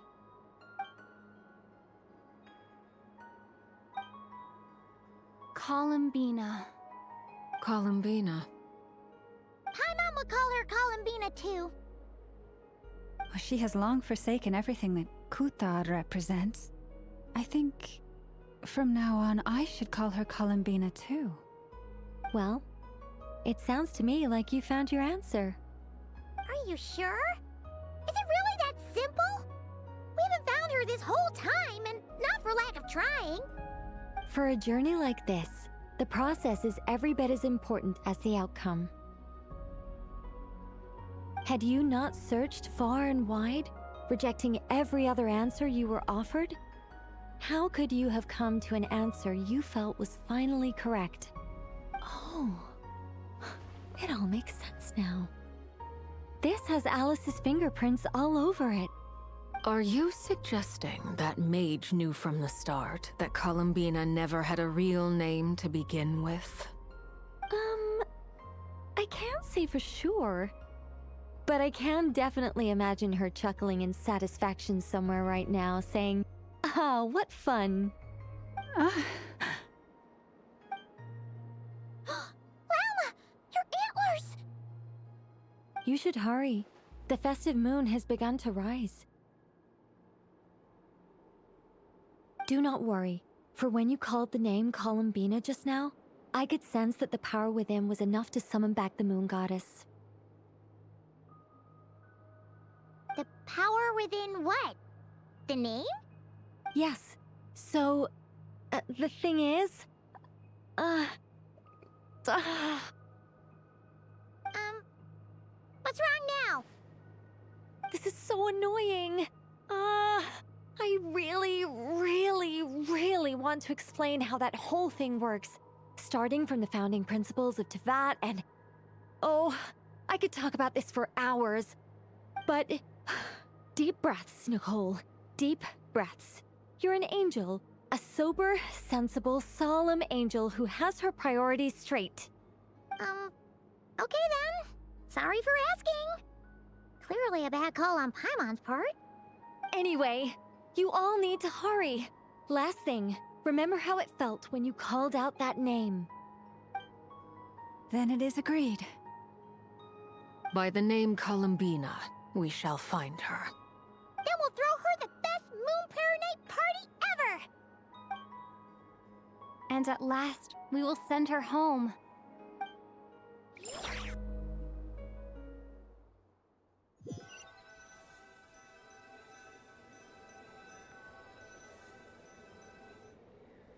I can barely move anymore. My consciousness is fading away. Have they come back out? I'd love to see them one more time.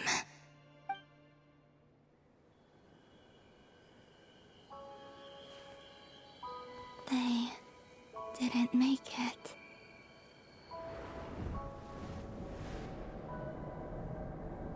Could you tell me your name?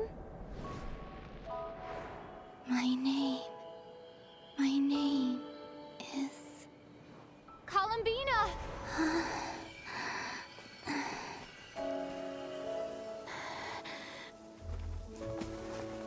Columbina! Are you here? Columbina! That's the name you gave when we first met. And it's what I've called you ever since. Columbina. It's a fine name. I have many fond memories of Columbina, and so do all of your friends.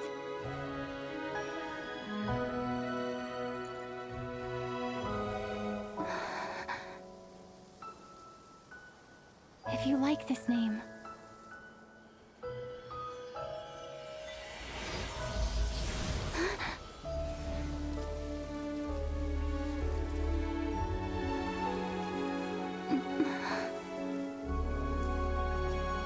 Looking for me?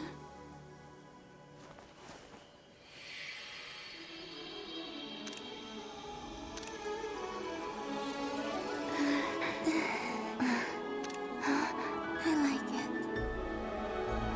You can carry on using it. My name is Columbina Hyposelenia.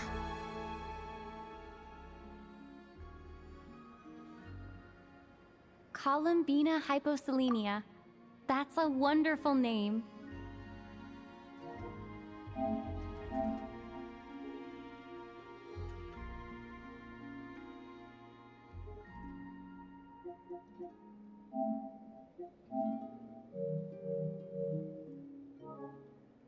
I never thought that Columbina would become my real name. But after I met you and my other friends, the things that this name stood for slowly began to change. It went from being a Fatui code name to something my friends call me.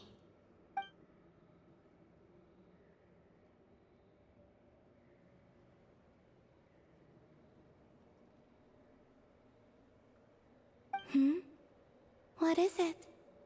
Why aren't you saying anything? I'm just so happy for you.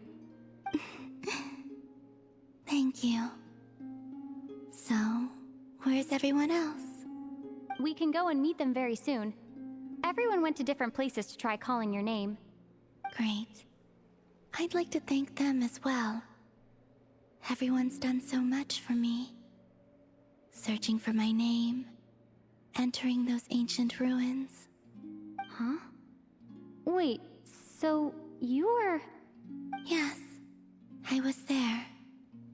Not physically, but my consciousness was still holding on. I followed you the whole way. Starting from when? You turned around and called out my name while you were in Nasha Town. Do you remember?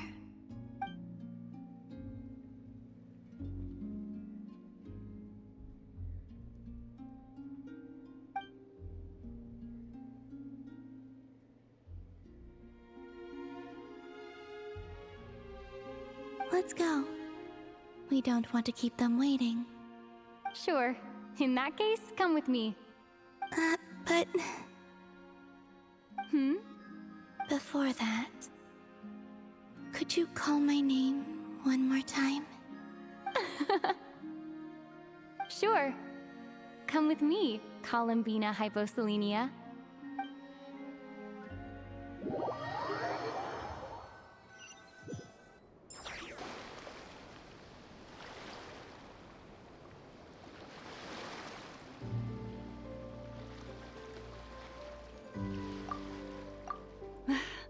Columbina! Oh, this truly is wonderful. Llama, I can't breathe. Ha ha! Just in time for Moon Prayer Night. It's good to have you back, Miss Columbina. Yeah, we were worried sick. Thank you, my friends. With your help, I now have a name that belongs to me. Columbina hyposelenia. Where's the second half from? You added it yourself? That's right. It means... Born beneath the moon. Yes. And by extension, it can also mean born beneath this world. A fine name. Now, as much as it pains me to interrupt this beautiful reunion, I feel obliged to remind you that the Moon Prayer Night celebrations in Nasha Town have already begun.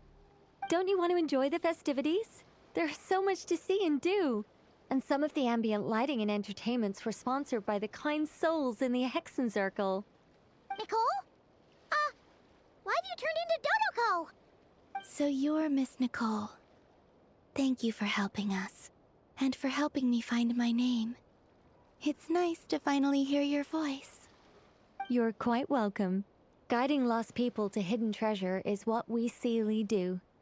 And if you ask me, spiritual treasures are far more precious than material ones. Chests are all well and good, but this was what it's all about. Ah, so satisfying. Anyway, I had to go help Alice. It seems like she ran into some trouble. That's why I couldn't be here in person. But don't worry, we're with you in spirit. We'll be celebrating right along with you. Keep an eye out for the Hexen Circle's festive stalls in Nasha Town. I think you'll like what we came up with. Alice said she even managed to rope B in this time. The Frost Moon Scions have also prepared various attractions. I believe Aino, Nefer, and their crew are setting things up as we speak. On that note, Nefer, about that request I made. It's all in hand. Yehoda is on site to ensure that everything goes off without a hitch. Wonderful. In that case, Traveler?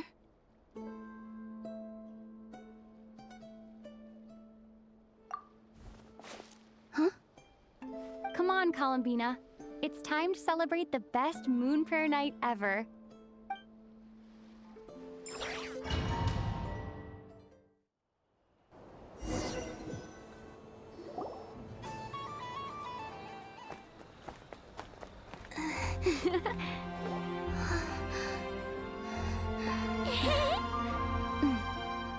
Hey, young lady. Would you like some Moon Prayer Night candy? Happy Moon Prayer Night. Oh, yeah. I almost forgot to say. Welcome home, Moon Goddess.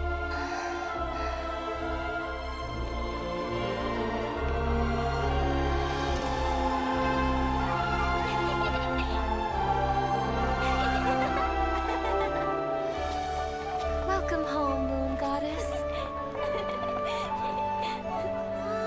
Welcome home, Moon Goddess. Welcome home, Moon Goddess. Turning Nashatown into her home is a festive gift. A rather brilliant idea. Perhaps this is what Nodcry, Columbina's home, should have been like all along.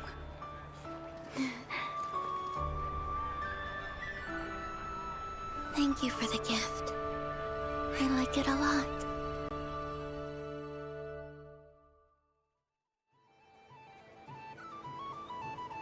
This feels like the surprise of my life. I do. I never imagined I'd ever get to enjoy Moon Prayer Night with everyone so freely. If you're happy, we're happy. Quite a strategy you came up with. Hide the tree in the forest. It's not your usual style, Lauma. Is there something about Moon Prayer Night that enhances what's in your head as well as the antlers on top? Apparently so. It even inspired a perennial penny pincher to use their resources for a greater cause. It truly is a magical festival.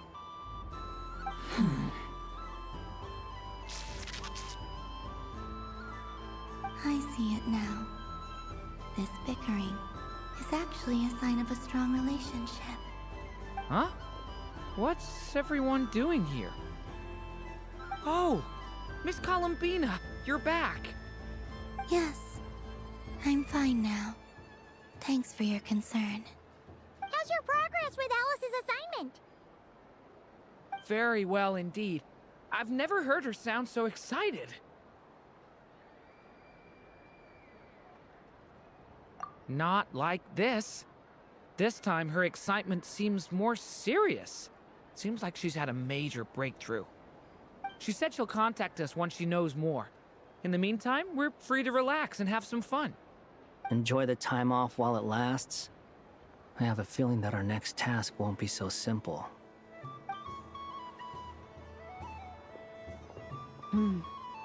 I should go. I still have a few things to attend to at the Frost Moon Scion stall. And I think I'll take a look around. With any luck, this once-in-a-year festival will come with once-in-a-year opportunities. Hold up a second. Where's Varka? I believe he made a beeline for the flagship the moment he entered Nashatown. Ah, that's Mondstadters for you. They know what they want when festivals roll around. Goodbye for now, Columbina. I hope you have a wonderful night. I will.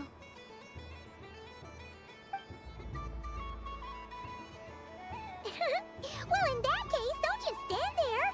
Get out there and have some fun. You'll definitely get a warm welcome at every stall. Oh, also, take this map with you. It's a guide to the festival.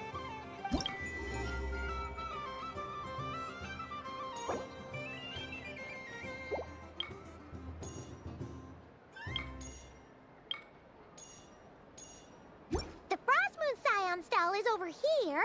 Lauma's invited a whole bunch of cute animals to celebrate too. Over there is the Hexencircle section. Alice seemed more excited than anyone about this festival, so she insisted on making it a grand affair. Oh, and then there's the Nashitown local specialties, including... Actually, forget that. Better if you go check them out for yourself. Thank you. It looks like a lot of fun. You're not coming with me? We'll be around. But don't you want to browse by yourself for a bit first?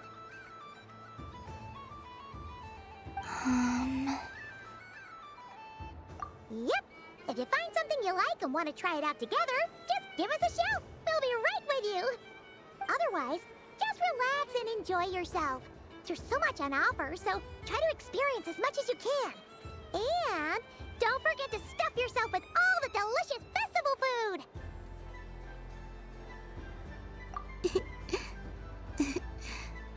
All right then. Off I go. Where should I go first?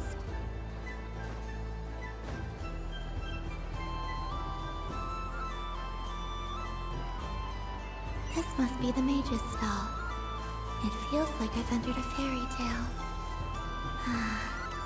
How lovely.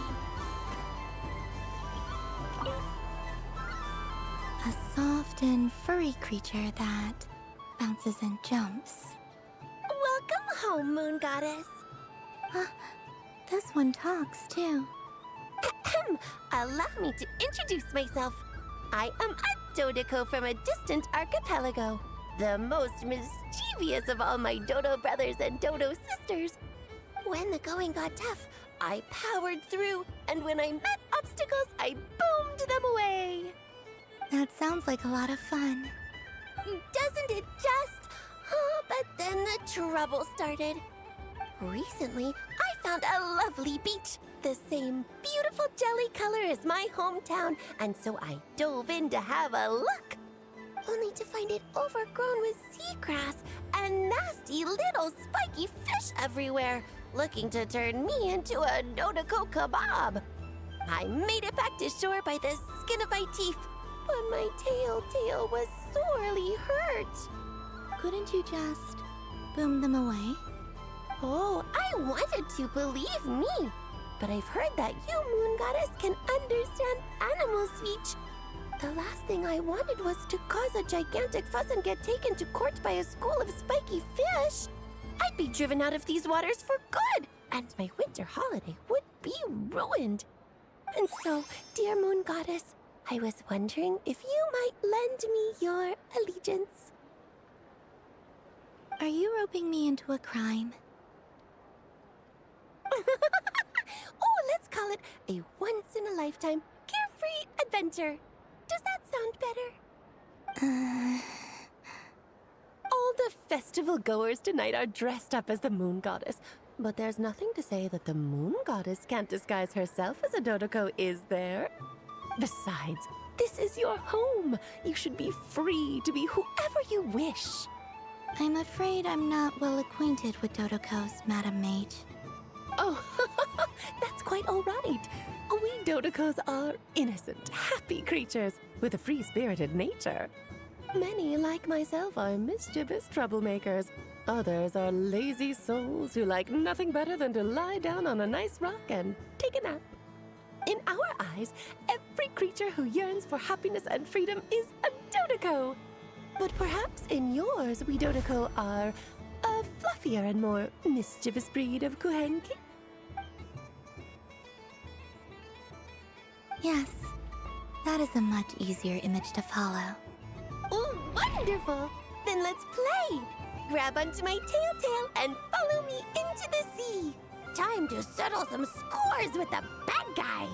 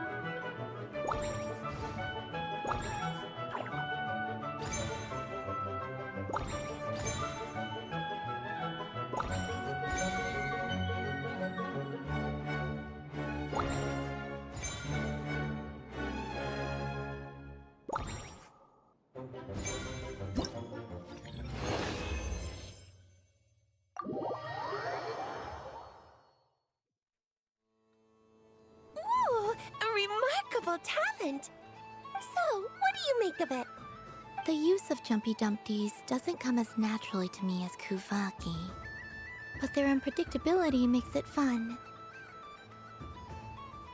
I think they call this... novelty? Indeed! And how did it feel blowing those pesky nuisances away? Not bad. Any guilt? What do you mean? Oh, wonderful! Lovely answers to all 3 questions. You've passed the safety test. Now I can give this special bomb to you as a souvenir. Remember, if you find any meanies living on the moon, you can use this to boom them into oblivion. I will. Up for another round of fish blast? Oh, I mean of bye-bye, bad fishies. Wonderful! It's Dodo Venture time!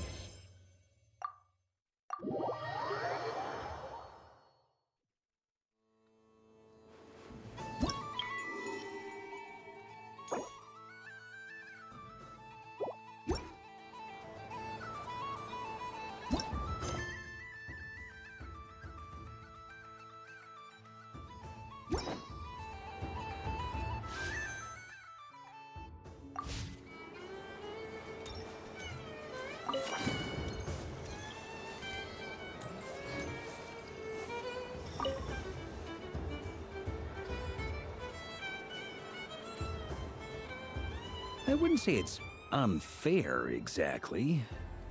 I mean, your voice goes right into people's heads. How would you explain that to the kids? You can't just explain it away as magic. Is something the matter? Ah, Miss Columbina!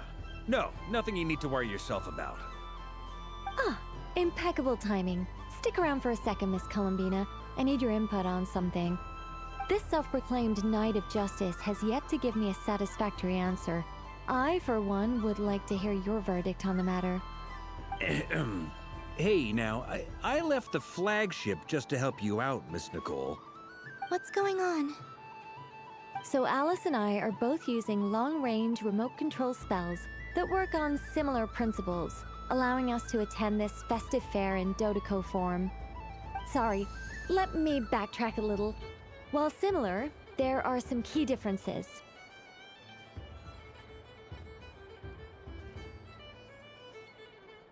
Alice, being a great mage, wanted her Dodeco to reflect something of her own charm and mystique. So she adjusted the way its tail moves when it spins around. An entirely gratuitous move, in my opinion. I hardly see how anyone is going to notice that. If anything, I'd say that anyone who stares intently enough at a Dodeco's tail to notice such a small detail is someone we ought to be highly concerned about. I only say this to emphasize that my question has nothing to do with tails. Now that we're clear on that, why is Alice's Dodeco permitted to interact directly with the children celebrating Moon Prayer Night, while mine is not? Your voice speaks directly into people's minds. See? Exactly what I said.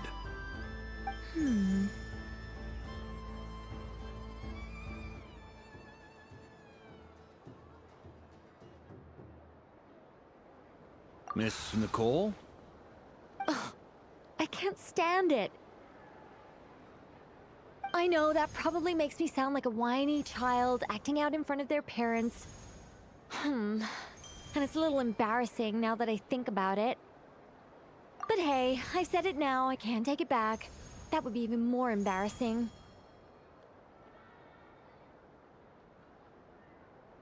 Also, don't go reading too much into that analogy. It was off the top of my head. I'm actually an awful lot older than either of you. Miss Nicole, are you saying that you'd like someone to play the game you've prepared? I'm not so invested in that. It's just something cobbled together using items I borrowed from Alice. She probably didn't even make them herself. The point is, I want to know everyone's thoughts after they receive their prizes. But as you've said, I can't just ask. I've been biting my lip for so long, and I've had no one to vent my frustrations on. I thought this was going to be a nice, straightforward festival where I'd get the chance to guide people to treasure. Well, can I play? I can't guarantee that I'll win a prize, but... You will? I'd like to try. Then what are we waiting for? Let the game begin! It's like they forgot I was ever here. Ha!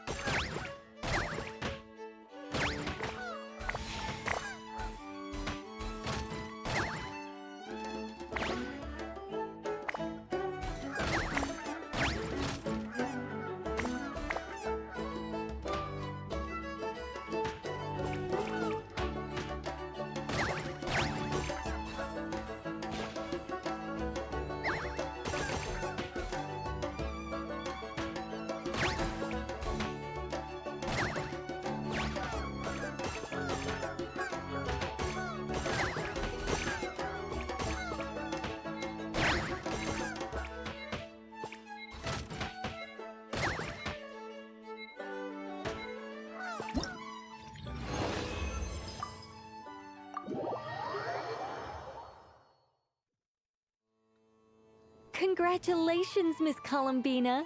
With your great wisdom, you have overcome every obstacle in your path and conquered the great challenge posed to you by fate. Fate? Well, something to that effect. If you'd prefer something more poetic, it could be the icy winds or the dawn. Anything you like, really. You could even go with the challenge posed to you by Dodeko, if that's what you're into. Anyway, you can take or leave my suggestions. Moving on. All my hopes are now resting on this.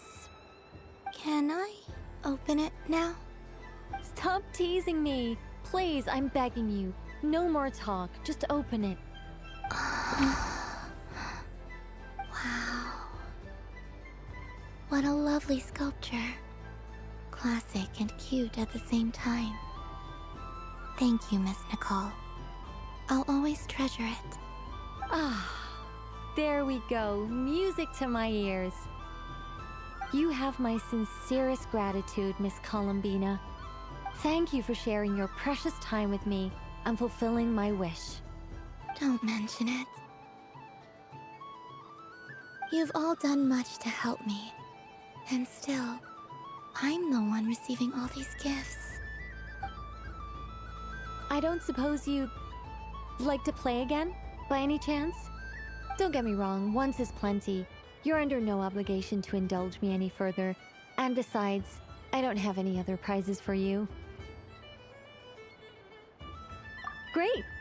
I mean, if you say so. Is it really all that much fun, though? Huh. My taste must be falling seriously out of step with the majority.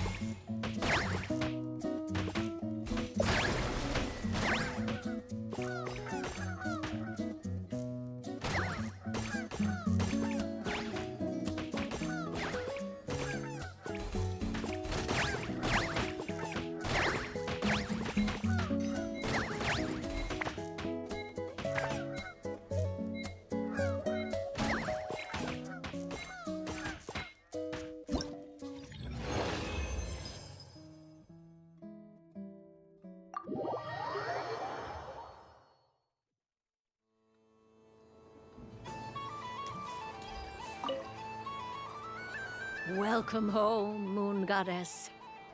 Oh, you're the genuine article. Alice was right. This Moon Prayer Night was worth watching after all. Another one that talks. Greetings. Pleased to make your acquaintance. I am the Hexenzirkel member they call B. Barbeloth Trismegistus. Columbina Hyposelenia. Pleased to meet you too. Hyposelenia. A fine name indeed. Now then, Miss Columbina, do you wish to hear a mage's divination? Divination? The Frost Moon Scions used to ask me what would happen in the future. Is this like that? From the perspective of the one seeking answers, perhaps.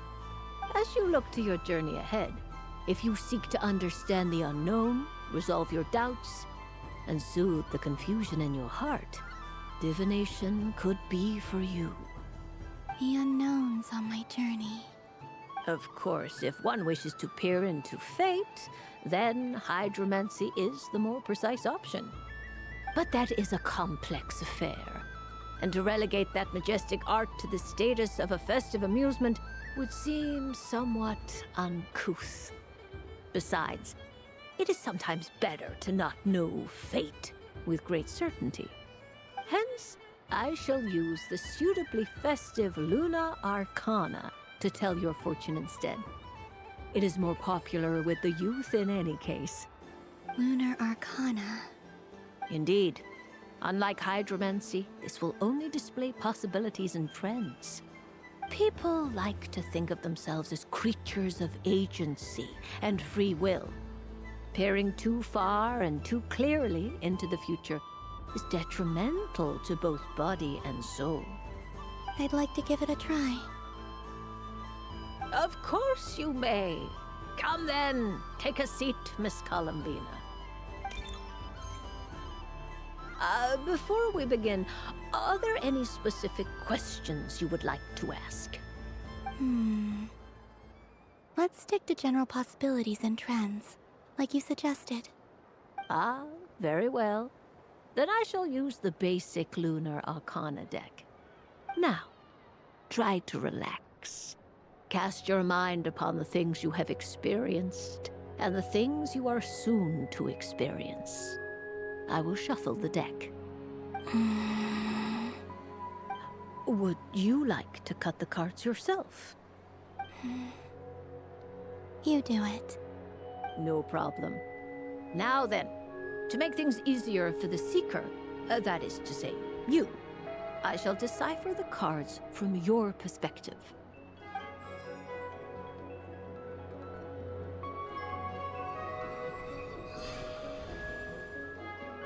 Please, draw the first Lunar Arcana. This... Now, draw your second card. This will stand for the past, the sum of all your experiences that have come before. And now the third Arcana. This is the present, your interpretation of the current moment. Finally, the last card. This shall speak of the future, which... Oh. Kuvaki Pulse? Fascinating.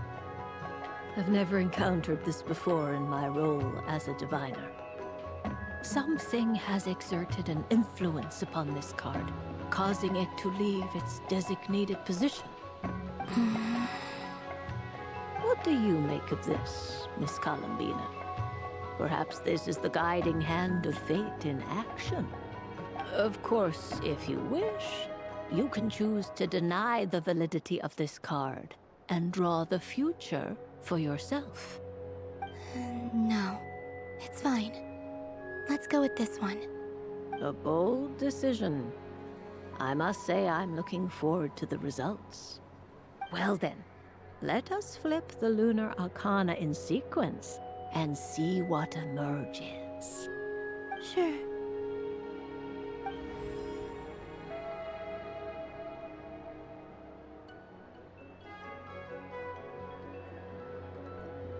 First, Destiny. No surprises here. The card that represents yours is the moon. The moon. Indeed. The moon can represent the truth at some times, but deception at others. False peace, destructive calamity, and the world-changing power that lies within. When the moon is placed on the destiny tile, it indicates that your destiny is not what it may appear on the surface. Instead, it may yet have a hidden side. It symbolizes a journey through the fog, fraught with uncertainty and deception, where one must face inner challenges head-on. I don't understand. Patience, my dear. This is but the first card, which serves as a basis for the interpretations that follow. Our divination will only grow clearer from here on out. Now then, flip the second card, the one that speaks for the past.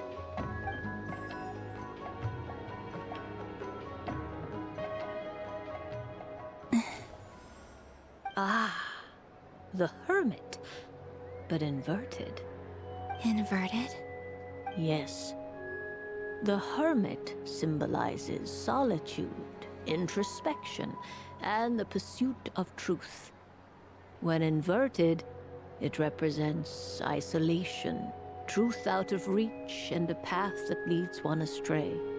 Combined with the moon as one's destiny, the Hermit inverted represents a choice you made to stand alone in the past. It was a choice made not out of fear or arrogance, but for reasons that others could not perceive. You fumbled through the darkness without a guide, but you did not find your way.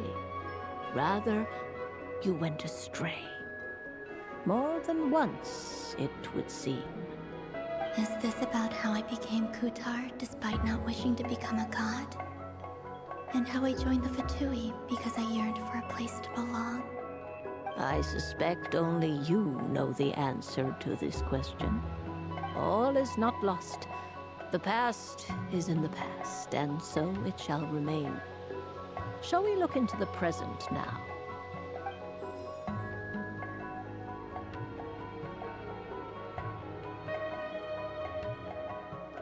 Oh my. The Lovers. One of the most interesting Luna Arcana. What does this one mean? This means that you have had an unprecedented emotional experience. The joy of finding your soul becoming intertwined with that of another. A precious and wonderful thing indeed. It's true. I've made a lot of friends recently, and they are very good to me. I like them a lot. That sounds lovely. I am most delighted for you. The Lovers can also represent important decisions, perhaps related to a parting of ways. Now, if I were to guess... Yes. My return to the moon. I understand. Parting with friends is never easy, Columbina. But rest assured, this is not the end of your journey. There is always another story waiting to be told. The future always lies ahead. The future. Well now, it's finally time to flip this most mysterious of cards. Why did it appear? And what does it wish to tell you? I'm ready. Very well. Flip this card and see what lies on the other side.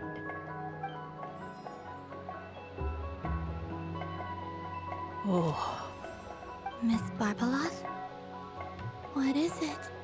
This card is death. That doesn't sound very good. It depends on how we interpret it.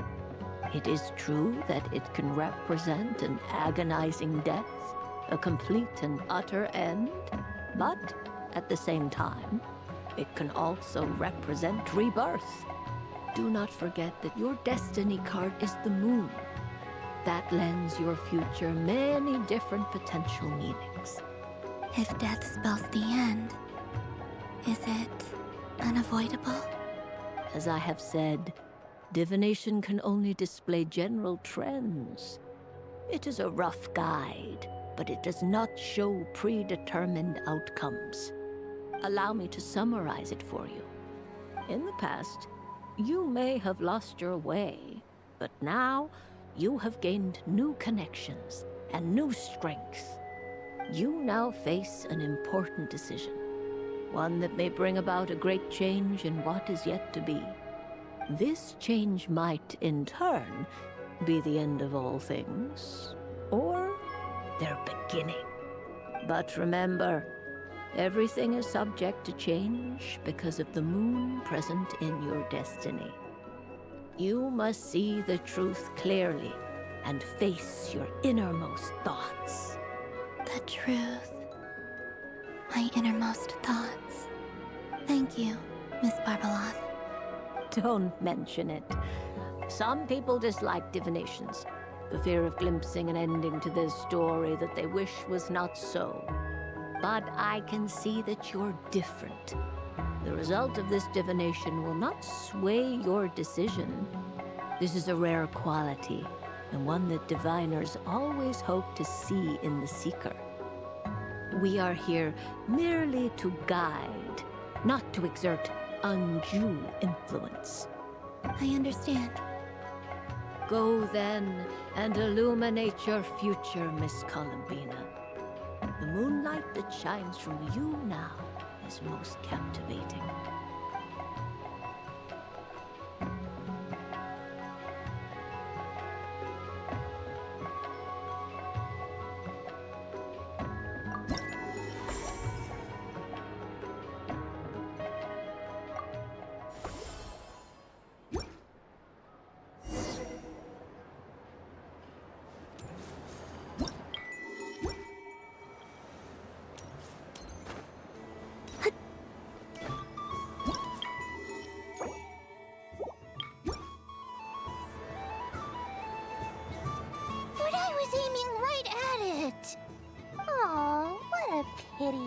I saw it with my own eyes.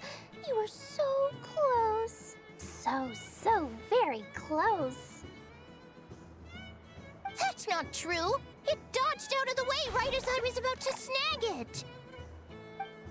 I'm sorry? You heard me. This paper frog can move. I swear. Dear, oh dear, what are you saying? How could a paper frog move? Unless you believe there really is magic in this world.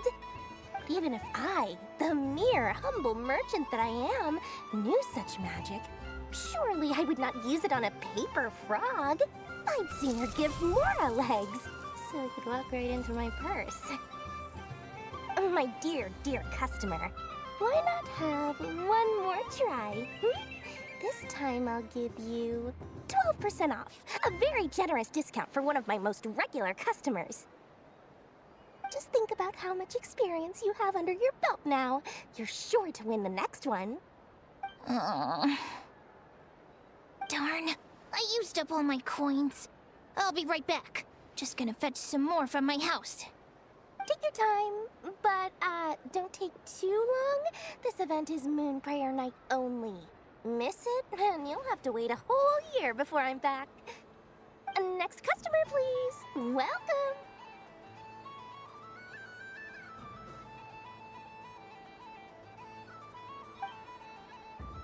Hello.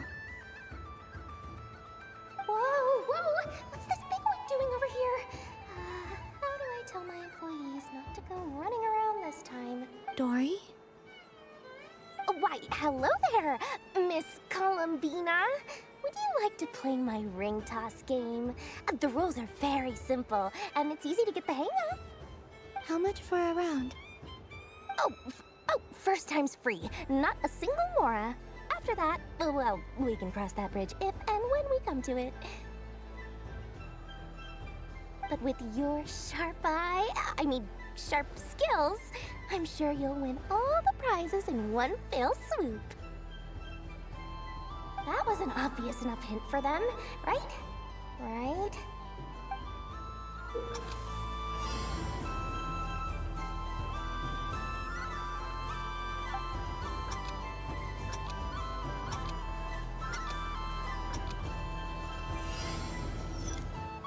Here comes the ring!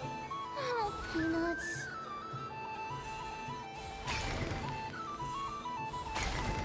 Change tracks. Roselle, should we move or not? Just a tiny bit. All right, then I'll hold sugar plums, not the clock hands. How do I move the legs again?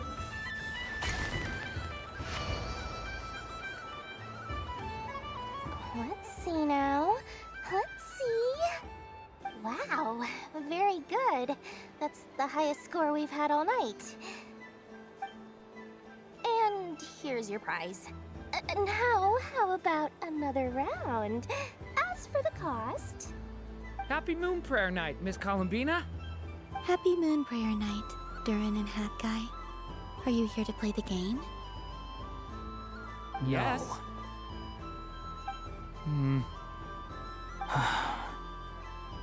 You said we were just coming here to say hello. I did, but then I recognized a few more people as I got closer. Do my eyes deceive me? Is that... It's our little dragon! He's all grown up! Someone's popular. Well now, since you came all this way, why don't you try out this lovely game we have going? First try is free! He'll have a go. I'll pass. It's only one free try per customer. You can't give your try to him. I'm aware. How has Elder Almond been lately? He's in great shape. He goes for a run in the forest every morning to stay fit and healthy. He tried to go boat racing with Firecracker a while back, but he couldn't even make it onto the Lotus Leaf. Firecracker was in fits of laughter. How about you, little dragon? Can you still fly? Yes, I can. But you've become less chatty. Has growing up been tough on you? We call that maturity. You know, the thing people sing about. The knight wields a sword of stone to defend those hearts that are made of gold. Stone is very heavy. That's what keeps him from talking too much. That's awesome! I want to be a knight when I grow up too. Ring, here I come! Ha! Oh, the hat-wearing man. I never thought I'd see you again. You seem more determined than when I saw you last on the train. If you say so. Oh, I do say so. The people you once helped see it clearly. It's because you are once again on the right track. May the engine in our hearts propel us to the station of our dreams. I can move! I can move now, Roselle! What are you doing, running into the rings like that? You got them all so quickly! I have never seen anything like this in all my travels! Is this guy actually an old friend of theirs? But how? They're origami animals and clockwork people from a fairy tale. Getting to know them would be quite an arduous task, unless they share a hometown? I have to get to the bottom of this. Next time I see the Great Mage Alice, I shall demand answers. Thank you, Dory. I had a lot of fun. Now for your prize. Where did I put it? Give me a moment to dig it out. Oh, sweet grand prize. How I wish I didn't have to let you go. Good thing I've already turned a profit from the customers earlier in the night. Otherwise, I'd have wasted all my hard work. Okay, I'm back. What? I leave for 2 seconds and someone's already claimed the grand prize? Oh, well, these things happen, you know? Perhaps you'd be interested in one of the other prizes instead. We've got all kinds of wonderful goodies here. Is this the thing you wanted? Here, you can have it. Huh? But... Don't worry about it. It will be happier with you. Oh, thanks so much, Miss. Moon Goddess. Oh, goodness gracious, Columbina. Give me strength. How am I supposed to make any more money from this child at this rate? Daddy, look! That's the game I was telling you about! Forget it. She is the Moon Goddess after all. I'll think of some other way to swing this. Maybe I can try to hook this new kid. Huh? Oh, Someone already won the grand prize. You can take mine if you want. What? Why? Why are all these bleeding hearts coming here to ruin my business? Happy Moon Prayer Night, everyone. Happy Moon Prayer Night.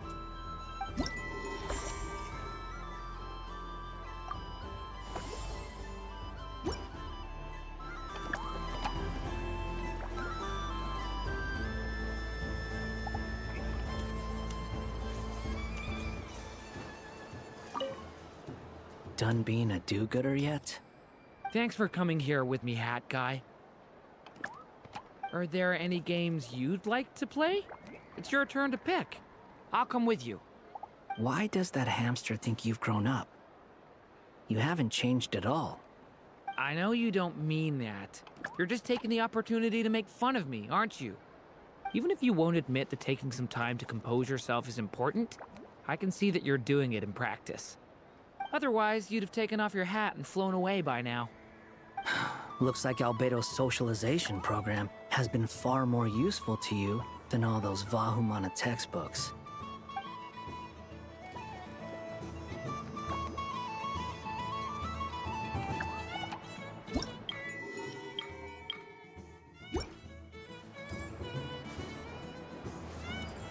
So this is the Frost Moon Scion's area.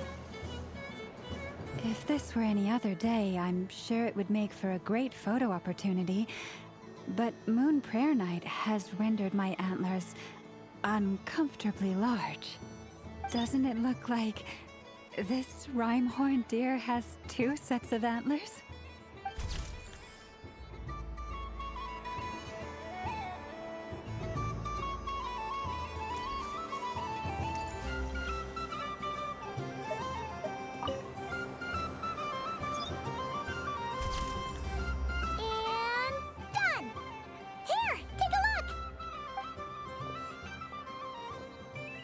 I think it looks quite funny. Well, Paimon thinks it's super cute. It looks like a silly chic badger and a rhyme-horned deer that's about to fall asleep.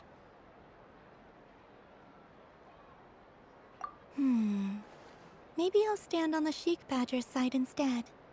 It looks like we've attracted the attention of quite a few animals. Let's make room for them.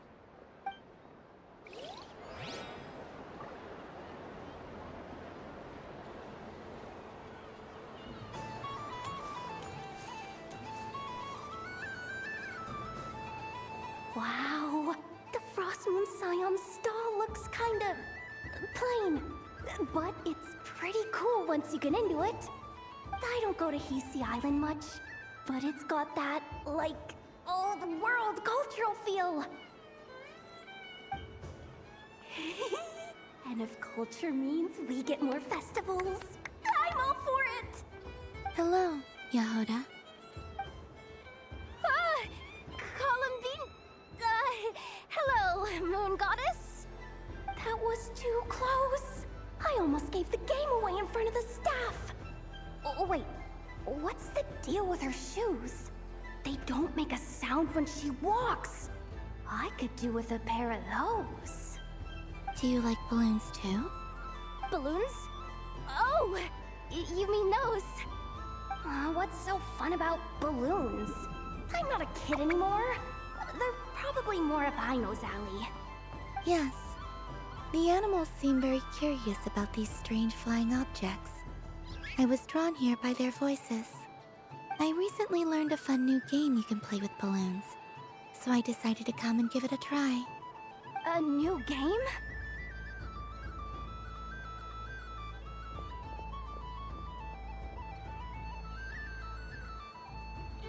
Hello.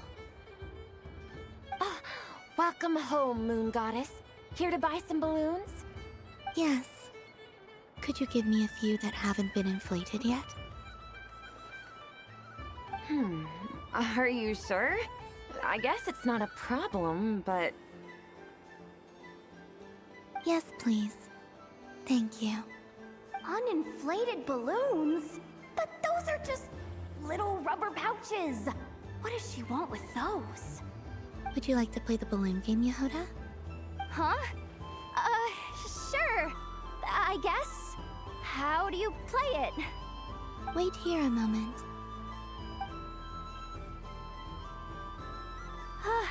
Oh. This is so weird. What have I got myself into now? I thought I saw Columbina nearby. Uh-oh! That's the Fourth Harbinger! Although she's helped us out quite a bit, she's good people, right? Is she looking for Columbina?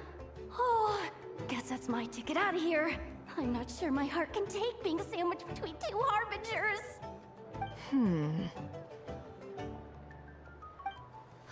Which stall is she checking out? Oh, it's that other Frost Moon Scions one. Try on the headgear, see what it's like having antlers or animal ears for a day. Oh, I wouldn't be caught dead wearing that stuff. So embarrassing. I have enough gear to carry as it is. Wait, what? She put it on? How peculiar. This would take some getting used to.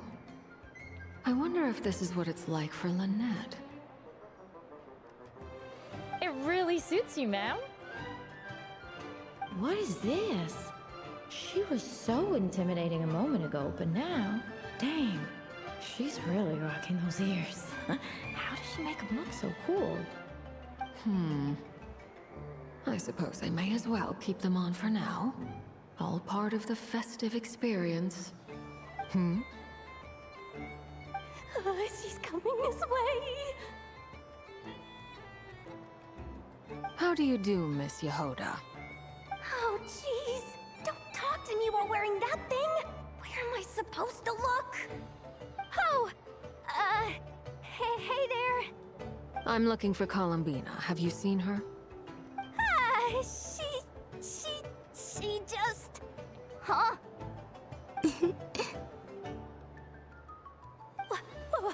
Wait, is that what she meant by balloon game?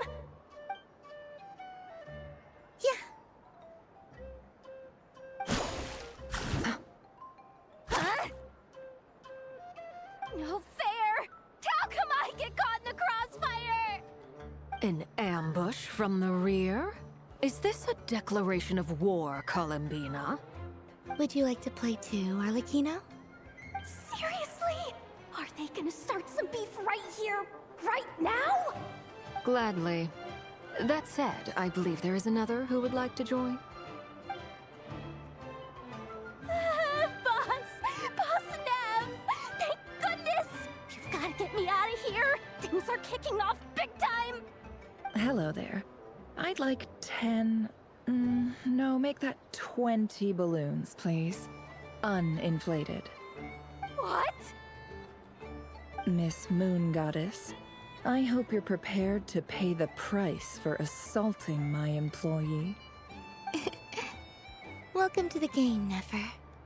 Just to be clear, let's keep this a fair fight, okay? No strange powers, please and thank you. Naturally. Don't just stand there, Yehoda.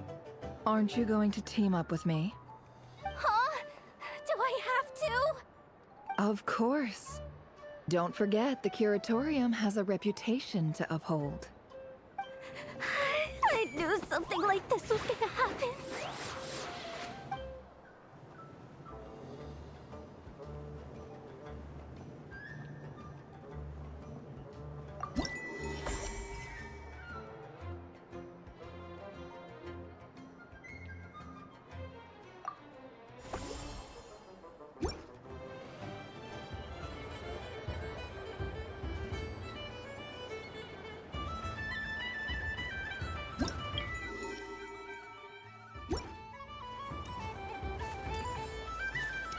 What's this? That was fun. It's a shame Ashru doesn't like playing with water. Or I'd have roped him in as well.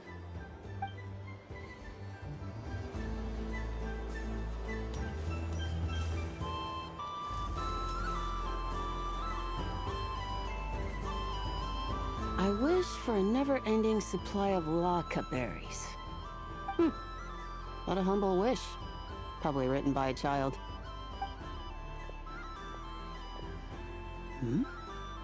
Is that Lama the Moon Chanter?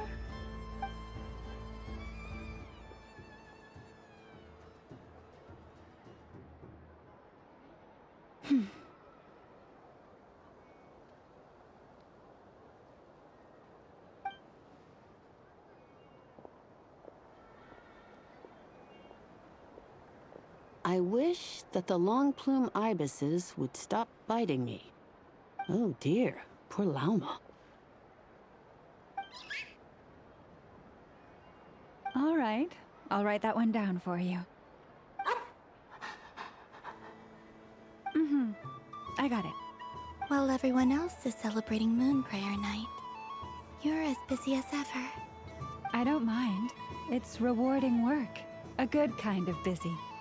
My antlers are at their heaviest tonight, and the Kuvaki waves are especially strong. But as I help these dear friends hang their wishes up, I feel a great peace within myself that is hard to describe. You see, they are all such beautiful wishes, and they are ones that we can fulfill by our own strength. Do you blame me, Lama? I want to hear your honest answer. It is by the help of so many people that I can return to the moon. But I feel as though I've hardly done anything in return.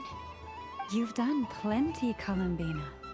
I say this in earnest, both as someone who knows your history, and also as a friend who has seen what you've been through. What about as a moon chanter? I feel proud to honor our moon goddess's wish. And I'm sure any moon chanter in history would have felt the same way. Thank you for your kind words, Lama. But... Since you asked for my honesty, I won't lie to you. My feelings are mixed right now. Besides pride, I also feel... I suppose it's a reluctance to let go. Once you return to the moon, we will be far apart and separated by a false sky. I'm sure those of us left behind will gaze up at that sky, yearning for the moon once in a while, just as you used to do. I will miss you, Lama. I will miss you all. I hope to stay in touch. I will try and find some way to send messages down from the moon. Perhaps you could use Kuvaki. I've heard Yehoda say that signals can be sent using long and short waves, or strong and weak lights. That sounds a little complicated. What if we forget what the signals mean? We could prepare a codebook beforehand, but... You're right. It wouldn't really suit you. Still, whatever happens, I believe that you will find your own unique way of communicating with us. And now that I think about that, my heart feels lighter.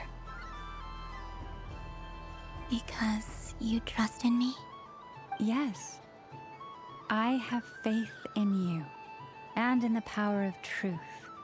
In my experience, the truth tends to be difficult. But that's what makes it stand out from what is false. So I'm confident that your thoughts and your love will shine through the curtain of lies. We will know it when we see it. Thank you. Now, could you help me hang up my wish? Is this? I wish that all who dwell in this moonlit world can find a place to belong. And I wish that I shall one day see my friends again. It's 2 wishes. I hope that's not too greedy of me. Not at all. And I think you speak for us all with the second one.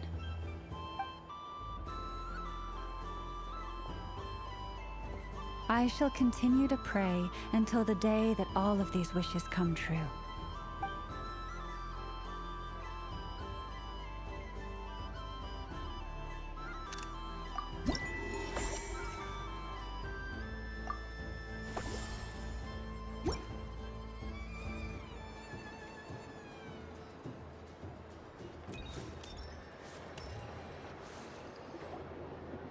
days. I prefer sunny days. Ah, well, you are as warm as the sun itself, Moon Goddess. Very well. I believe your spirit animal has to be this most adorable chic badger. Wow! Thank you, Mr. Talking Magic Lamp. Have a very happy festival, Moon Goddess. Lance? That's you, isn't it? It's our little secret, my dear traveler in Paimon. Okay, sure, but why are you here selling sugar sculptures? Everyone celebrates in their own way. After gazing into the abyss and spending time around gravestones all year, what better way to relax than to see sunny smiles on the faces of the living? Besides that, I like to think of myself as a fair judge of character. I dare say matching personalities to confection suits me rather well. That's not what Paimon was talking about. Aren't you afraid that your true identity might be exposed? Should I be?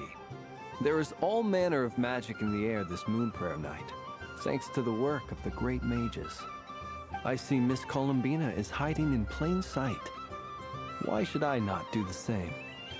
Why miss this rare opportunity to enjoy a special evening in my true form? Fair enough. You got a point there. People who don't know you will probably think you're just a talking lantern. Well, now that we see eye to eye, what brings you here? Not a search for your spirit animal, I presume? Ah, well, actually... Here, see for yourself. Oh, this is... How wonderful. A beautiful idea. Yeah, we just met Barca, and he said that having everyone draw their own section was kind of boring. So, he did your bit for you. Ah, Varka. Ever the maverick. I see his artistic skills are truly one of a kind. In that case, I shall paint something on Mr. Albedo's behalf in a short while. What? Why not now? Ahem. Welcome home, Moon Goddess. Phew, that was close. Hello, Flins. She recognized you right away! What keen eyes you have, Miss Columbina. Especially considering they are shut. I did not see you. Rather, I sensed you. I can sense the fluctuations in Kuvaki all around me.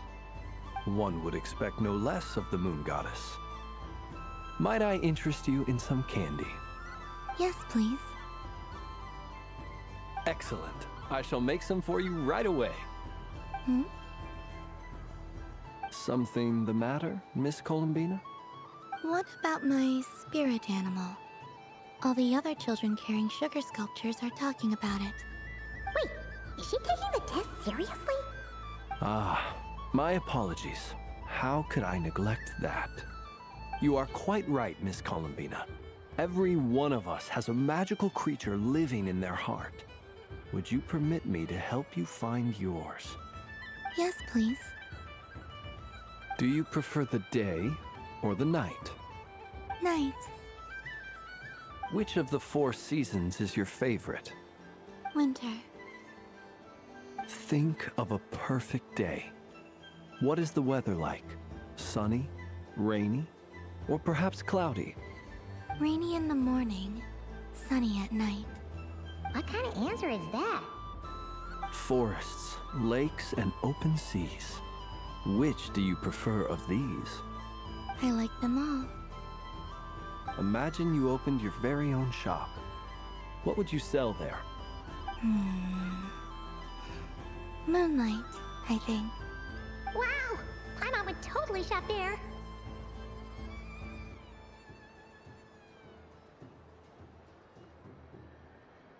It wouldn't cost anything. You'd just need to visit. Aha! I believe I know what your spirit animal is. Here, for you. Oh, it's a Indeed. A free-spirited being with a deep love for all things here in Nodcry, who selflessly lends her aid to as many people as she can reach. It is the perfect fit for you, Miss Columbina. Thank you.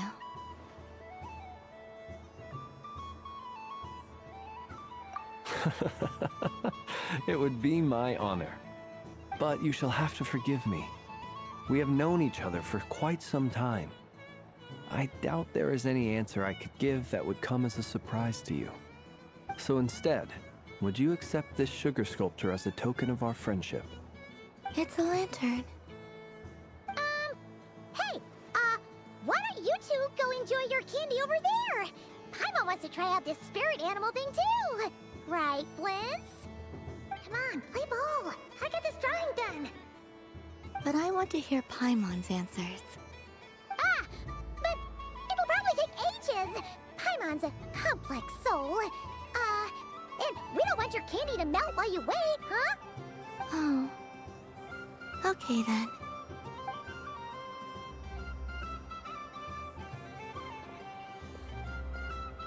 Phew.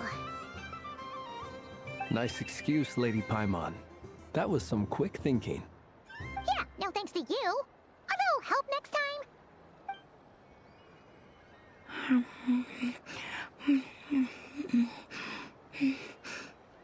It's sweet. Is that Lockaberry? I wonder what flavor the Traveler got. This way, this way! It's the candy-selling lantern! I'm coming! Of course. Traveler, maybe we can share?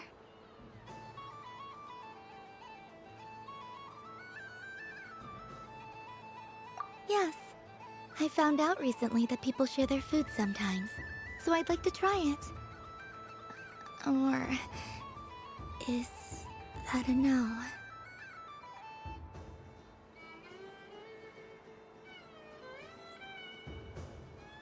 Thank you.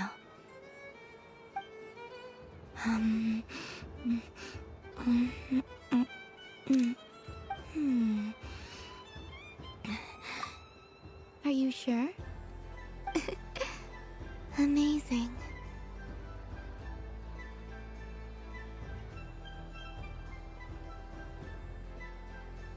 My sugar sculpture has shrunk, yet my heart is filled with feelings of sweetness.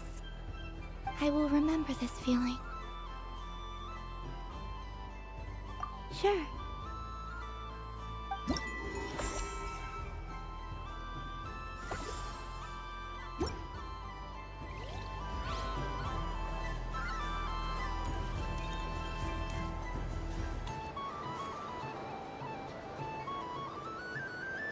Dodoco's Whirligig! Come check out Dodoco's Whirligig! Ah, welcome home, Moon Goddess. Might I ask what this is? Ah, it's a very special amusement sponsored by the great mage herself. Ride on a soft and furry Dodoco and embark on an unforgettable adventure. I say that, but I'm just following a script here. Who is this mage, anyway? And what the heck is a Dodoco? I'd like to ride. No problem. But, are you by yourself? Is that not okay? Oh, no, it's fine. It's just that each Dodoco can accommodate 2 passengers. Would you like to bring a friend along? My friends... That should do it. Now, we just need to get everyone else to draw something on it too. But we gotta keep it a secret from Columbina. Traveler?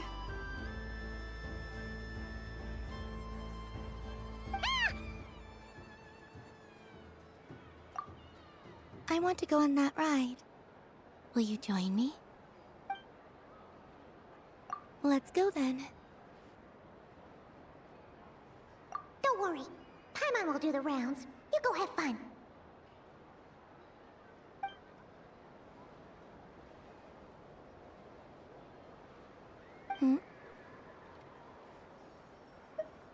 All right. I think we have to wait in line over there. Please take your seats. For safety reasons, you mustn't try to leave the ride before it comes to a complete stop. All right, you're all set. I wish you both a wonderful journey.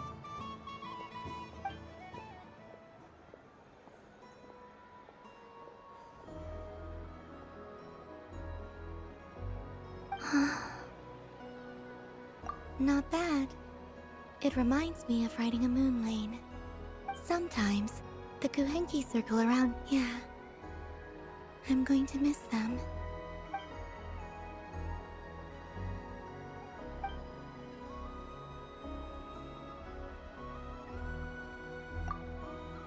It does.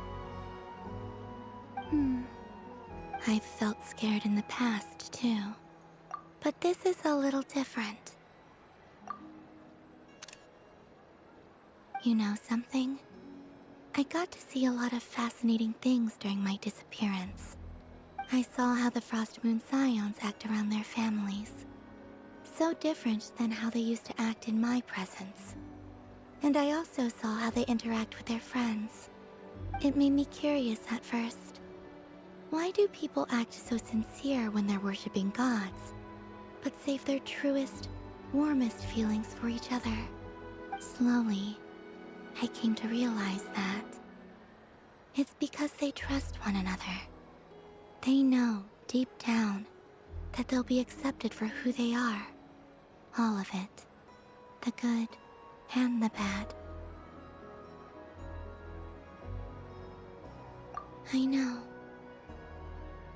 I knew it the moment you started calling out my name. What I fear now is the end.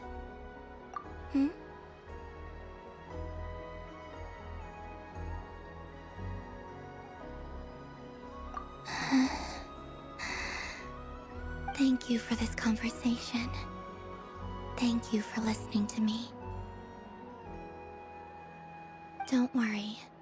This fear I have, and the unknown that awaits me, they cannot hurt me. Not when I possess a treasure far greater.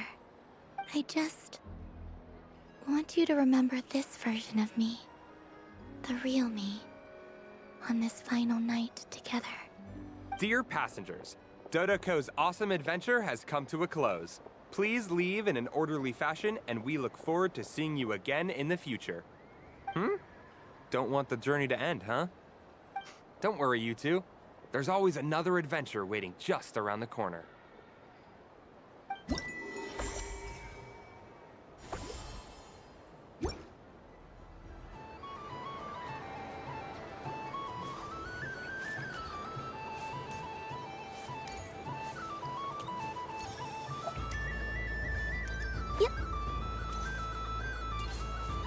What's this? Should I give it a try?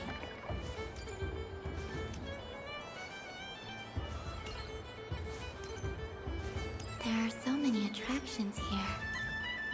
Since I rarely get out, I might as well make the most of it.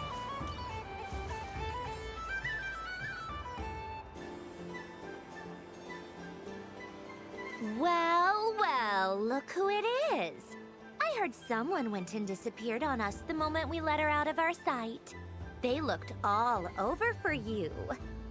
Frankly, I didn't think you'd be back for Moon Prayer Night.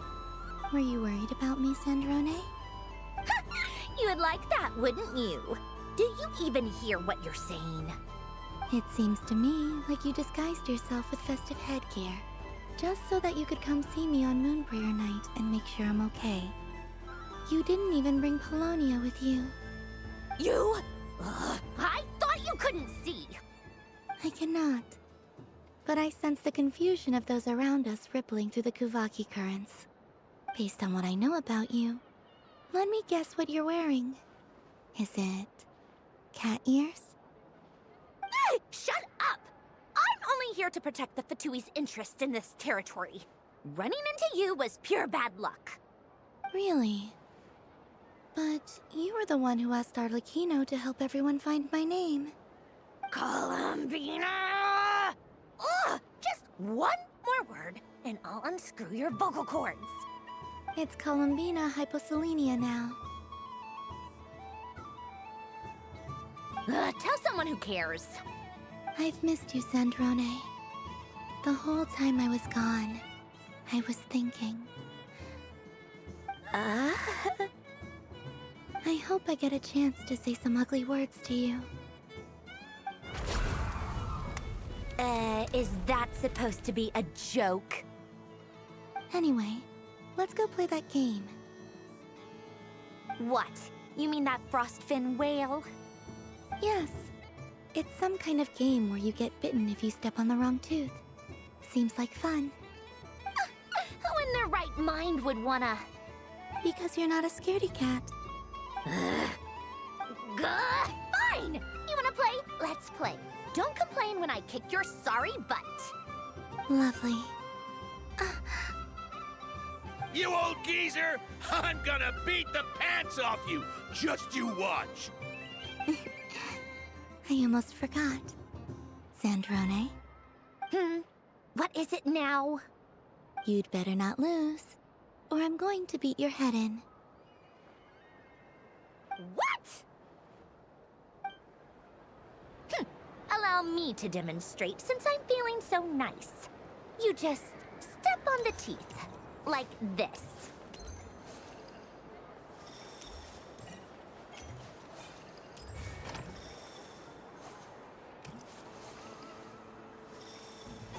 Which should I pick?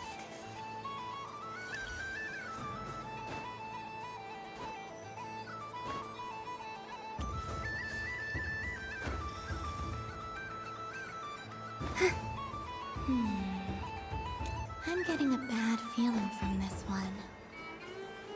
Sensing Kuvaki doesn't count as cheating, right? Your turn, Sandrone.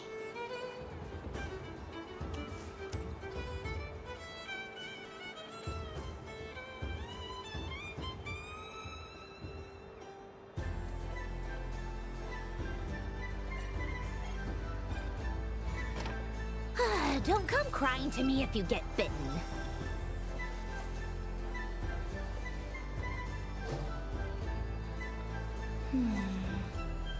I'm getting a bad feeling from this one. Sensing Kuvaki, there are less and less teeth remaining.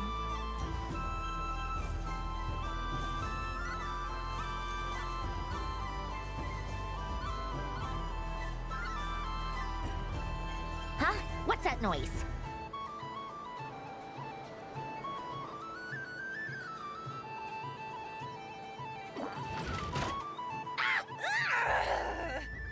I think you might have picked a bad tooth, Sandrone.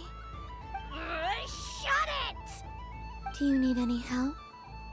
It seems like you're stuck. No! It's just a blasted... toy! How is its grip this strong? Stop laughing! All right. Well, you lost. So just like I promised... Hey! What are you doing? Are you seriously? Hiya! Why, you... Oh, just you wait! Rematch! Are you all right, Sandrone? That was quite a strong bite. Are your clockwork parts... Quit your fussing! I don't need it! All right. I'll go first this time.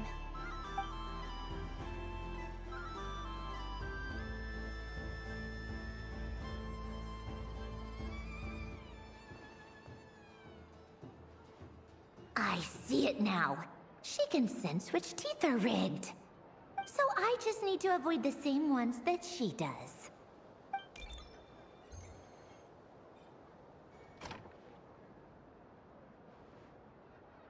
This one...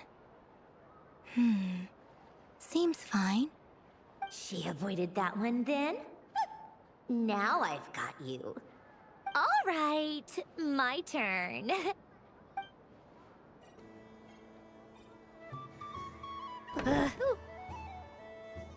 What? Looks like you lost again, Sandrone. Wait! There's more than one bad tooth! Bonk.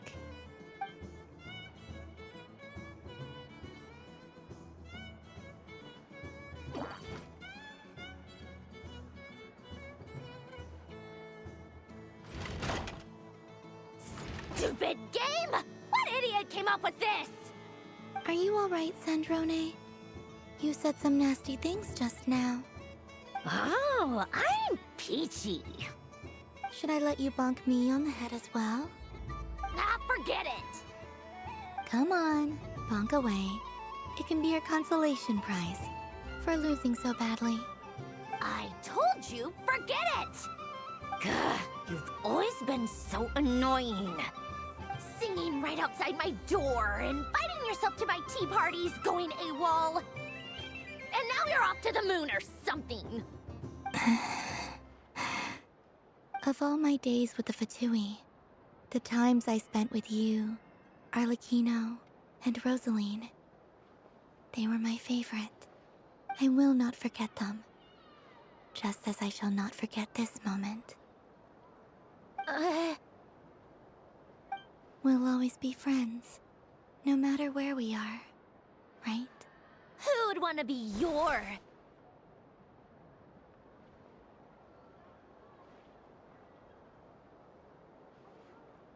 I'll miss you, Sandrone.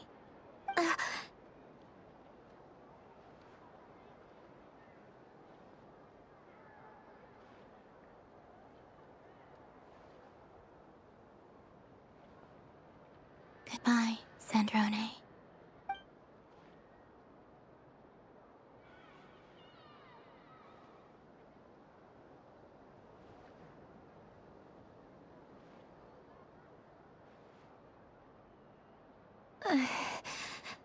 I'll miss you too, Columbina.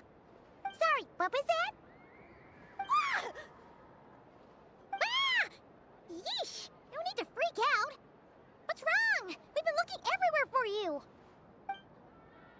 What do you want? Oh, nice ears.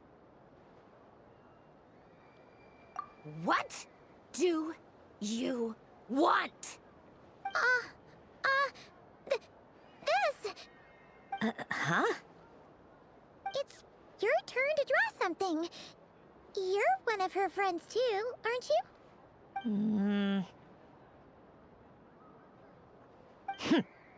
Doesn't know how lucky she is. Sorry? Nothing. I'm done. Take it. Oh, that was fast. Oh, and one more thing. Last time we spoke, you mentioned you were interested in the Narcissan Kreuz Ordo's research, remember? There were too many people when we last met, so we didn't get the chance to do this. What are you talking about?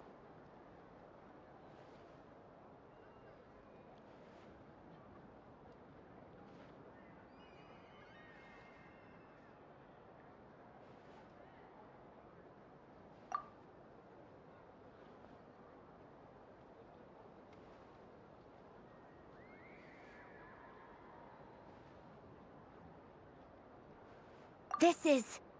Oh. Alain, Renee, and Marianne.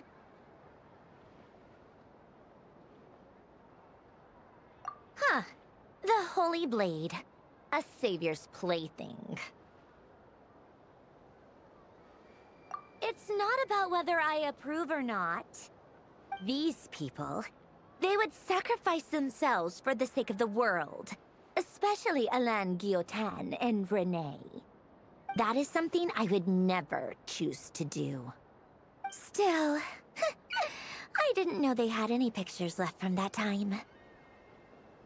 If I'd have thought to bring a camera, I'd have...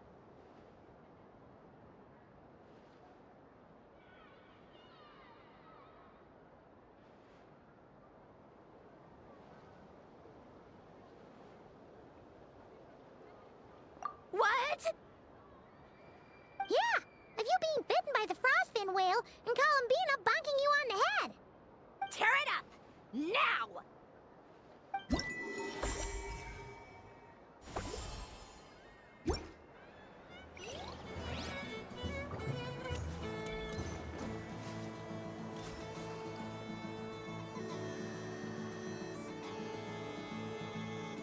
What is going on over here? It looks like fun. Hold it right there! You can't run away from me, Moon Goddess. Hmm? Are you talking to me? Of course. Do you see anyone else here dressed up as the Moon Goddess besides me and you? Hey, come on! Call me by my title. Happy Moon Prayer Night, Moon Goddess. And the same to you.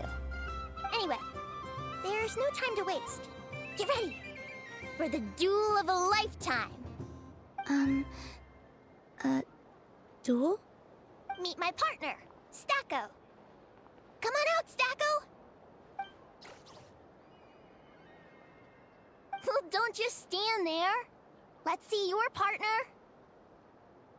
Partner?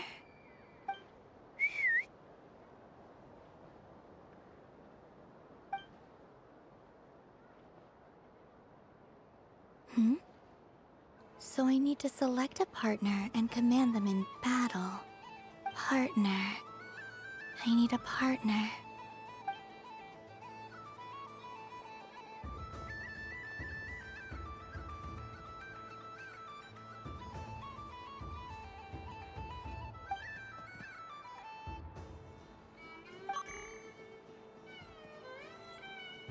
Whoa! Am I seeing things? Where'd you get a Kuhenki? They're super rare. That's great. But you can only bring one partner to battle against me and Stacko. No ganging up allowed. They all look so eager to be picked. Which one should I choose? This one usually lives in Nasha Town. She likes falling asleep to the sound of striking hammers. And I bet she's quite familiar with robots' weak spots.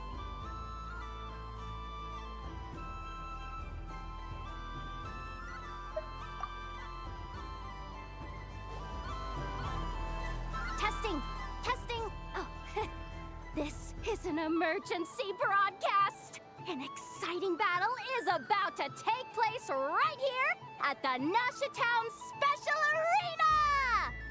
In this corner, we have the Moon Goddess and her robot partner.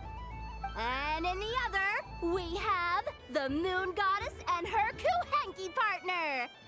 Only one Moon Goddess can be victorious in this ultimate battle of destiny! But who will it be? There's only one way to find out! Now, without further ado, let the Battle of the Moons begin! I don't care who we're up against. Stacko and I ain't gonna lose.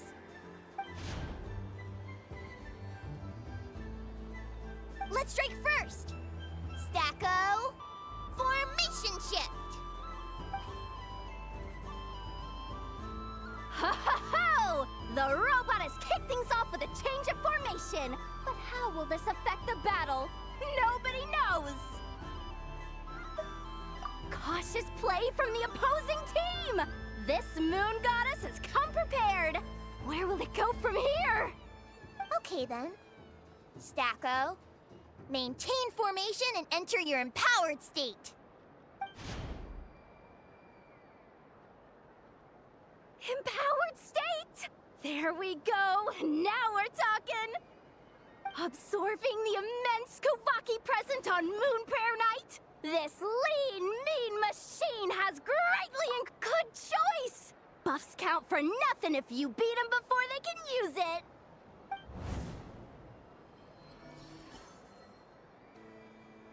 Oh, it's a hit! But Stacko stands firm! The battle is heating up fast! I'm about to start sweating machine oil over here! Go for it, Stacko! Set Kuvaki to maximum! Can their opponents withstand this blow? And what will this Moon Goddess do? Don't be afraid. Fight however you wish. It's a moon lane! A deft use of a moon lane allows the Kuhenki to dodge the blow, and now it's spiraling around its foe in circles! One loop, two loops, the robot's screen is bugging out!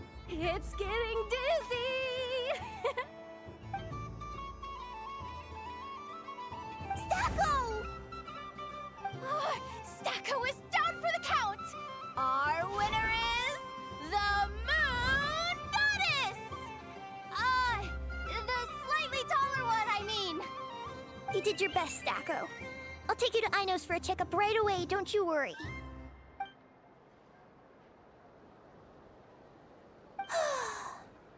Well, you beat me fair and square, I guess. Honestly, I underestimated you. Won't make that mistake again. I think my partner deserves most of the credit. Just you wait. When I'm a little bit older, I'm gonna come back a whole lot stronger. Be ready for a rematch.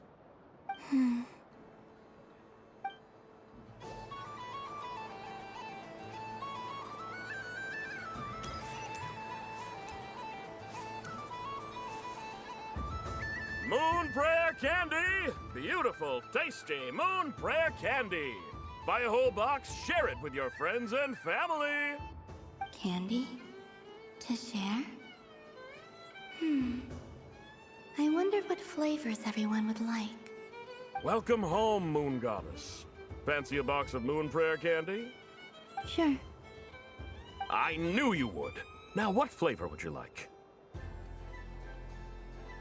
I'm not sure. What flavors do you have? Is this for yourself or as a gift? A gift for my friends. Ah, I see.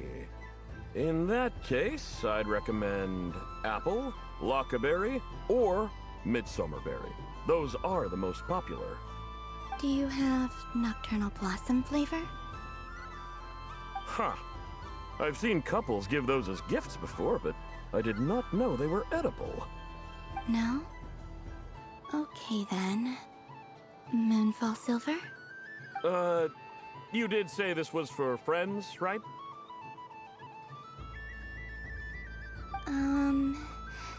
Maybe smetana then. Hey, now that's a creative idea! I've never tried it before, but if you're happy to wait, I can see about whipping up a batch on the spot. While we're at it, you got any other ideas?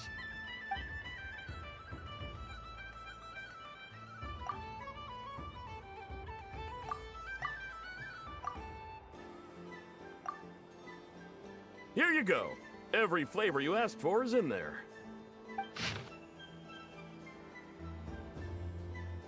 Thank you. I should be the one thanking you! You brought me a whole bunch of new business. It's like a genuine blessing from the Moon Goddess. I hope you and your friends have a lovely night.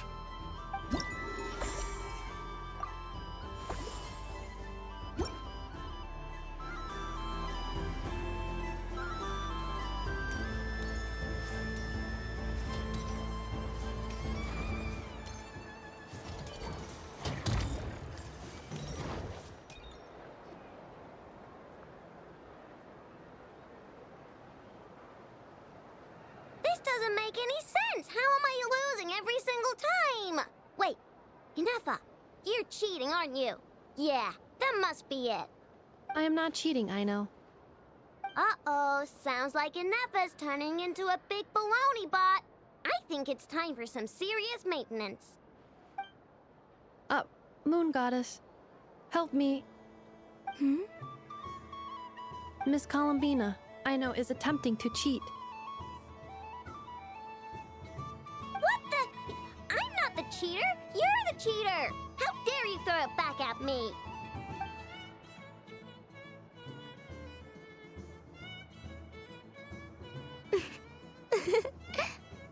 Alright, fine. Let's all laugh at Aino. Just you wait till I get home, because I'm gonna make a game bot that can win 100% of the time. Let's see you laugh when I come back and beat your butts. You'll all have your heads covered in stickers when I'm through with you.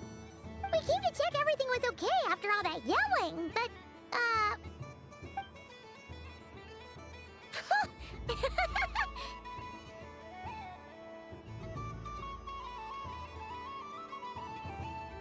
Whatever it is, it sounds like cheating is allowed. Kuhenki concentration. Each player starts with differently colored kuhenki. Each round, they draw one kuhenki from their opponent. When a player has two Kuhenki of the same color, they make a pair and can be discarded. Any that can't form a pair must be kept. The round ends when a player can't form any more Kuhenki pairs, and that player gets a sticker.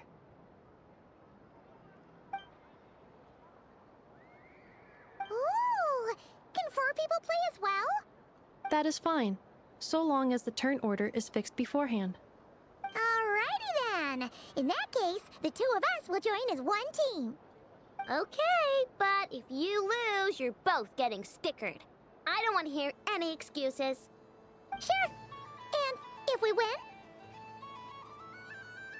If you win, only one of you gets to sticker someone else. I have taken to calling this. I know logic. Hey, lay off me, all right? Okay, so we're starting the game from scratch again, which means all my stickers so far don't count. Looks like Luonatar is the Kuhenki of honor for this game. Anyway, let's go clockwise, starting from Inafa.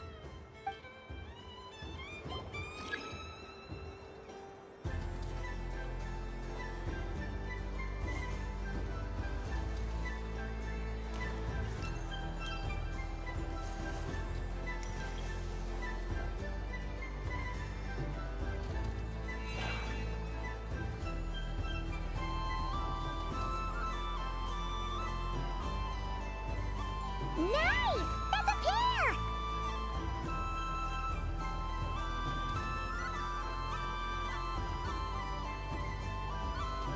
Go, go, fly!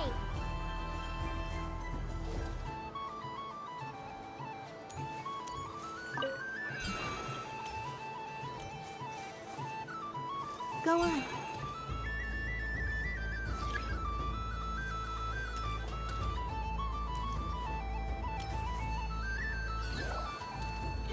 I have a pair.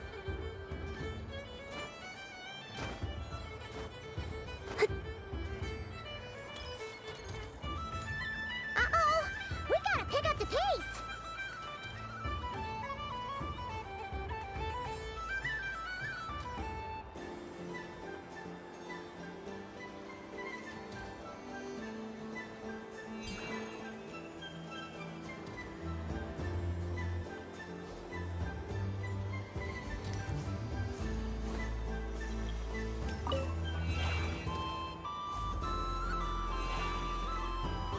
I win.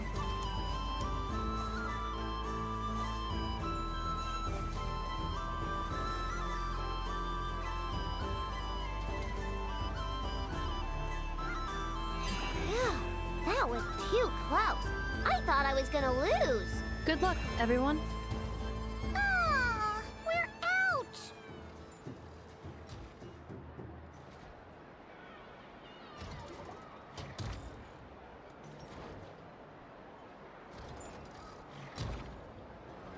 Let me pick a good one.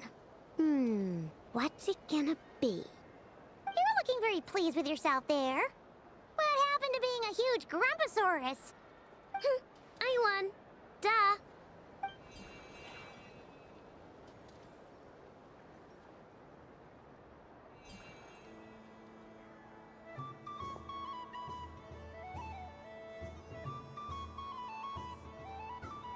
Oh, me again?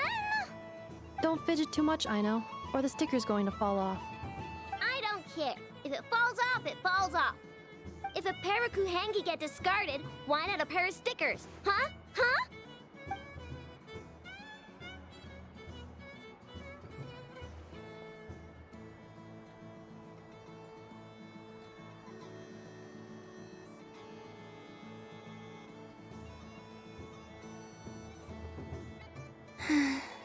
I've lost.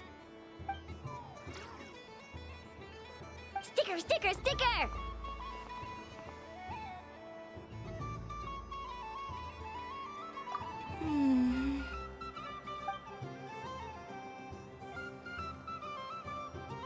Cute!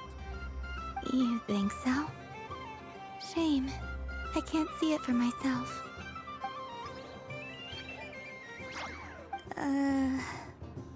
What did Luonatar say?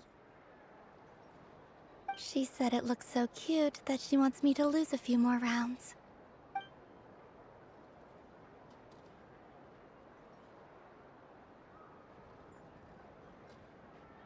Who put these stickers on Paimon's eyebrows?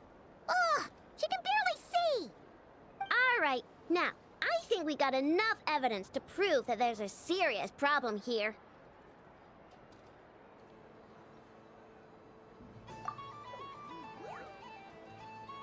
Yes, I agree as well. The culprit is... Inefa! Culprit? What did I do? Quit acting dumb, Inefa! You're not wriggling your way out of this one. I've been watching you. Not only did you remember whose side Luanatar started at, but every time someone drew a Kuhenki, you were logging it and calculating every last possibility. Which Kuhenki pairs were gone, who had what color Kuhenki in their hand, even our facial expressions. You were keeping track of it the entire time. Exactly! Why I know said! Putting aside the fact that running calculations is not against the game rules, do you have any evidence to support your allegation? But that's not against the rules either. So she admits it. She certainly does. Alright, everyone grab a sticker. It's time to get Inefa back. But... Take that!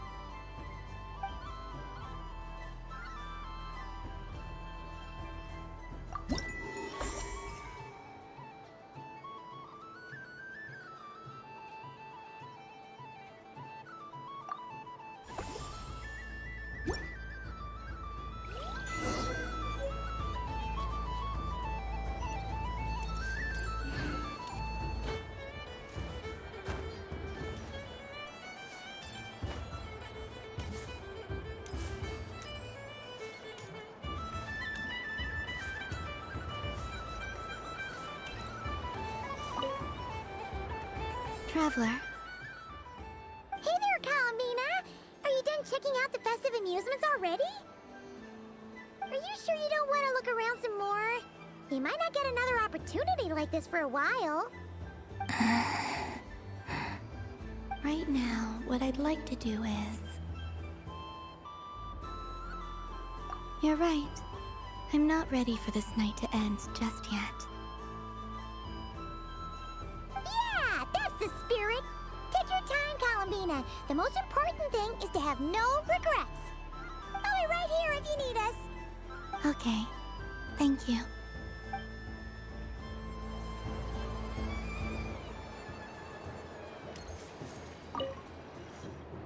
Traveler. Paimon. Kalamina! Finished with the festival already?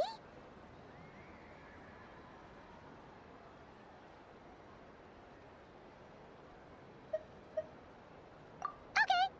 No need to rush. Just take it easy.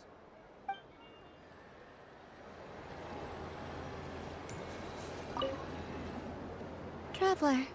Paimon. Kalamina! Finished with the festival already? Really? You're sure you don't want to have a little more fun out there? Final answer. Yes, I am sure.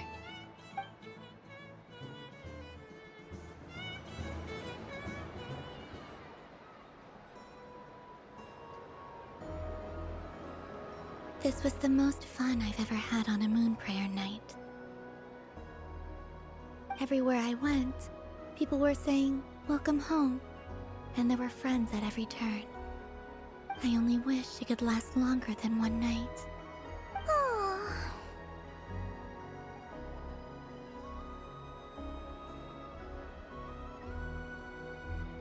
Yes, you're right. The moon prayer blossoms.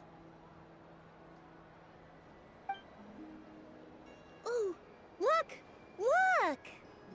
Moon prayer night has come.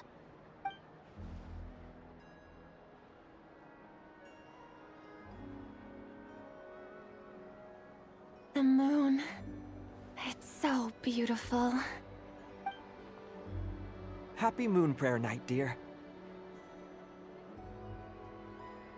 Happy Moon Prayer Night!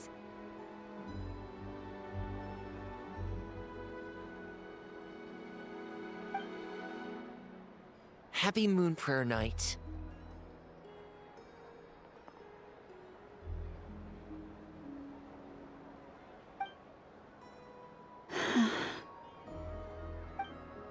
Aww. Huh.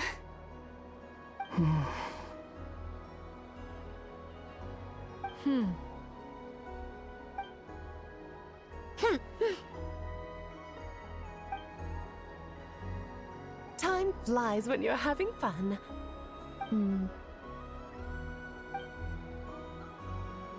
Oh. Looks like the time has come. Columbina.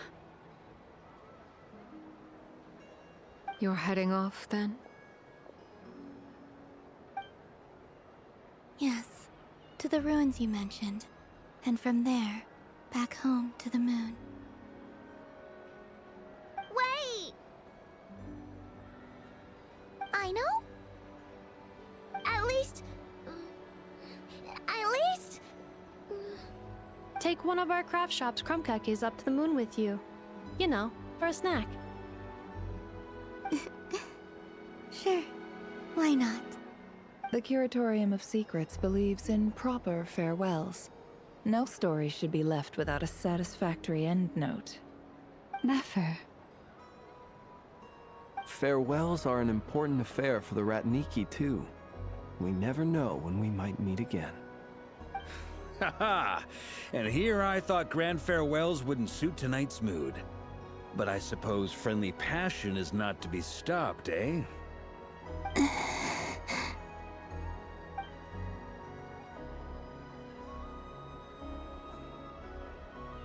We made a little something for you, Columbina. Ta-da! What is it? A Moon Prayer Night greeting card with drawings by all of your friends. You did mention that you'd like a portrait done, so I took the liberty of creating one for you. I, meanwhile, did the portrait of Mr. Albedo, and Mr. Varka did the same for me.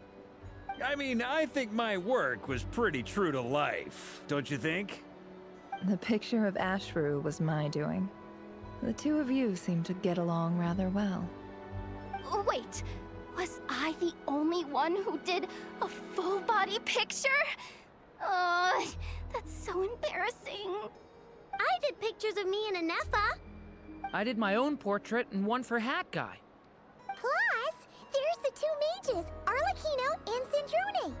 So, if you ever miss us, just flip the card open and we'll all be right there with you. I don't know what to say. Thank you so much, everyone.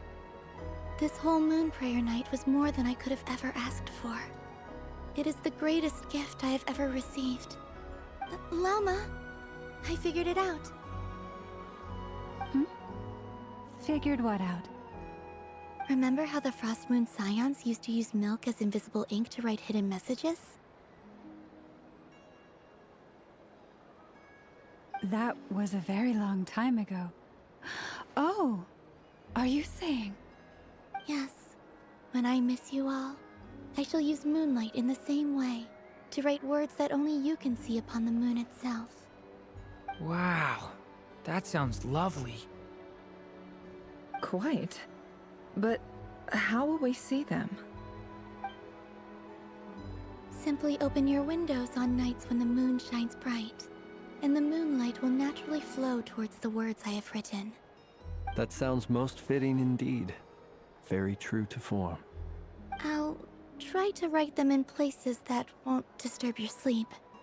I, for one, would sleep all the better for having read one of your messages before settling down for the night.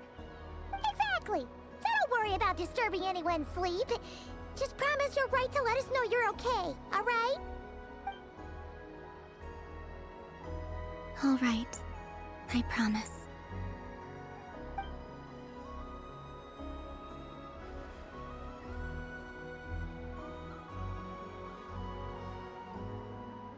In that case, Columbina. I'm ready.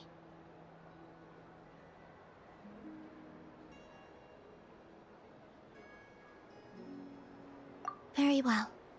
Let's go.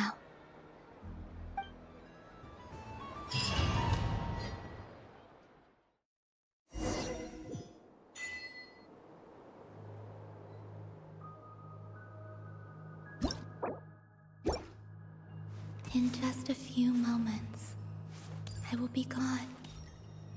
I still don't know what to expect on the moon.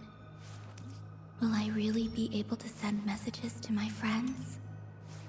The Kuhenki, the animals of Nod Cry. I'll never get to see them again. I wonder where I'll be when the next moon...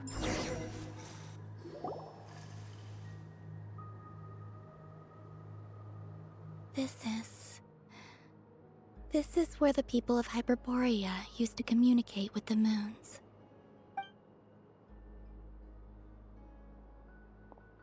Eternal moon, frost moon, iridescent moon. When the power of all three converge... The gate to the moons shall open. Moon marrow preparations are complete. Only the final step remains. I'm sure Nasha Town is livelier than ever at this moment. Yeah, it's a shame you couldn't be there for it, but it's now or never, right? It's fine. I'm more than happy with this. My last piece of luggage. My only piece of luggage.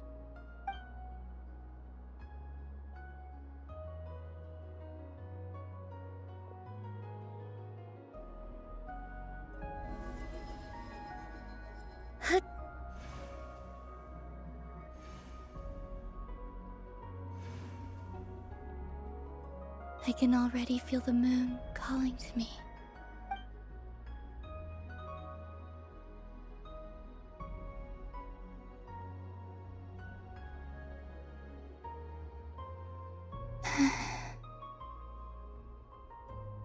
Your home lies on the far side of this light, Columbina. From now on, we will at last have a reason to pray to the true moon. Columbina. Yes? I'm listening. Be sure to come back and see us when you get the chance.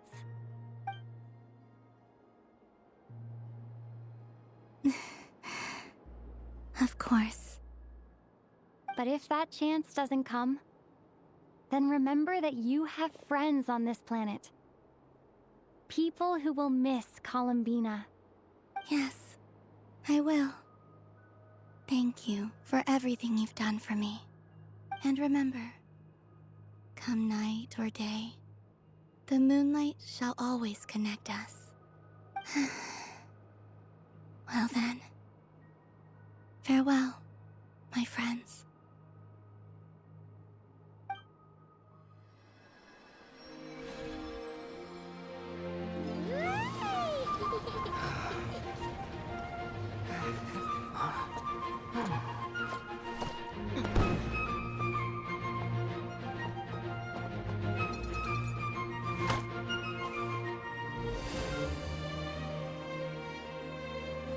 Thank you. This was my happiest night in Tevat. Farewell, Columbina.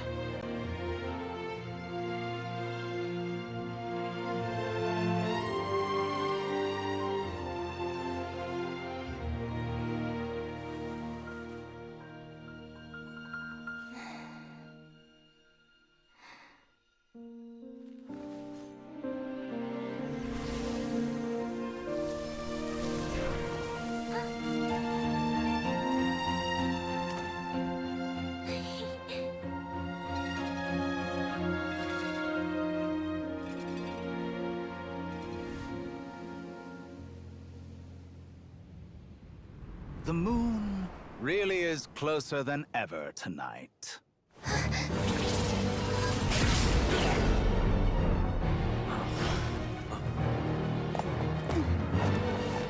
Columbina.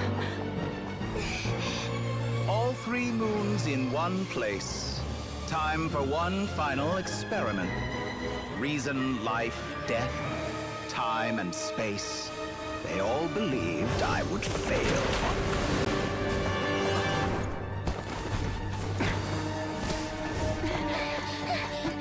How could this happen? But Tevat's primordial power never did belong to the throne of heaven. And now, they are mine.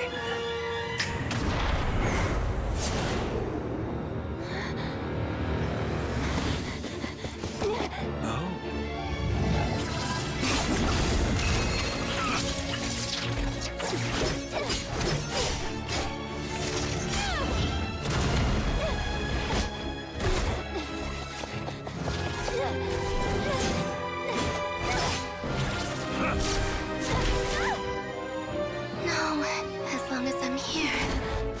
The Doctor is free to wield the Three Moons' power.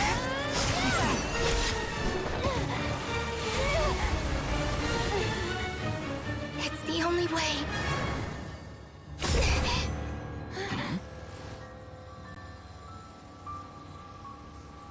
I guess I won't be going home today.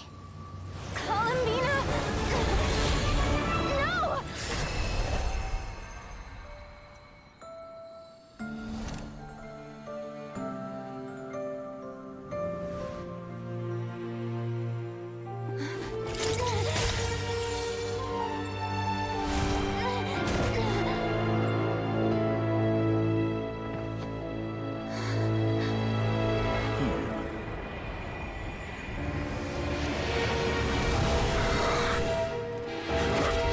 Stubborn world, do not try to control me.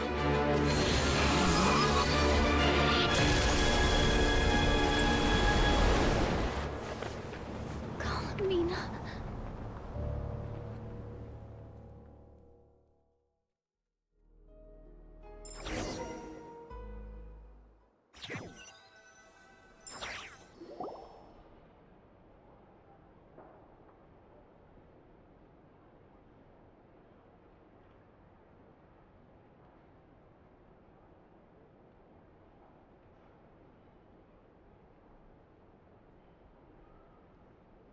Are you all right?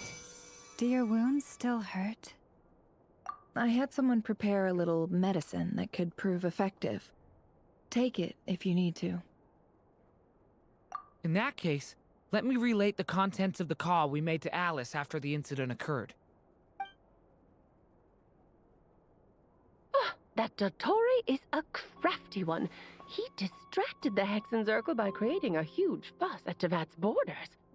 I'd assumed that the cause was an abyssal intrusion from the outside world, which in fairness is a rather common occurrence. But after learning that you managed to influence the phantoms in Nordcry, I realized that perhaps this interference could have come from within Tevat instead.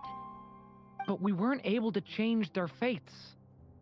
True, you couldn't change how their stories ended, but you did build some variables around yourself. Variables?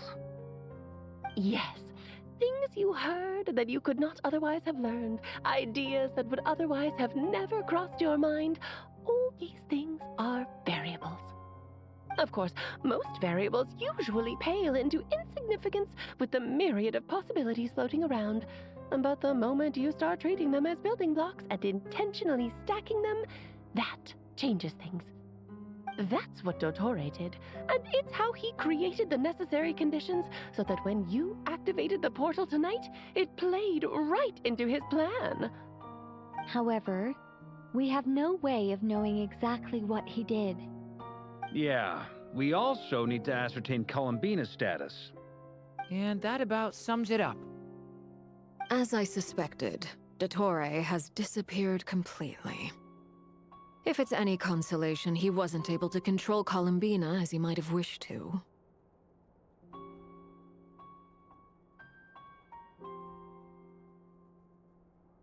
Oh no! What? She did what?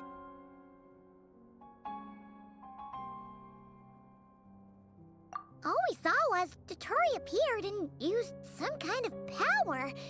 The next thing we knew, he and Columbina were gone, and you were falling into the sea.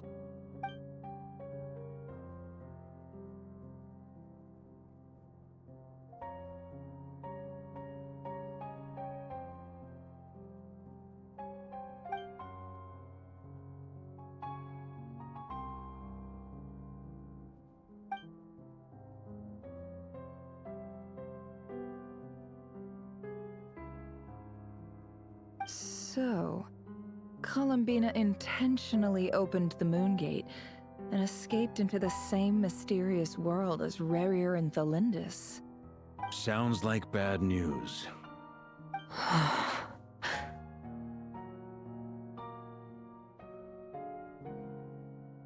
Seen in that way, the Trilunar Syzygy and Revere's emergence, Dottore might have been pulling the strings in both cases. According to Miss Alice, he is attempting to transcend his destiny and finish an experiment that only a god might complete. An utter lunatic. Wait a sec, where's Hat Guy? Seems like he'd want to be here for this. He took off with the Dodo communication device after we spoke to Alice. He said he had a hunch that he wanted to investigate by himself. The look on his face was terrifying. I've never seen him like that before.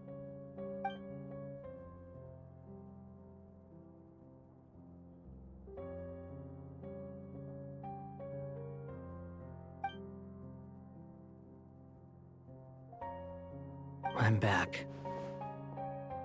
Hat Guy! I went to look for the Hyperborean phantoms again. I think I've gotten to the bottom of it. I got them to talk to Nicole on the other end of the communications line. Turns out, the history they describe is different from how Nicole remembers it. Really? But how? Surely Nicole can't have been wrong. Because the phantoms are the ones who are deceived. They speak of a savior who appeared in their history. One who never should have existed. This savior promised to create a new moon within the false sky, and even bring back their moon goddesses. Foolishly, they believed in him, and told him everything he wanted to know about the moons. It's obvious that this was Dottore's doing. Now you mention it, the first time we entered the Hyperborean ruins, we heard the phantoms discussing their history, and I remember Nicole commenting that something sounded a little strange. But Dottore shouldn't have been able to get in there in the first place! He didn't. Nicole said that this was an anomalous state triggered by disruptions in the causal connections between phantoms from the same era. The variables that Dottore put in place were substantial enough that they even affected phantoms that he never met. So it's not that their memories were unclear. They'd been tampered with. That's exactly the possibility Dottore was trying to manufacture. He turned these variables into knowledge and engineered the situation so all that knowledge would fall into his hands. Then, he harnessed that knowledge on Moon Prayer Night to truly create a false moon. How is that even possible? To be precise, he exploited a weakness in the way the spell works.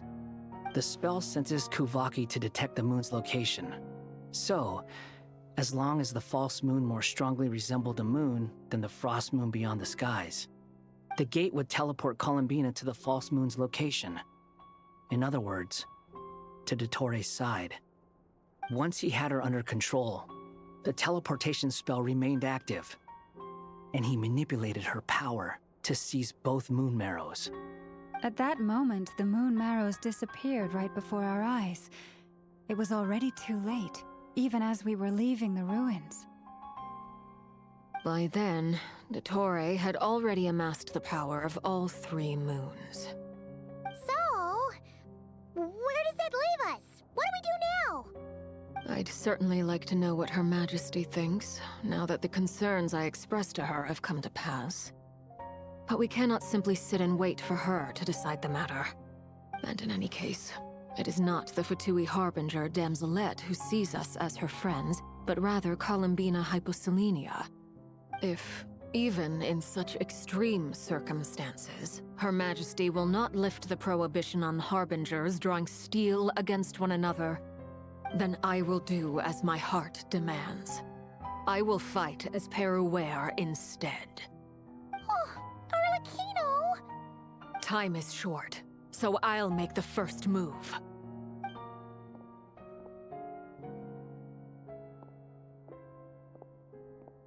Whew. Even Arlecchino seems to be losing her cool now.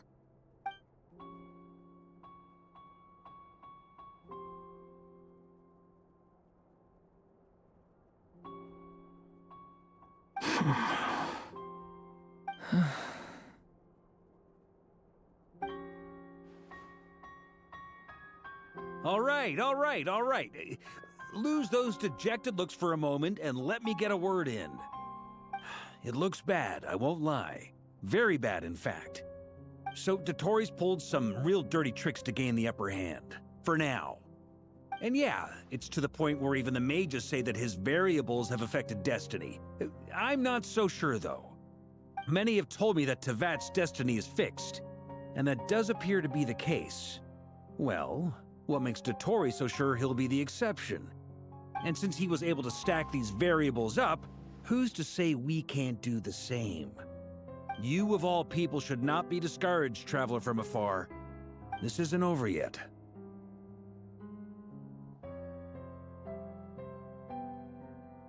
And you're not alone in that.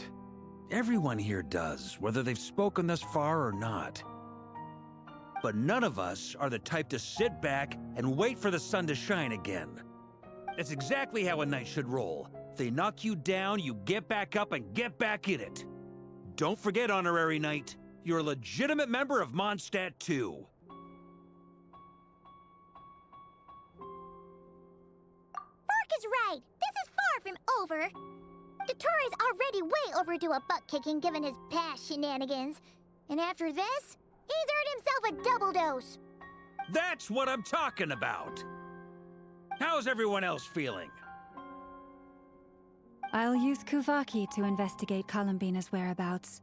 I am not ready to give up either. Leave the intel gathering to me. Whatever happens within Nodcry's borders, when the Curatorium of Secrets wants to be in the know, we always find a way. Ano and I will do all we can to support you. We will attempt to reverse engineer Dotori's actions and seek a breakthrough that way. Alice and Nicole are busy dealing with an emergency at Tevat's borders, so they can't return just yet. But they're both very angry about this. They've asked Albedo and me to act on the Hexen Circle's behalf and do everything in our power to fight back against Dotori. Are you ready then? We're going to have to conduct a lot of research, even in the early stages. I'll do my best.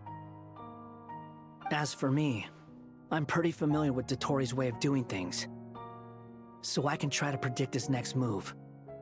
I'll help with your investigation. Nice! Looks like we have our basic division of labor. I'll get in touch with Flints and Itlua, get them to have a chat with their Starshiner. It couldn't hurt to bring the Lightkeepers on board as well. At the same time, I'll pass on instructions to the Knights present in Nodcry to assist the Lightkeepers and other organizations in ensuring the safety of those living here. Yeah! We'll show him! That's it then. Good luck, everyone.